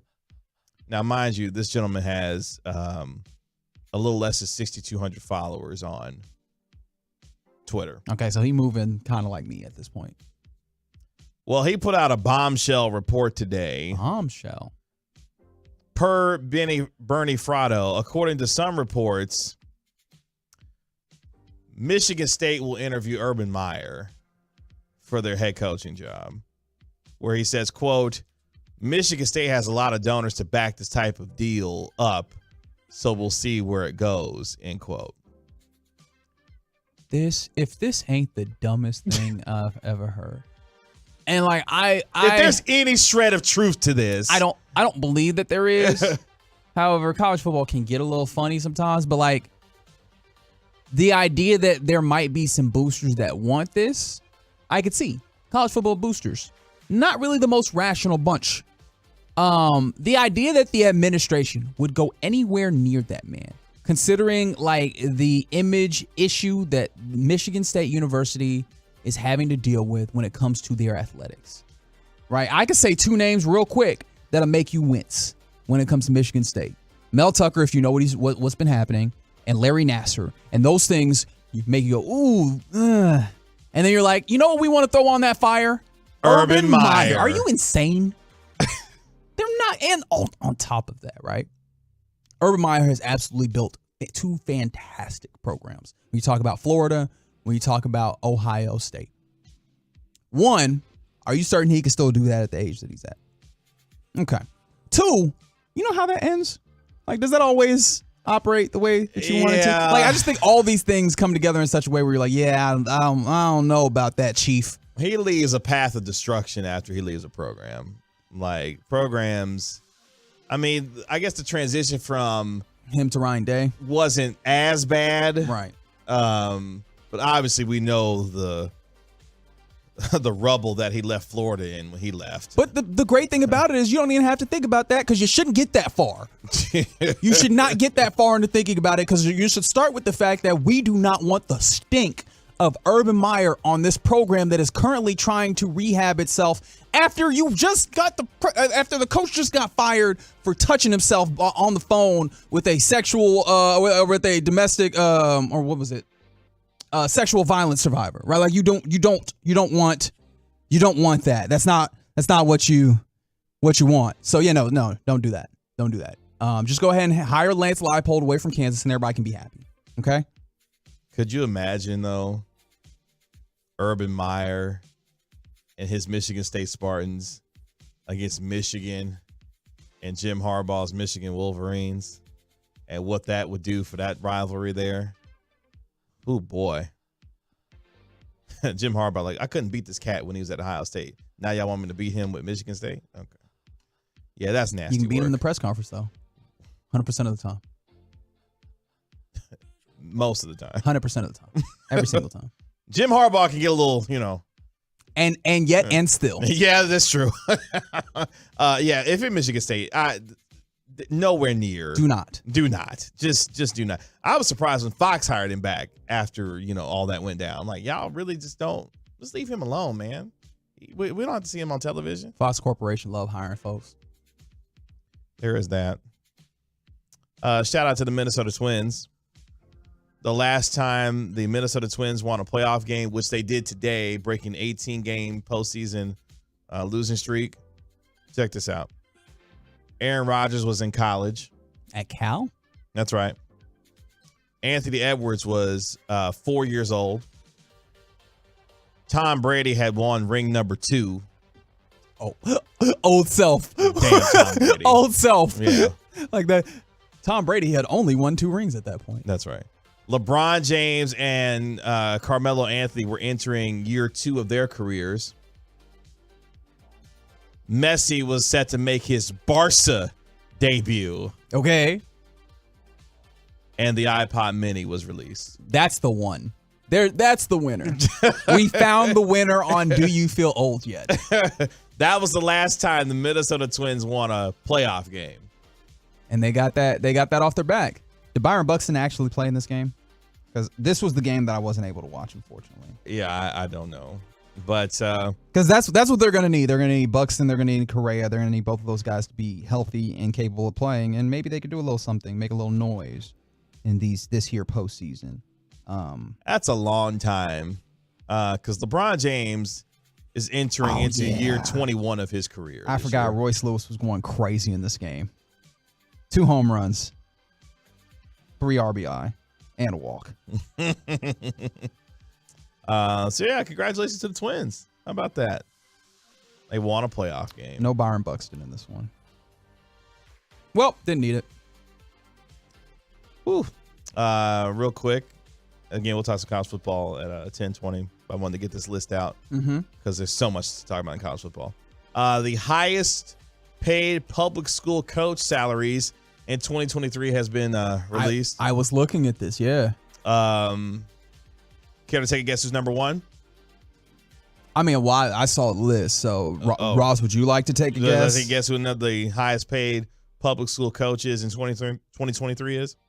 I also saw the list, but I don't remember exactly. I'm just going to guess Nick Saban at number one. That is correct. That would be correct. Yeah. Nick Saban, $11.4 million. Dabo Swinney comes in at number 2, $10.8 million per season. Kirby Smart comes in at number 3 at 10.7. Ryan Day comes in at $10.2 million. He's number 4. Are you noticing a theme here? Yeah. Guess who was at number 5? And I use the word was at number 5. Yeah, it was Mel Tucker. Tucker. No, this was the reason why it was so insane that he committed this unforced error. Mel Tucker, previously the head coach at Colorado. Who was then was he hired there from Colorado? He was hired from Colorado to take over from Mark D'Antonio as he left, And that's right. He portaled his way into, and when I say portaled his way into, we've been talking about Dion having like how many transfers, like 50-some transfers or something like that. It felt he had 15 transfers that year. We've been talking about him as like the portal god, right? 15 transfers, and really the big transfer that mattered was Kenneth Walker III. Coming from Wake Forest to there. They won, what was it, like 10, 11 games? And then he immediately got $100 million contract. And like, look, man, they won that 11 games fair or square. It didn't really like keep going in such a way. And so one would think, I'm not gonna say that like he scammed them because they decided to give him the contract, but like, look, man, you kind of got over a little bit. How about you protect your investment? Huh? How about that? How about don't try and commit sexual acts with vendors of the university? I just don't explain just how stupid that was. It's a level of hubris. It's a level of arrogance that I can't even articulate, because to fumble that kind of a bag, knowing in the first place, what were the odds that Mel Tucker would find that kind of loot from a school to the tune of being the 5th highest paid football coach in college football, and then fumble it all the way away in the manner that he did? Just completely wild. Number 6, Brian Kelly at 9.9. He's pushing it. Jimbo Fisher continues his highway robbery of Texas A&M. Also pushing it at $9.1 million. Mark Stoops at Kentucky. Yeah, that was one that I was a little bit surprised about. But man, Kentucky, Mark Stoops has been good at Kentucky, and so like I'm pretty sure that's been like the money gets upped when they see you doing great things. I didn't realize he was making $9 million though at Kentucky. Hey man, that is a hard-nosed team that has been pretty good. Like they've been solid at football over the last 3-4 seasons. Like that's been a solid program. Josh Heupel at $9 million in Tennessee. And Lane Kiffin at Ole Miss round out the top 10, each making $9 million apiece. Yeah, man, that's why I'm not going to complain. Hold up. That's why I'm not going to cry for none of these coaches that are like, oh, man, the portal. Hey, man, figure it out. Billy Napier stealing $7 million from Florida? He's a program builder. Woo! He don't need to show something a little soon, but he's a program builder. Oh, man. Wow. And Dan Lanning, he makes less than Billy Napier. Oh, interesting. Oh, I didn't know we was shelling out $6 million for Eli Drinkwitz at my program. Yeah, I was waiting for you to get there. What? Yep. Shout out to that SEC. Finally got good, though, so hey. We'll take it. That's Inside the Gray Area here on the Get Right with Reggie KG here on 105 through the Fan. Just sign me up for Jimbo's agent. I want to meet him or her, whoever that is. See, just yesterday you was talking about you wanted Daniel Jones' agent. Yeah, that whoever that is too for conning the Jets or the Giants at that $40 million. Just like Jimbo's conning, Texas A&M. Yeah, 601. I will also take Mel's job for half of that. I'll do. I'd take it for a tenth of that. That's right. Jeez. And I'm really interested in 903 said, never thought I'd ask this, but can we please keep talking about Taylor Swift? I've been listening to the Fan since before my daughter was born in 2010, and this is the first time ever she's listened to what's been said. Well, 903, shout out to your daughter, and please let me know. Elite text. What are her thoughts? I'm interested because that is a perspective that I cannot bring you, which is a girl that is interested in Taylor Swift. I'm interested in what her perspective is on all of this because that text right there is why the NFL is like, yeah, we're all in on Taylor Swift right there. Oh, I hadn't considered that. Like the idea that let's see if we can get some of these younger audiences in because we're doing the Toy Story, which honestly is still kind of appealing to the adults. But you know what? Like another way to maybe get some of the kids. But hey, how about the Taylor Swift? Yeah. Angle of this. How about it? We got your headlines coming up next on the Get Right on 105 through the Fan. Welcoming new listeners to our clubhouse with open arms. I don't know what to say. Thanks for listening all day to 105.3 The Fan and through our Odyssey app.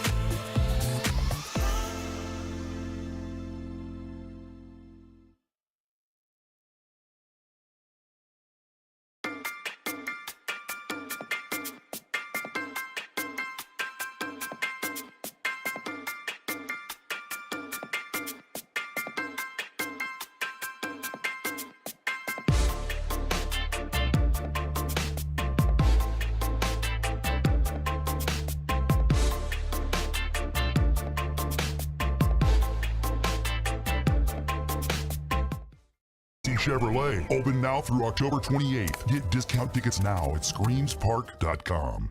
This is the exclusive home of Dallas Cowboys football. KRLD FM and HD1, Dallas, Fort Worth. Let's go, Cowboys. Always live on the free Odyssey app. From our fan studios secured by DFWsecurity.com, it's time for the Get Right on 105.3 The Fan. Final hour of the Get Right with Reggie KG on 105 through the Fan. Kevin Gray, Reginald Atatula. Yo. Ross Lubinsky holding it down for you here on your Turn It On, Leave It On stage. Appreciate you joining us on Odyssey and the Odyssey app. The truckwreck.com text line 877-881-1053. 877-881-1053 if you want to get in on the conversation. We are with you until 11 o'clock tonight at Kevin Gray Sports, at Reg Editul if you want to get at us on Twitter. Also live on Twitch at twitch.tv/DallasFanCam and on YouTube as well. Going to get you caught up on the latest headlines on this Tuesday night, a victorious Tuesday for your Texas Rangers as they took game one of their best-of-3 series with the Tampa Bay Rays. We'll get you the particulars on that here in just a moment as the Cowboys were off today. They get back on the practice field tomorrow as they turn their attention to the San Francisco 49ers and their Sunday night tilt with Kyle Shanahan, Brock Purdy, and a cavalcade of stars in San Francisco as they await the Cowboys to arrive in Santa Clara this weekend. But we start, Ross, with cut number 33. The Hall of Famer Eric Nadel lets us know how things ended in St. Petersburg today. Pico has thrown 16 pitches so far. Trying to close this one out. Here's the 2-1 delivery. Swung on and hit in the air to center. Leote is back. He stops. He's there. He's got it. And the Rangers have won game one of the wild card series. They have shut out the Rays by the score of 4-0. Their first postseason shutout since the 2011 World Series. Jordan Montgomery goes 7 strong innings of shutout baseball. Jose Leclerc shuts it down in the 9th after Aroldis Chapman took care of things in the 8th inning. The comedy of errors that was the Tampa Bay Rays with 4 errors on the day helped the Texas Rangers get a 4-0 win in game one of their wild card series. Yeah, man. I think truly the best that this could have gone for your Rangers. Loved the obviously the outing for Jordan Montgomery on the mound, giving you 7 and making sure that it was you only had to use Aroldis and Leclerc, who you feel comfortable using again tomorrow. So you give yourself an opportunity to not just win this one, but be well positioned to win tomorrow as well and get you into the next round, to get you into the divisional series. Man, the runners in scoring position though. You really want to make sure that you maximize this, get all the squeeze right out of the juice, or get all the juice out of the squeeze, I should say, to put that the right way. Because we know it's the bats that'll lead this team to as far as they want to go. And so they were able to get 4. We know that they probably didn't swing well enough to get 4 necessarily, but hey, you take the win where you can get it, and you survive in advance, right? You give yourself another chance tomorrow. We go again. And they will have that chance tomorrow with Nathan Eovaldi on the mound as he looks to help complete the sweep of the Tampa Bay Rays. It was the young guys, though, that showed out today. Josh Young, who had the sac fly to get the Texas Rangers on the board. But it was the rookie, Evan Carter, who was showing out today. The pitch to Carter, swung on, and that's lined up the gap in right center field, and that is in there for extra bases. Bounces up against the wall. It stays in play. Heim around third. He's being held up. It's a double for Carter as the throw comes into the plate. 2 walks, 2 doubles, reached base, all 4 plate appearances today. The 21-year-old was absolutely sensational in his playoff debut. Had a really nice diving catch early on in the game as well. Really helped set the tone for this Rangers ball club on the offensive side of things for sure. A bright light on this Rangers team. And it's not just a beacon for right now, because look, man, came out in his debut in the postseason, seemed to have absolutely no fear to him, right? Came in, was like, I will be a star in this moment, and he showed up. But then that's also a reminder, look, man, this dude was what, 21? 21. Man, like, you in theory should have many years of that dude patrolling the outfield and coming to the plate and hitting confidently and running on the base paths. Like, this is this the best, like the brightest part that comes out of this season outside of like whatever the results ultimately are? The call up of Evan Carter and how he's performed since being called up. I mean, I would say yes. A close second to that would be Corey Seager, almost MVP, or no? Actually, let me back up. Corey Seager's year, I would say that'd be number 1. How spectacular he was. Number 2, I would go with Josh Young in the rookie year that he had. Okay. And then 3, I would go with Evan Carter.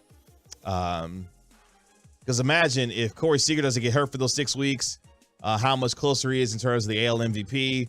Josh Young coming back from the broken thumb that he had. He was having a terrific year and all that's right. He was the starting third baseman in the All-Star game this year as a rookie. So I would say Seager, Josh Young's year as well. But yeah, one of the definite bright spots has been Evan Carter and his call-up for the Texas Rangers for sure. And look, another call-up that we anticipate probably happens next season from the 806. Could you imagine if the Rangers brought up Wyatt Langford? And that's going to be an interesting thing because if he keeps cooking in the way that he has on the farm this past season, right, like that seems like you've got two really nice players in the outfield. And look, I know that there's some fan favorites in the outfield as well. But if you have Evan Carter and even if Wyatt Langford ends up being Evan Carter light or whatever, if you have those two guys in the outfield, that gives you a little bit of wiggle room. And now you have, in a way, kind of an excess where now you could use that to maybe address some of the deficiencies on this roster.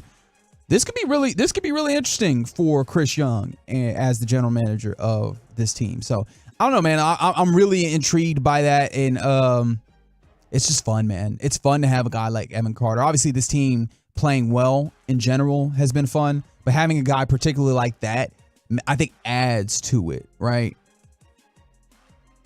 No, I would agree with that. And like I said, I love the text with the Wyatt Langford thought there, but also for the 469 Marcus Semien had a great year as well. Yeah.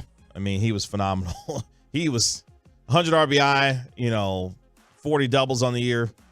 Really great year for Marcus Semien. Again, first pitch tomorrow, though, 2:08 on the Louisiana Hot Sauce Rangers Radio Network. Nathan Eovaldi takes them out. He looks to go for the clean sweep at the hands of the Tampa Bay Rays. Give him 5 or 6, Nathan. Yeah, pregame begins at 1:30 tomorrow right here on 105 through the Fan with Jared Sandler, and that will take you all the way up to first pitch again at 2:08 in St. Petersburg, Florida. If the Rangers win tomorrow, they will be headed to Baltimore. Yeah. Woo! And I don't know if I'll hold on to that stat until you actually have to deal with it because Baltimore is a problem. Yeah, they're really good. Baltimore is a problem. Literally the number 1 seed in the AL. Yeah. And for good reason. Yeah, they are a problem. But that's not your concern right now. Your concern is still the Get it Tampa done Bay tomorrow. Rays. Yeah, get it done. Speaking of who got it done today, as we give you a couple scores, as the MLB playoffs underway, you mentioned a little bit earlier, Royce Lewis put on a show today for the Minnesota Twins. His 2 home runs helped snap the 18-game playoff losing streak for the Minnesota Twins. They get the 3-1 win to take a 1-0 series lead in their wild card series against the Toronto Blue Jays today. And you're right. His 2 home runs did it, but I think we can make this more explicit. His 3 RBIs. Yep. Notice how you said it was 3-1. He accounted for all of the scoring, like he batted in all the runs. He was like, "Look, man, I can do this by my lonesome." It's and fine. he did. He sure did. So the Twins take a 1-0 series lead there. The Philadelphia Phillies, they take game 1 of their wild card series as well with a 4-1 win over the Miami Marlins. A dominant effort from Zach Wheeler tonight for the Philadelphia Phillies delivers that win in Philly tonight as they take out the Marlins 4-1. Zach Wheeler on the night, 6 2/3, only gave up the 1 earned run, 8 strikeouts on the night. Craig Kimbrell shut it down in the 9th for the Phillies to get game 1 there. Trey Turner was really good for them tonight. He went 2 of 3 as well for the Philadelphia Phillies. Yeah, that's a fun team that I know I told you earlier. I'm really hoping to see Phillies Braves. I think that's going to be a really fun series. Oh, that'd be a hell of a National League Championship series. So I'm really rooting for that one to come to fruition.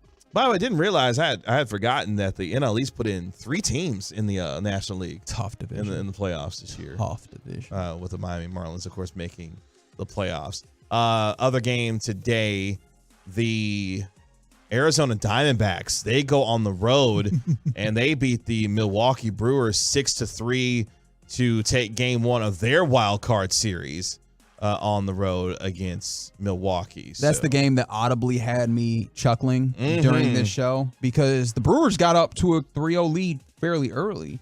And so I noted that we talked to Calvin Watkins of the Dallas Morning News. We went around the NFL, and then I looked up and I was like, hold on, how did this become 4-3? And then I went to the good old box score, and I was like, oh, home run in the third, another home run in the fourth, and it's okay. It's over. My bad. Well, the Stars came to play for Arizona. Corbin Carroll, 2 of 3. He had a home run. Christian Walker, 3 of 4. He had a home run. Like, the Stars came out to play big time for the Arizona Diamondbacks tonight to get the 6-3 win on the road there. So, good start for the Diamondbacks. Of course, a team that was good out of nowhere. Like, I don't think I can't really speak for everybody, but I did not hear the hype for the Diamondbacks coming into the season, and then all of a sudden, they're good at baseball. You know who's really mad at them? Who's that? And I don't know if you've seen it on Twitter. Apparently, Ross is agreeing that he is mad at them. Yeah, Ross is, but Peyton Russell hates the Diamondbacks right now. What did they do to him? They mailed it in on the final day of the season. Remember, they played the Astros on the final day of the season. Well, I mean, and they lost. Look, that gave the Astros a division. Fair. However, you had your destiny in your own hands. That is true. Thanks to the Astros tricking off a whole series against the Royals. So you really could have handled your own business. Yeah, my dad is from Arizona, so I told him. Oh. Yeah. So I texted him. I was like, I would say that two of your teams screwed mine in a week, but really 2 of my teams screwed me in a week. So yeah, just like you were saying, Reggie, the destiny was in our hands. We just couldn't get it done. I do love that. That reminds me of one of the things that I love about sports. Obviously, sports fandom is often passed down from generation to generation, but then it also works opposite, where like you'll have fans in a family that are complete opposite and rivals just because the kid wants to go entirely opposite of what Pops is. Like how there's plenty of Cowboys fans in the DC area. And, I'm sure there's some Giants fans or Eagles fans on the sound of my voice that were just like, nah, Pops. Nope. Not doing it. As we continue headlines here, here's a random one for you. Shout out to Reggie Bullock. Did you see this? Soon to be Houston Rocket. So that means in a span of 4 months, Reggie Bullock went from the Dallas Mavericks to the San Antonio Spurs to the Houston Rockets. Texas Triangle, covered. He has traversed the landscape.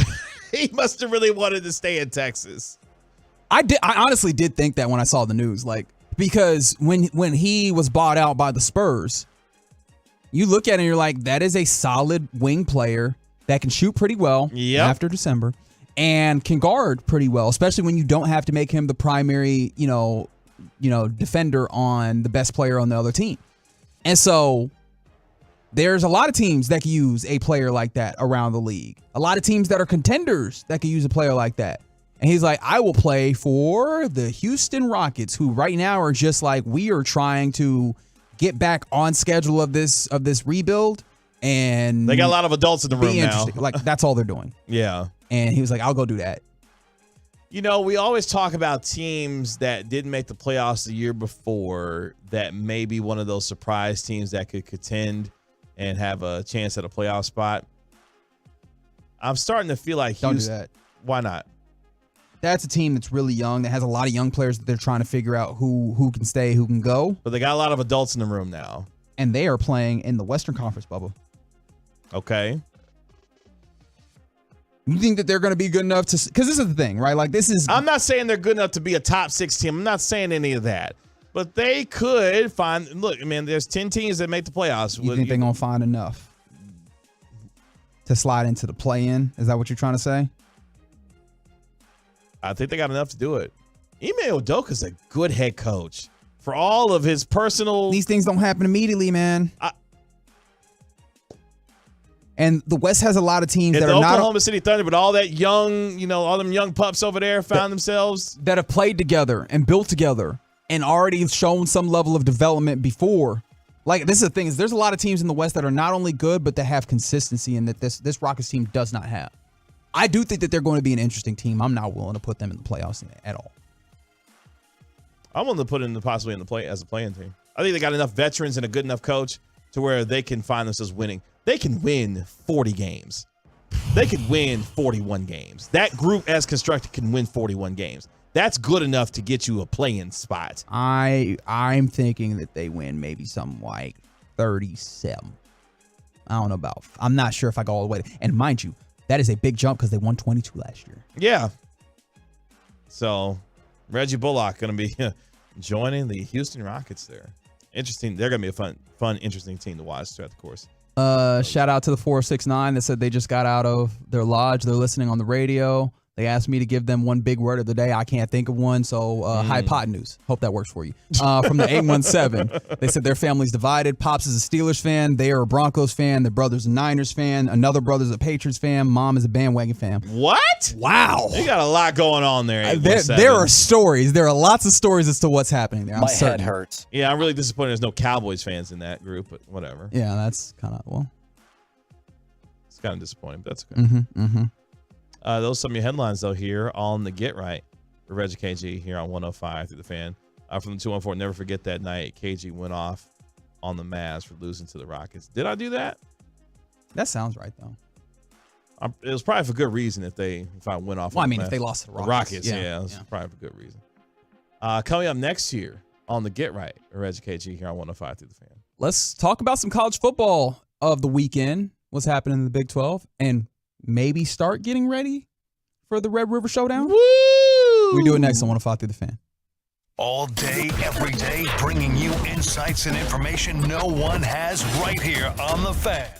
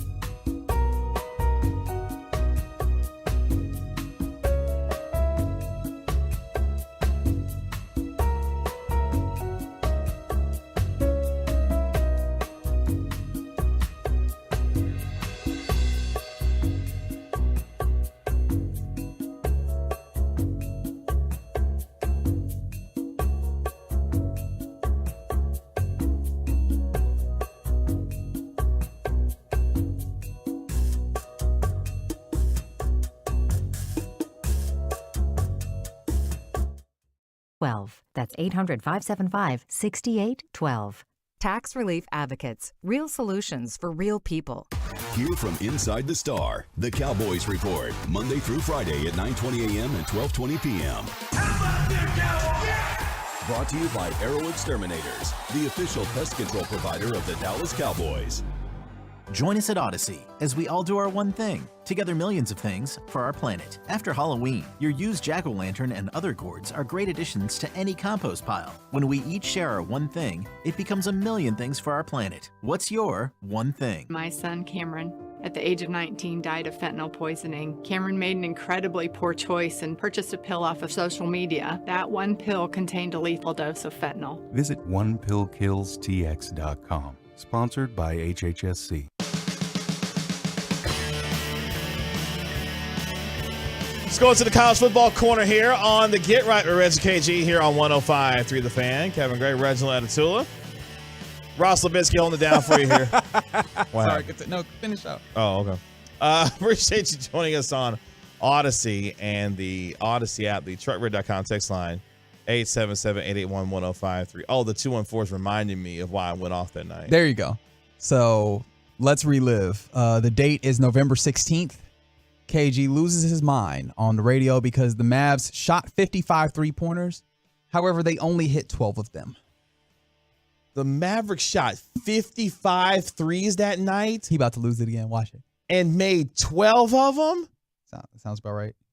No wonder they lost to the damn Rockets. Now I got to look up the Please do. Oh, in fact, I would like to postpone the college football corner. Minute. Just to relive. Hold on. This moment in Dallas Mavericks futility. I just wish I had some popcorn to get ready for this. Look. All right, T.O. Because I need to. That's right. Let me go back here. Let's see. Schedule. Mm-hmm. This is live coverage of KG traversing the internet. This is the 2022-23 season. That's right. That is when it happened. Yes. So regular season. Mm-hmm. November 16th is what we're looking for. November 16th. That's correct. Oh, that game was at home too?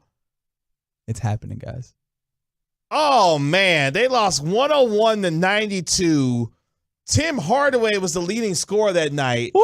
He had 28 points that night. Did Luka play? That might have been one of those games Luka did not play. There it is. There's the write-up. Luka Doncic did not play that night. Wait a minute. The Mavericks that night shot 30% from the field. Gross. And 21.8% from three. Also gross. Here's the dumbest part about this game. You hear it's happening. The Rockets. Oh, it's in there. That night. You hear his voice? Had 23 turnovers. And the Mavericks had a total of 6. And you lost by 9. What were the points off turnovers, KG? Let's get into the advanced stats. Let's dig deeper. What? The Rockets had 25 points off of the 6 turnovers. How does that work? I'm just reading. Hold on. The math don't math there. Points off turnovers, 25 for the Houston Rockets. Points off turnovers for the Mavericks, 11. The Rockets had 23 total turnovers. Total turnovers. Yeah, that's right. Uh-huh. In that game, the Mavericks had 6. Yep, I probably went off that night. Yep, that was satisfying. Thank you, 214. That is some nasty work. The Mavericks from the field. I mentioned they went 30% from the field. Mm-hmm. They took 102 shots and made 31 of them. The Rockets, here's what's wild about this game too. The Rockets only made 4 more field goals than the Mavericks did that night and still only won by 9. And the difference in shooting percentage, the Rockets shot 47% from the field on 75 shots. Well, yeah, they can't get shots up if they keep turning the ball over. And they only made 4 more field goals. KG, can you just refresh my memory? Who was taking all the shots for these Mavericks? Oh, boy. You really want to go down this rabbit hole, don't you? I'm enjoying this so much. I don't think you understand. Let's see. The box score that night. Oh, this is nasty work. Oh, my gosh. Remember, your Mavericks will play in 2 days in Abu Dhabi. Dorian Finney-Smith that night went 3 of 11 in 38 minutes from the field. 1 of 8 from 3. Our favorite Houston Rocket now, Reggie Bullock. Check this out. This is a lot. It was November. That's the context. So here we go. We hadn't hit January yet. He didn't start shooting. Check this out. In 33 minutes, Reggie Bullock, 0 of 6 from the field. Reggie Bullock, 0 of 6 from 3. Reggie Bullock didn't take a single free throw. Had a total of 3 rebounds, no assists, no steals, no blocks. Was a negative 16 with as many points as Ross, me, and Reg combined. He's so mad. 0. This is personal. 0. Spencer Dinwiddie in 32 minutes, 3 of 18, 1 of 9 from 3 for a grand total of 9 points. The starters combined in this game for, let's count it, 7, 14, 23, 27 points. 27 points the starters combined with for that night. Your leading scorer was Tim Hardaway Jr., who went a hot 10 of 26 from the field. 5 of 14 from 3. He had 28 points off the bench. Guess who was your second leading scorer that night?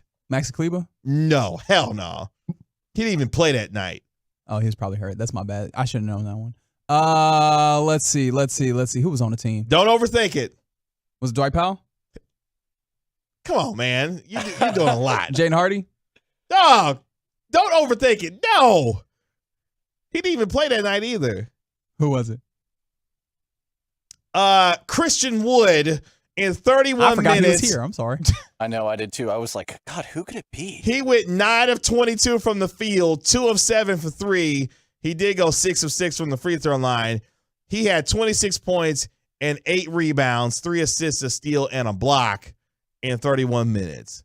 This is the definition. That line right there in that loss is the definition of why no one takes Christian Wood seriously in this league. Oh, wow. He turned this into a promo. That's crazy.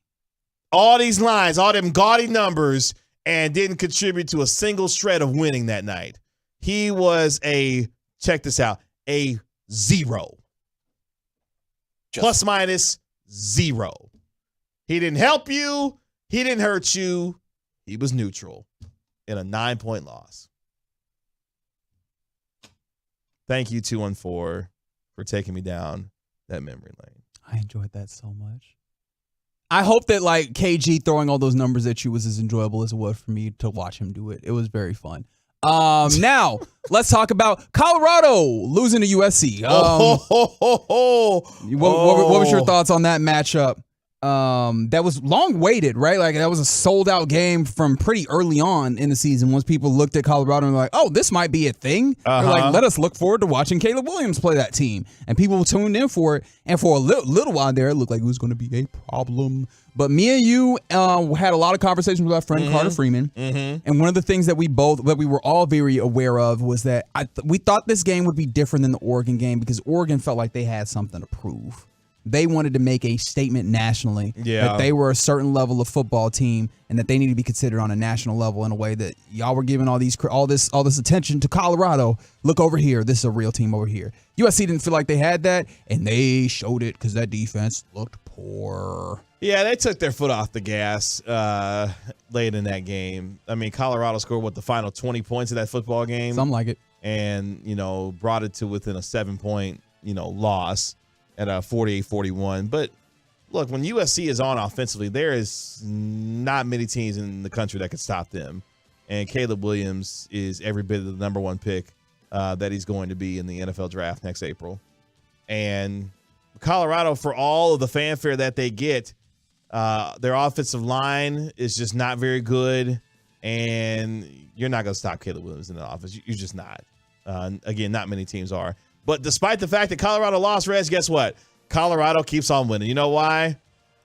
Colorado has now played, this comes from Front Office Sports, Colorado has now played in the week's most watched college football game 4 out of the 5 weeks of the college football season. The average Colorado audience has been more than double what any network is averaging for all of college football. Now I'm going to ask you something that is not provable, and honestly, we probably just can't get to the bottom of.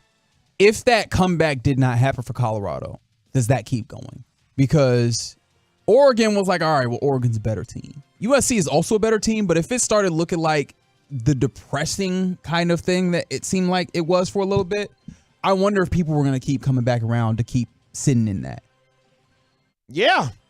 But you got the back end of it where, the second half, they were able to come out and the offense started showing up against a poor USC defense. And it was like, all right, cool. I think that they might be able to keep some of this rolling. But I think the people were starting to see some of the holes in this, and I wonder if that took away some of the fun of it. No, not for me. Okay. And not for a lot of people. You know why? Because Deion Sanders is the Floyd Mayweather of college football. People are going to tune in to watch Deion's team win. They're going to tune in to watch him lose. Either way, all these people are going to be watching Colorado and Deion Sanders.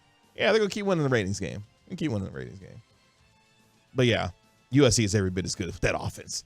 They're not going to be stopped all season long. Anything else in college football that caught your attention this weekend? Was it your Missouri Tigers going to 5-0? Shout out to my Missouri Tigers. The reinforcement of parity right now in college football, because 5 teams received first place votes in the AP poll this week? That is correct. UGA, Michigan, Texas, Ohio State, and Florida State all received first place votes.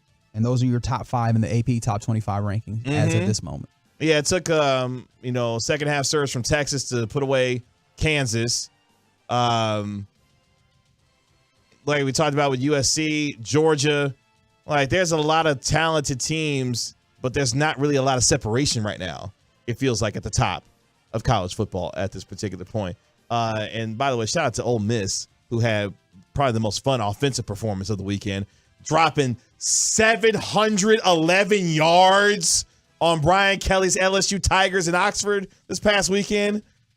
LSU has got to be going through it.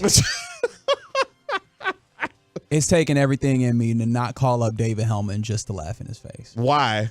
Because I'm a jerk. That's why. And this is the thing. Hellman completely understands this. Like, yes. He knows the up and down nature of the LSU life. He's lived it. But this Brian Kelly thing, like, it's a different level of fun to be able to laugh at his misfortune just because of the way that he kicks it. But this is tough, man. It's tough to see LSU give up. They let a team go up and down the field 7 times on them defensively. I saw Manny Diaz get fired for allowing 500 yards on Texas. What happens when you get 700 put on you? You should have to bring up that Taysom Hill game. Of course I do. Of course I do. And you mind you, they had back-to-back years of bad games against BYU. Check the score. I remember. Yeah. I remember. Are you a Texas fan? To my chagrin at times, yes. Well, I mean, okay. look. All right. Look, you should feel a little bit better. This is a year where Texas looks kind of like for real. And they will get a fun test this Saturday as the Red River Showdown again turns to Fair Park. We get an opportunity at the Cotton Bowl to see these two teams face off. And this should be a good matchup because for the first time in a long time, I can say this about both teams, and one of these teams in particular, it's more interesting than I'm saying it about. The defense is better than the offense. For Oklahoma? Both of these teams. Yeah. The defense is better than the offense, and particularly for Oklahoma, and that's something that I don't recall ever thinking. And Texas got a lot of talent on offense. I mean, obviously between Quinn Ewers, Xavier Worthy, terrific wide receiver for them. They got terrific running back as well. Name escaped me at the immediate moment for Texas, but at the same time, is that Brooks? Yes, for Texas, but yeah, a lot of parity. That was my biggest takeaway from this past weekend. The parity at the top of college football right now. It feels as wide open as ever in quite some time, given the fact that you've got a 2-time reigning national champion in Georgia looking for a three-peat, while the likes of Florida State, Texas, USC and others, Who do you feel the realest about when you talk about those teams? Because there's, I mean, look, like you mentioned, there's a lot of parity And I can rattle off the standings. We got Georgia, who, Georgia and Michigan are both seem to be in the same boat where they haven't really played a lot of competition, but they've kind of just handled the business that they need to. Texas, their best win is an Alabama team that doesn't look like the same, but, they've handled their business as well. Ohio State, 4-0. Florida State, 4-0. Penn State is up there. Washington, Oregon, USC. Those are your undefeateds at the very top of the rankings. I would say the most confident I'm in right now is probably still Georgia, with Michigan right behind them, because we're watching Texas kind of come into this for the first time in the Sarkisian era. Obviously, with Ohio State, they've kind of been there, done that, but I still have questions about, Kyle McCord there, their quarterback. Yes. And whether or not he is that dude. We know that Marvin Harrison Jr. Is that guy. I'm not comfortable. I'm very uncomfortable. I just want it noted. We're fine with Junior. You think you are? Yeah, we're fine with Junior. Everybody thought they were comfortable until that man came and saw him. But that's Harvin Marison. That's that brother. Guy. Please, you got a daughter, my man. I need you to be careful. But I would say Georgia is probably the team I'm most confident in right now because I know what they are, at least for the most part. I think I might be like doing the thing where I try to make an answer a little bit more interesting than it needs to be. I might just be Pac-12 pilled. I really like Washington. You've been on this whole Michael Penix Jr. thing. You like. They have 3 really good wide receivers. Yeah. And then the Oregon thing, the way that this thing is built, like I really shouldn't bet on Bo Nix, but the defense is so good. Like quite literally, that is the best team in the nation when we look at advanced metrics. And you can see it on the field. And so there's something in me that's like, oh man, that's really fun. But also like I probably should appreciate the fact that Georgia has Brock Bowers, and they're like, we could just hit the easy button. He is really fun. We can just hit the easy button. Look at that Texas schedule. This starts a stretch where they play Kansas last week. They play Oklahoma. Then they are at Houston and then have 2 home games against BYU and Kansas State. Then they finish up against TCU, Iowa State. If they win... Well, I mean, look, the Big 12 just is not very daunting. Well, that's what I'm saying. If they win on Saturday, I could see this team... He's going to say it, Texas fans. He's going to do it to you. Am I ready to... You don't root for them. What you worried about? I think they might go undefeated. There's the jinx. Congratulations. I hope you enjoy it. Make sure that all mail goes attention to Kevin Gray at Kevin Gray Sports on Twitter. Thank you kindly. I'm just glad that look, this whole segment was just an opportunity to get him to that place.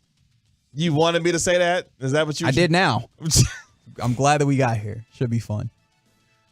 Final call next on the Get Right.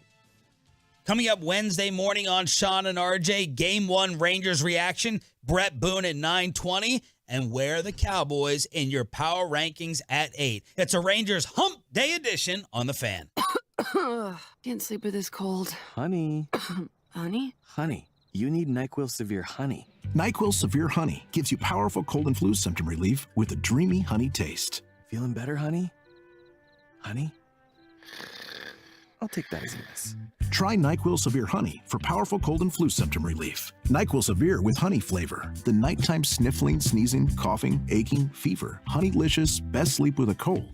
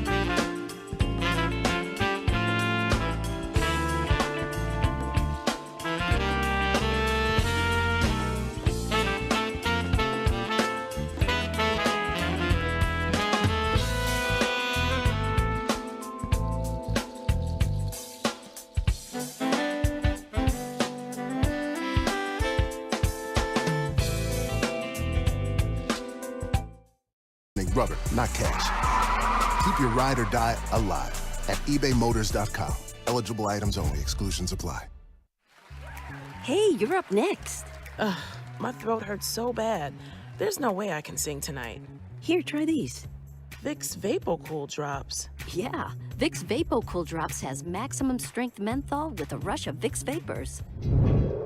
Ooh, I can already feel it. I told you. So, you ready? I'm ready.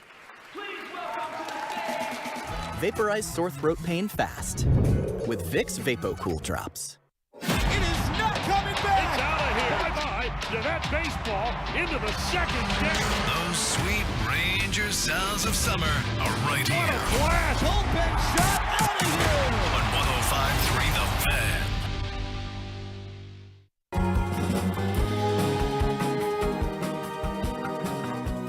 Final time here on the Get Right. We're Reggie KG here on 105.3 The Fan. One final time, Kevin Gray, Reginald Atatula. Yo. Appreciate the hard work of Ross Levinsky on this Tuesday night here on your home of the Cowboys and Texas Rangers. A victorious Tuesday for the good guys as they take game one of their wild card series with the Tampa Bay Rays after a dominant performance from Jordan Montgomery. 7 shutout innings. Aroldis Chapman, Jose Leclerc shut it down in the 8th and 9th inning. The stars on offense, the young cats, Josh Young, and, of course, Evan Carter, who reached base in all 4 plate appearances. A spectacular showing for the rookie, Evan Carter, the 21-year-old, put on a show today in his first ever MLB postseason game. First pitch tomorrow at 2:08. As Nathan Eovaldi takes the mound for the good guys looking to finish off the Tampa Bay Rays. If they do so, they will have a date with the Baltimore Orioles, who had the most comeback wins in Major League Baseball this season. Rangers looking to punch their ticket to the ALDS against the Orioles. What's your confidence level in the Eovaldi that we will see tomorrow? Because I have got to admit it's fairly low for me.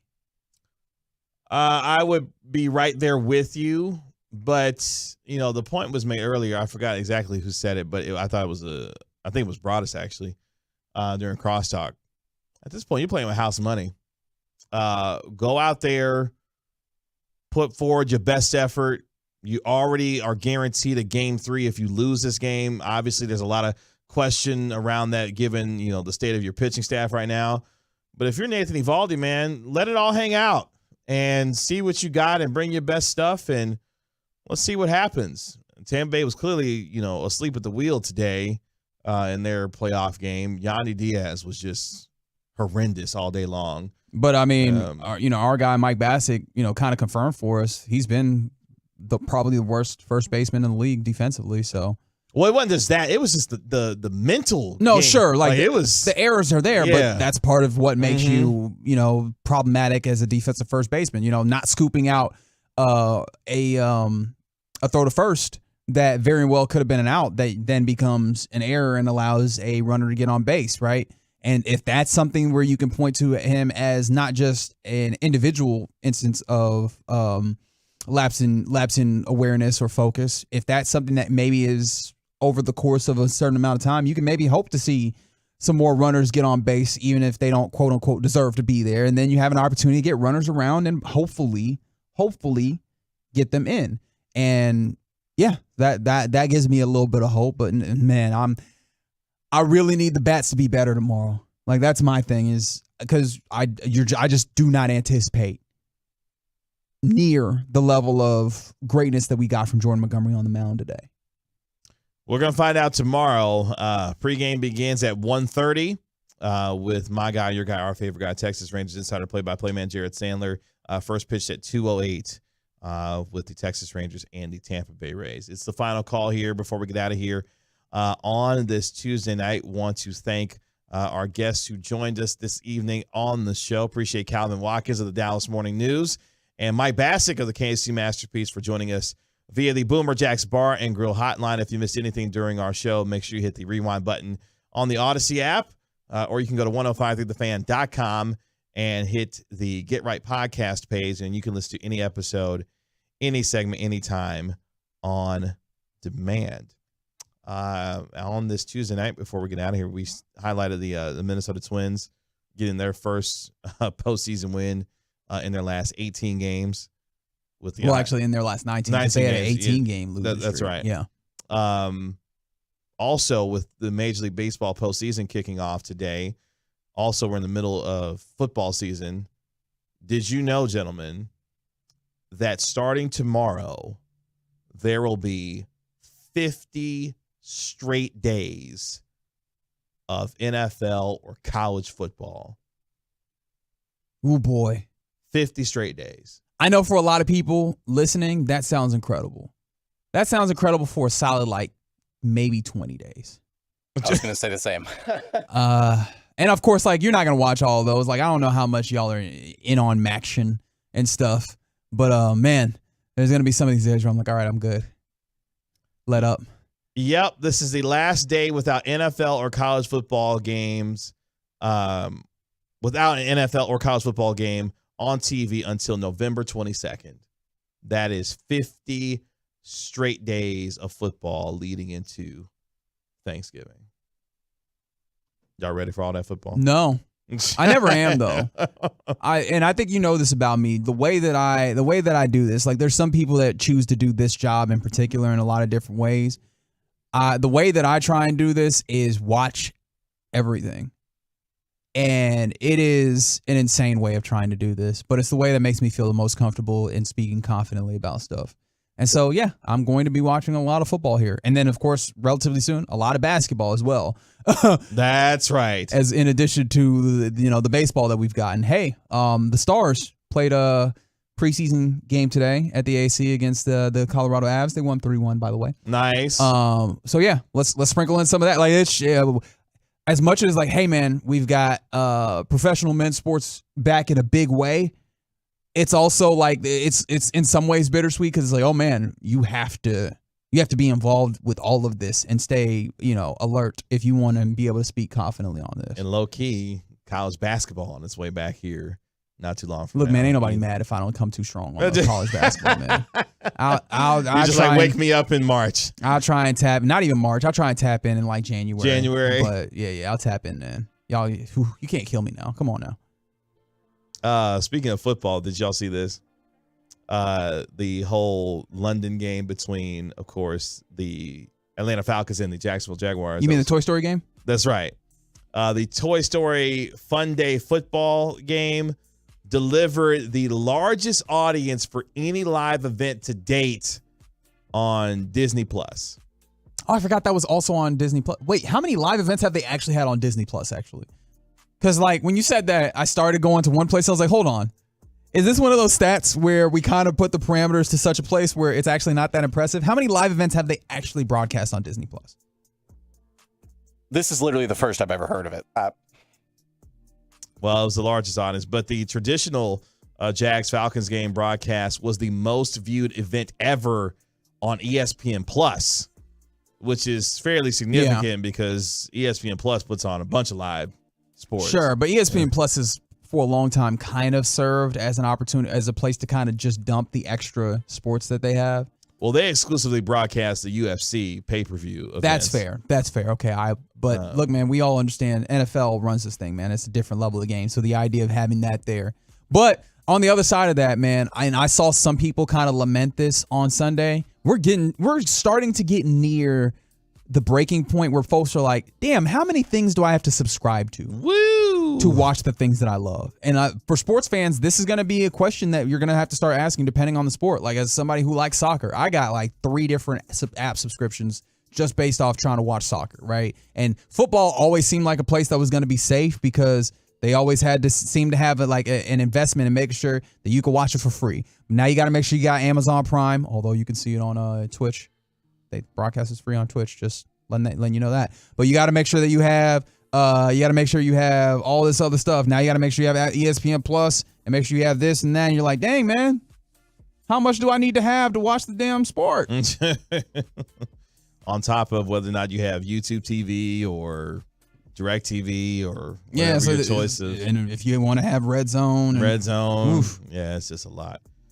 Shout out to the Philadelphia Phillies and the Miami Marlins. Their ticket prices for their wild card matchup.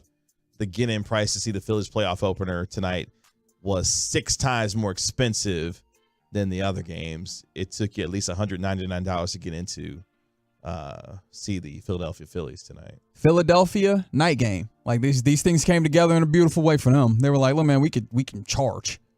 All you needed was $33 if you wanted to go see the Rangers in Tampa Bay to play today. And shout out to someone who texted in earlier who's like, "Oh man, if you've been to St. Pete, it's not easy to get into St. Pete from the Tampa area."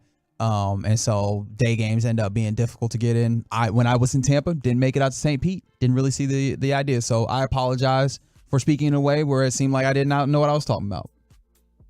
$1.3 billion for their new stadium, by the way. Is what it's going to cost to build that in St. Petersburg. Very good. Gorgeous looking park, by the way. The renderings look amazing. When have you ever seen a bad rendering? I don't know. You ever seen a bad rendering of a stadium? They all look great. No, that's the idea of the rendering. Make it look good so people pay for it. Appreciate all of you who joined us tonight on the Get Right here on 105 through the Fan. For Ross Lubinsky, my partner, Reginald Atatula, my name is Kevin Gray again. This has been the Get Right with Reggie KG here on 105 through the Fan. We'll talk to you tomorrow evening at 8 o'clock here on 105 through the Fan. Y'all be good. Be easy.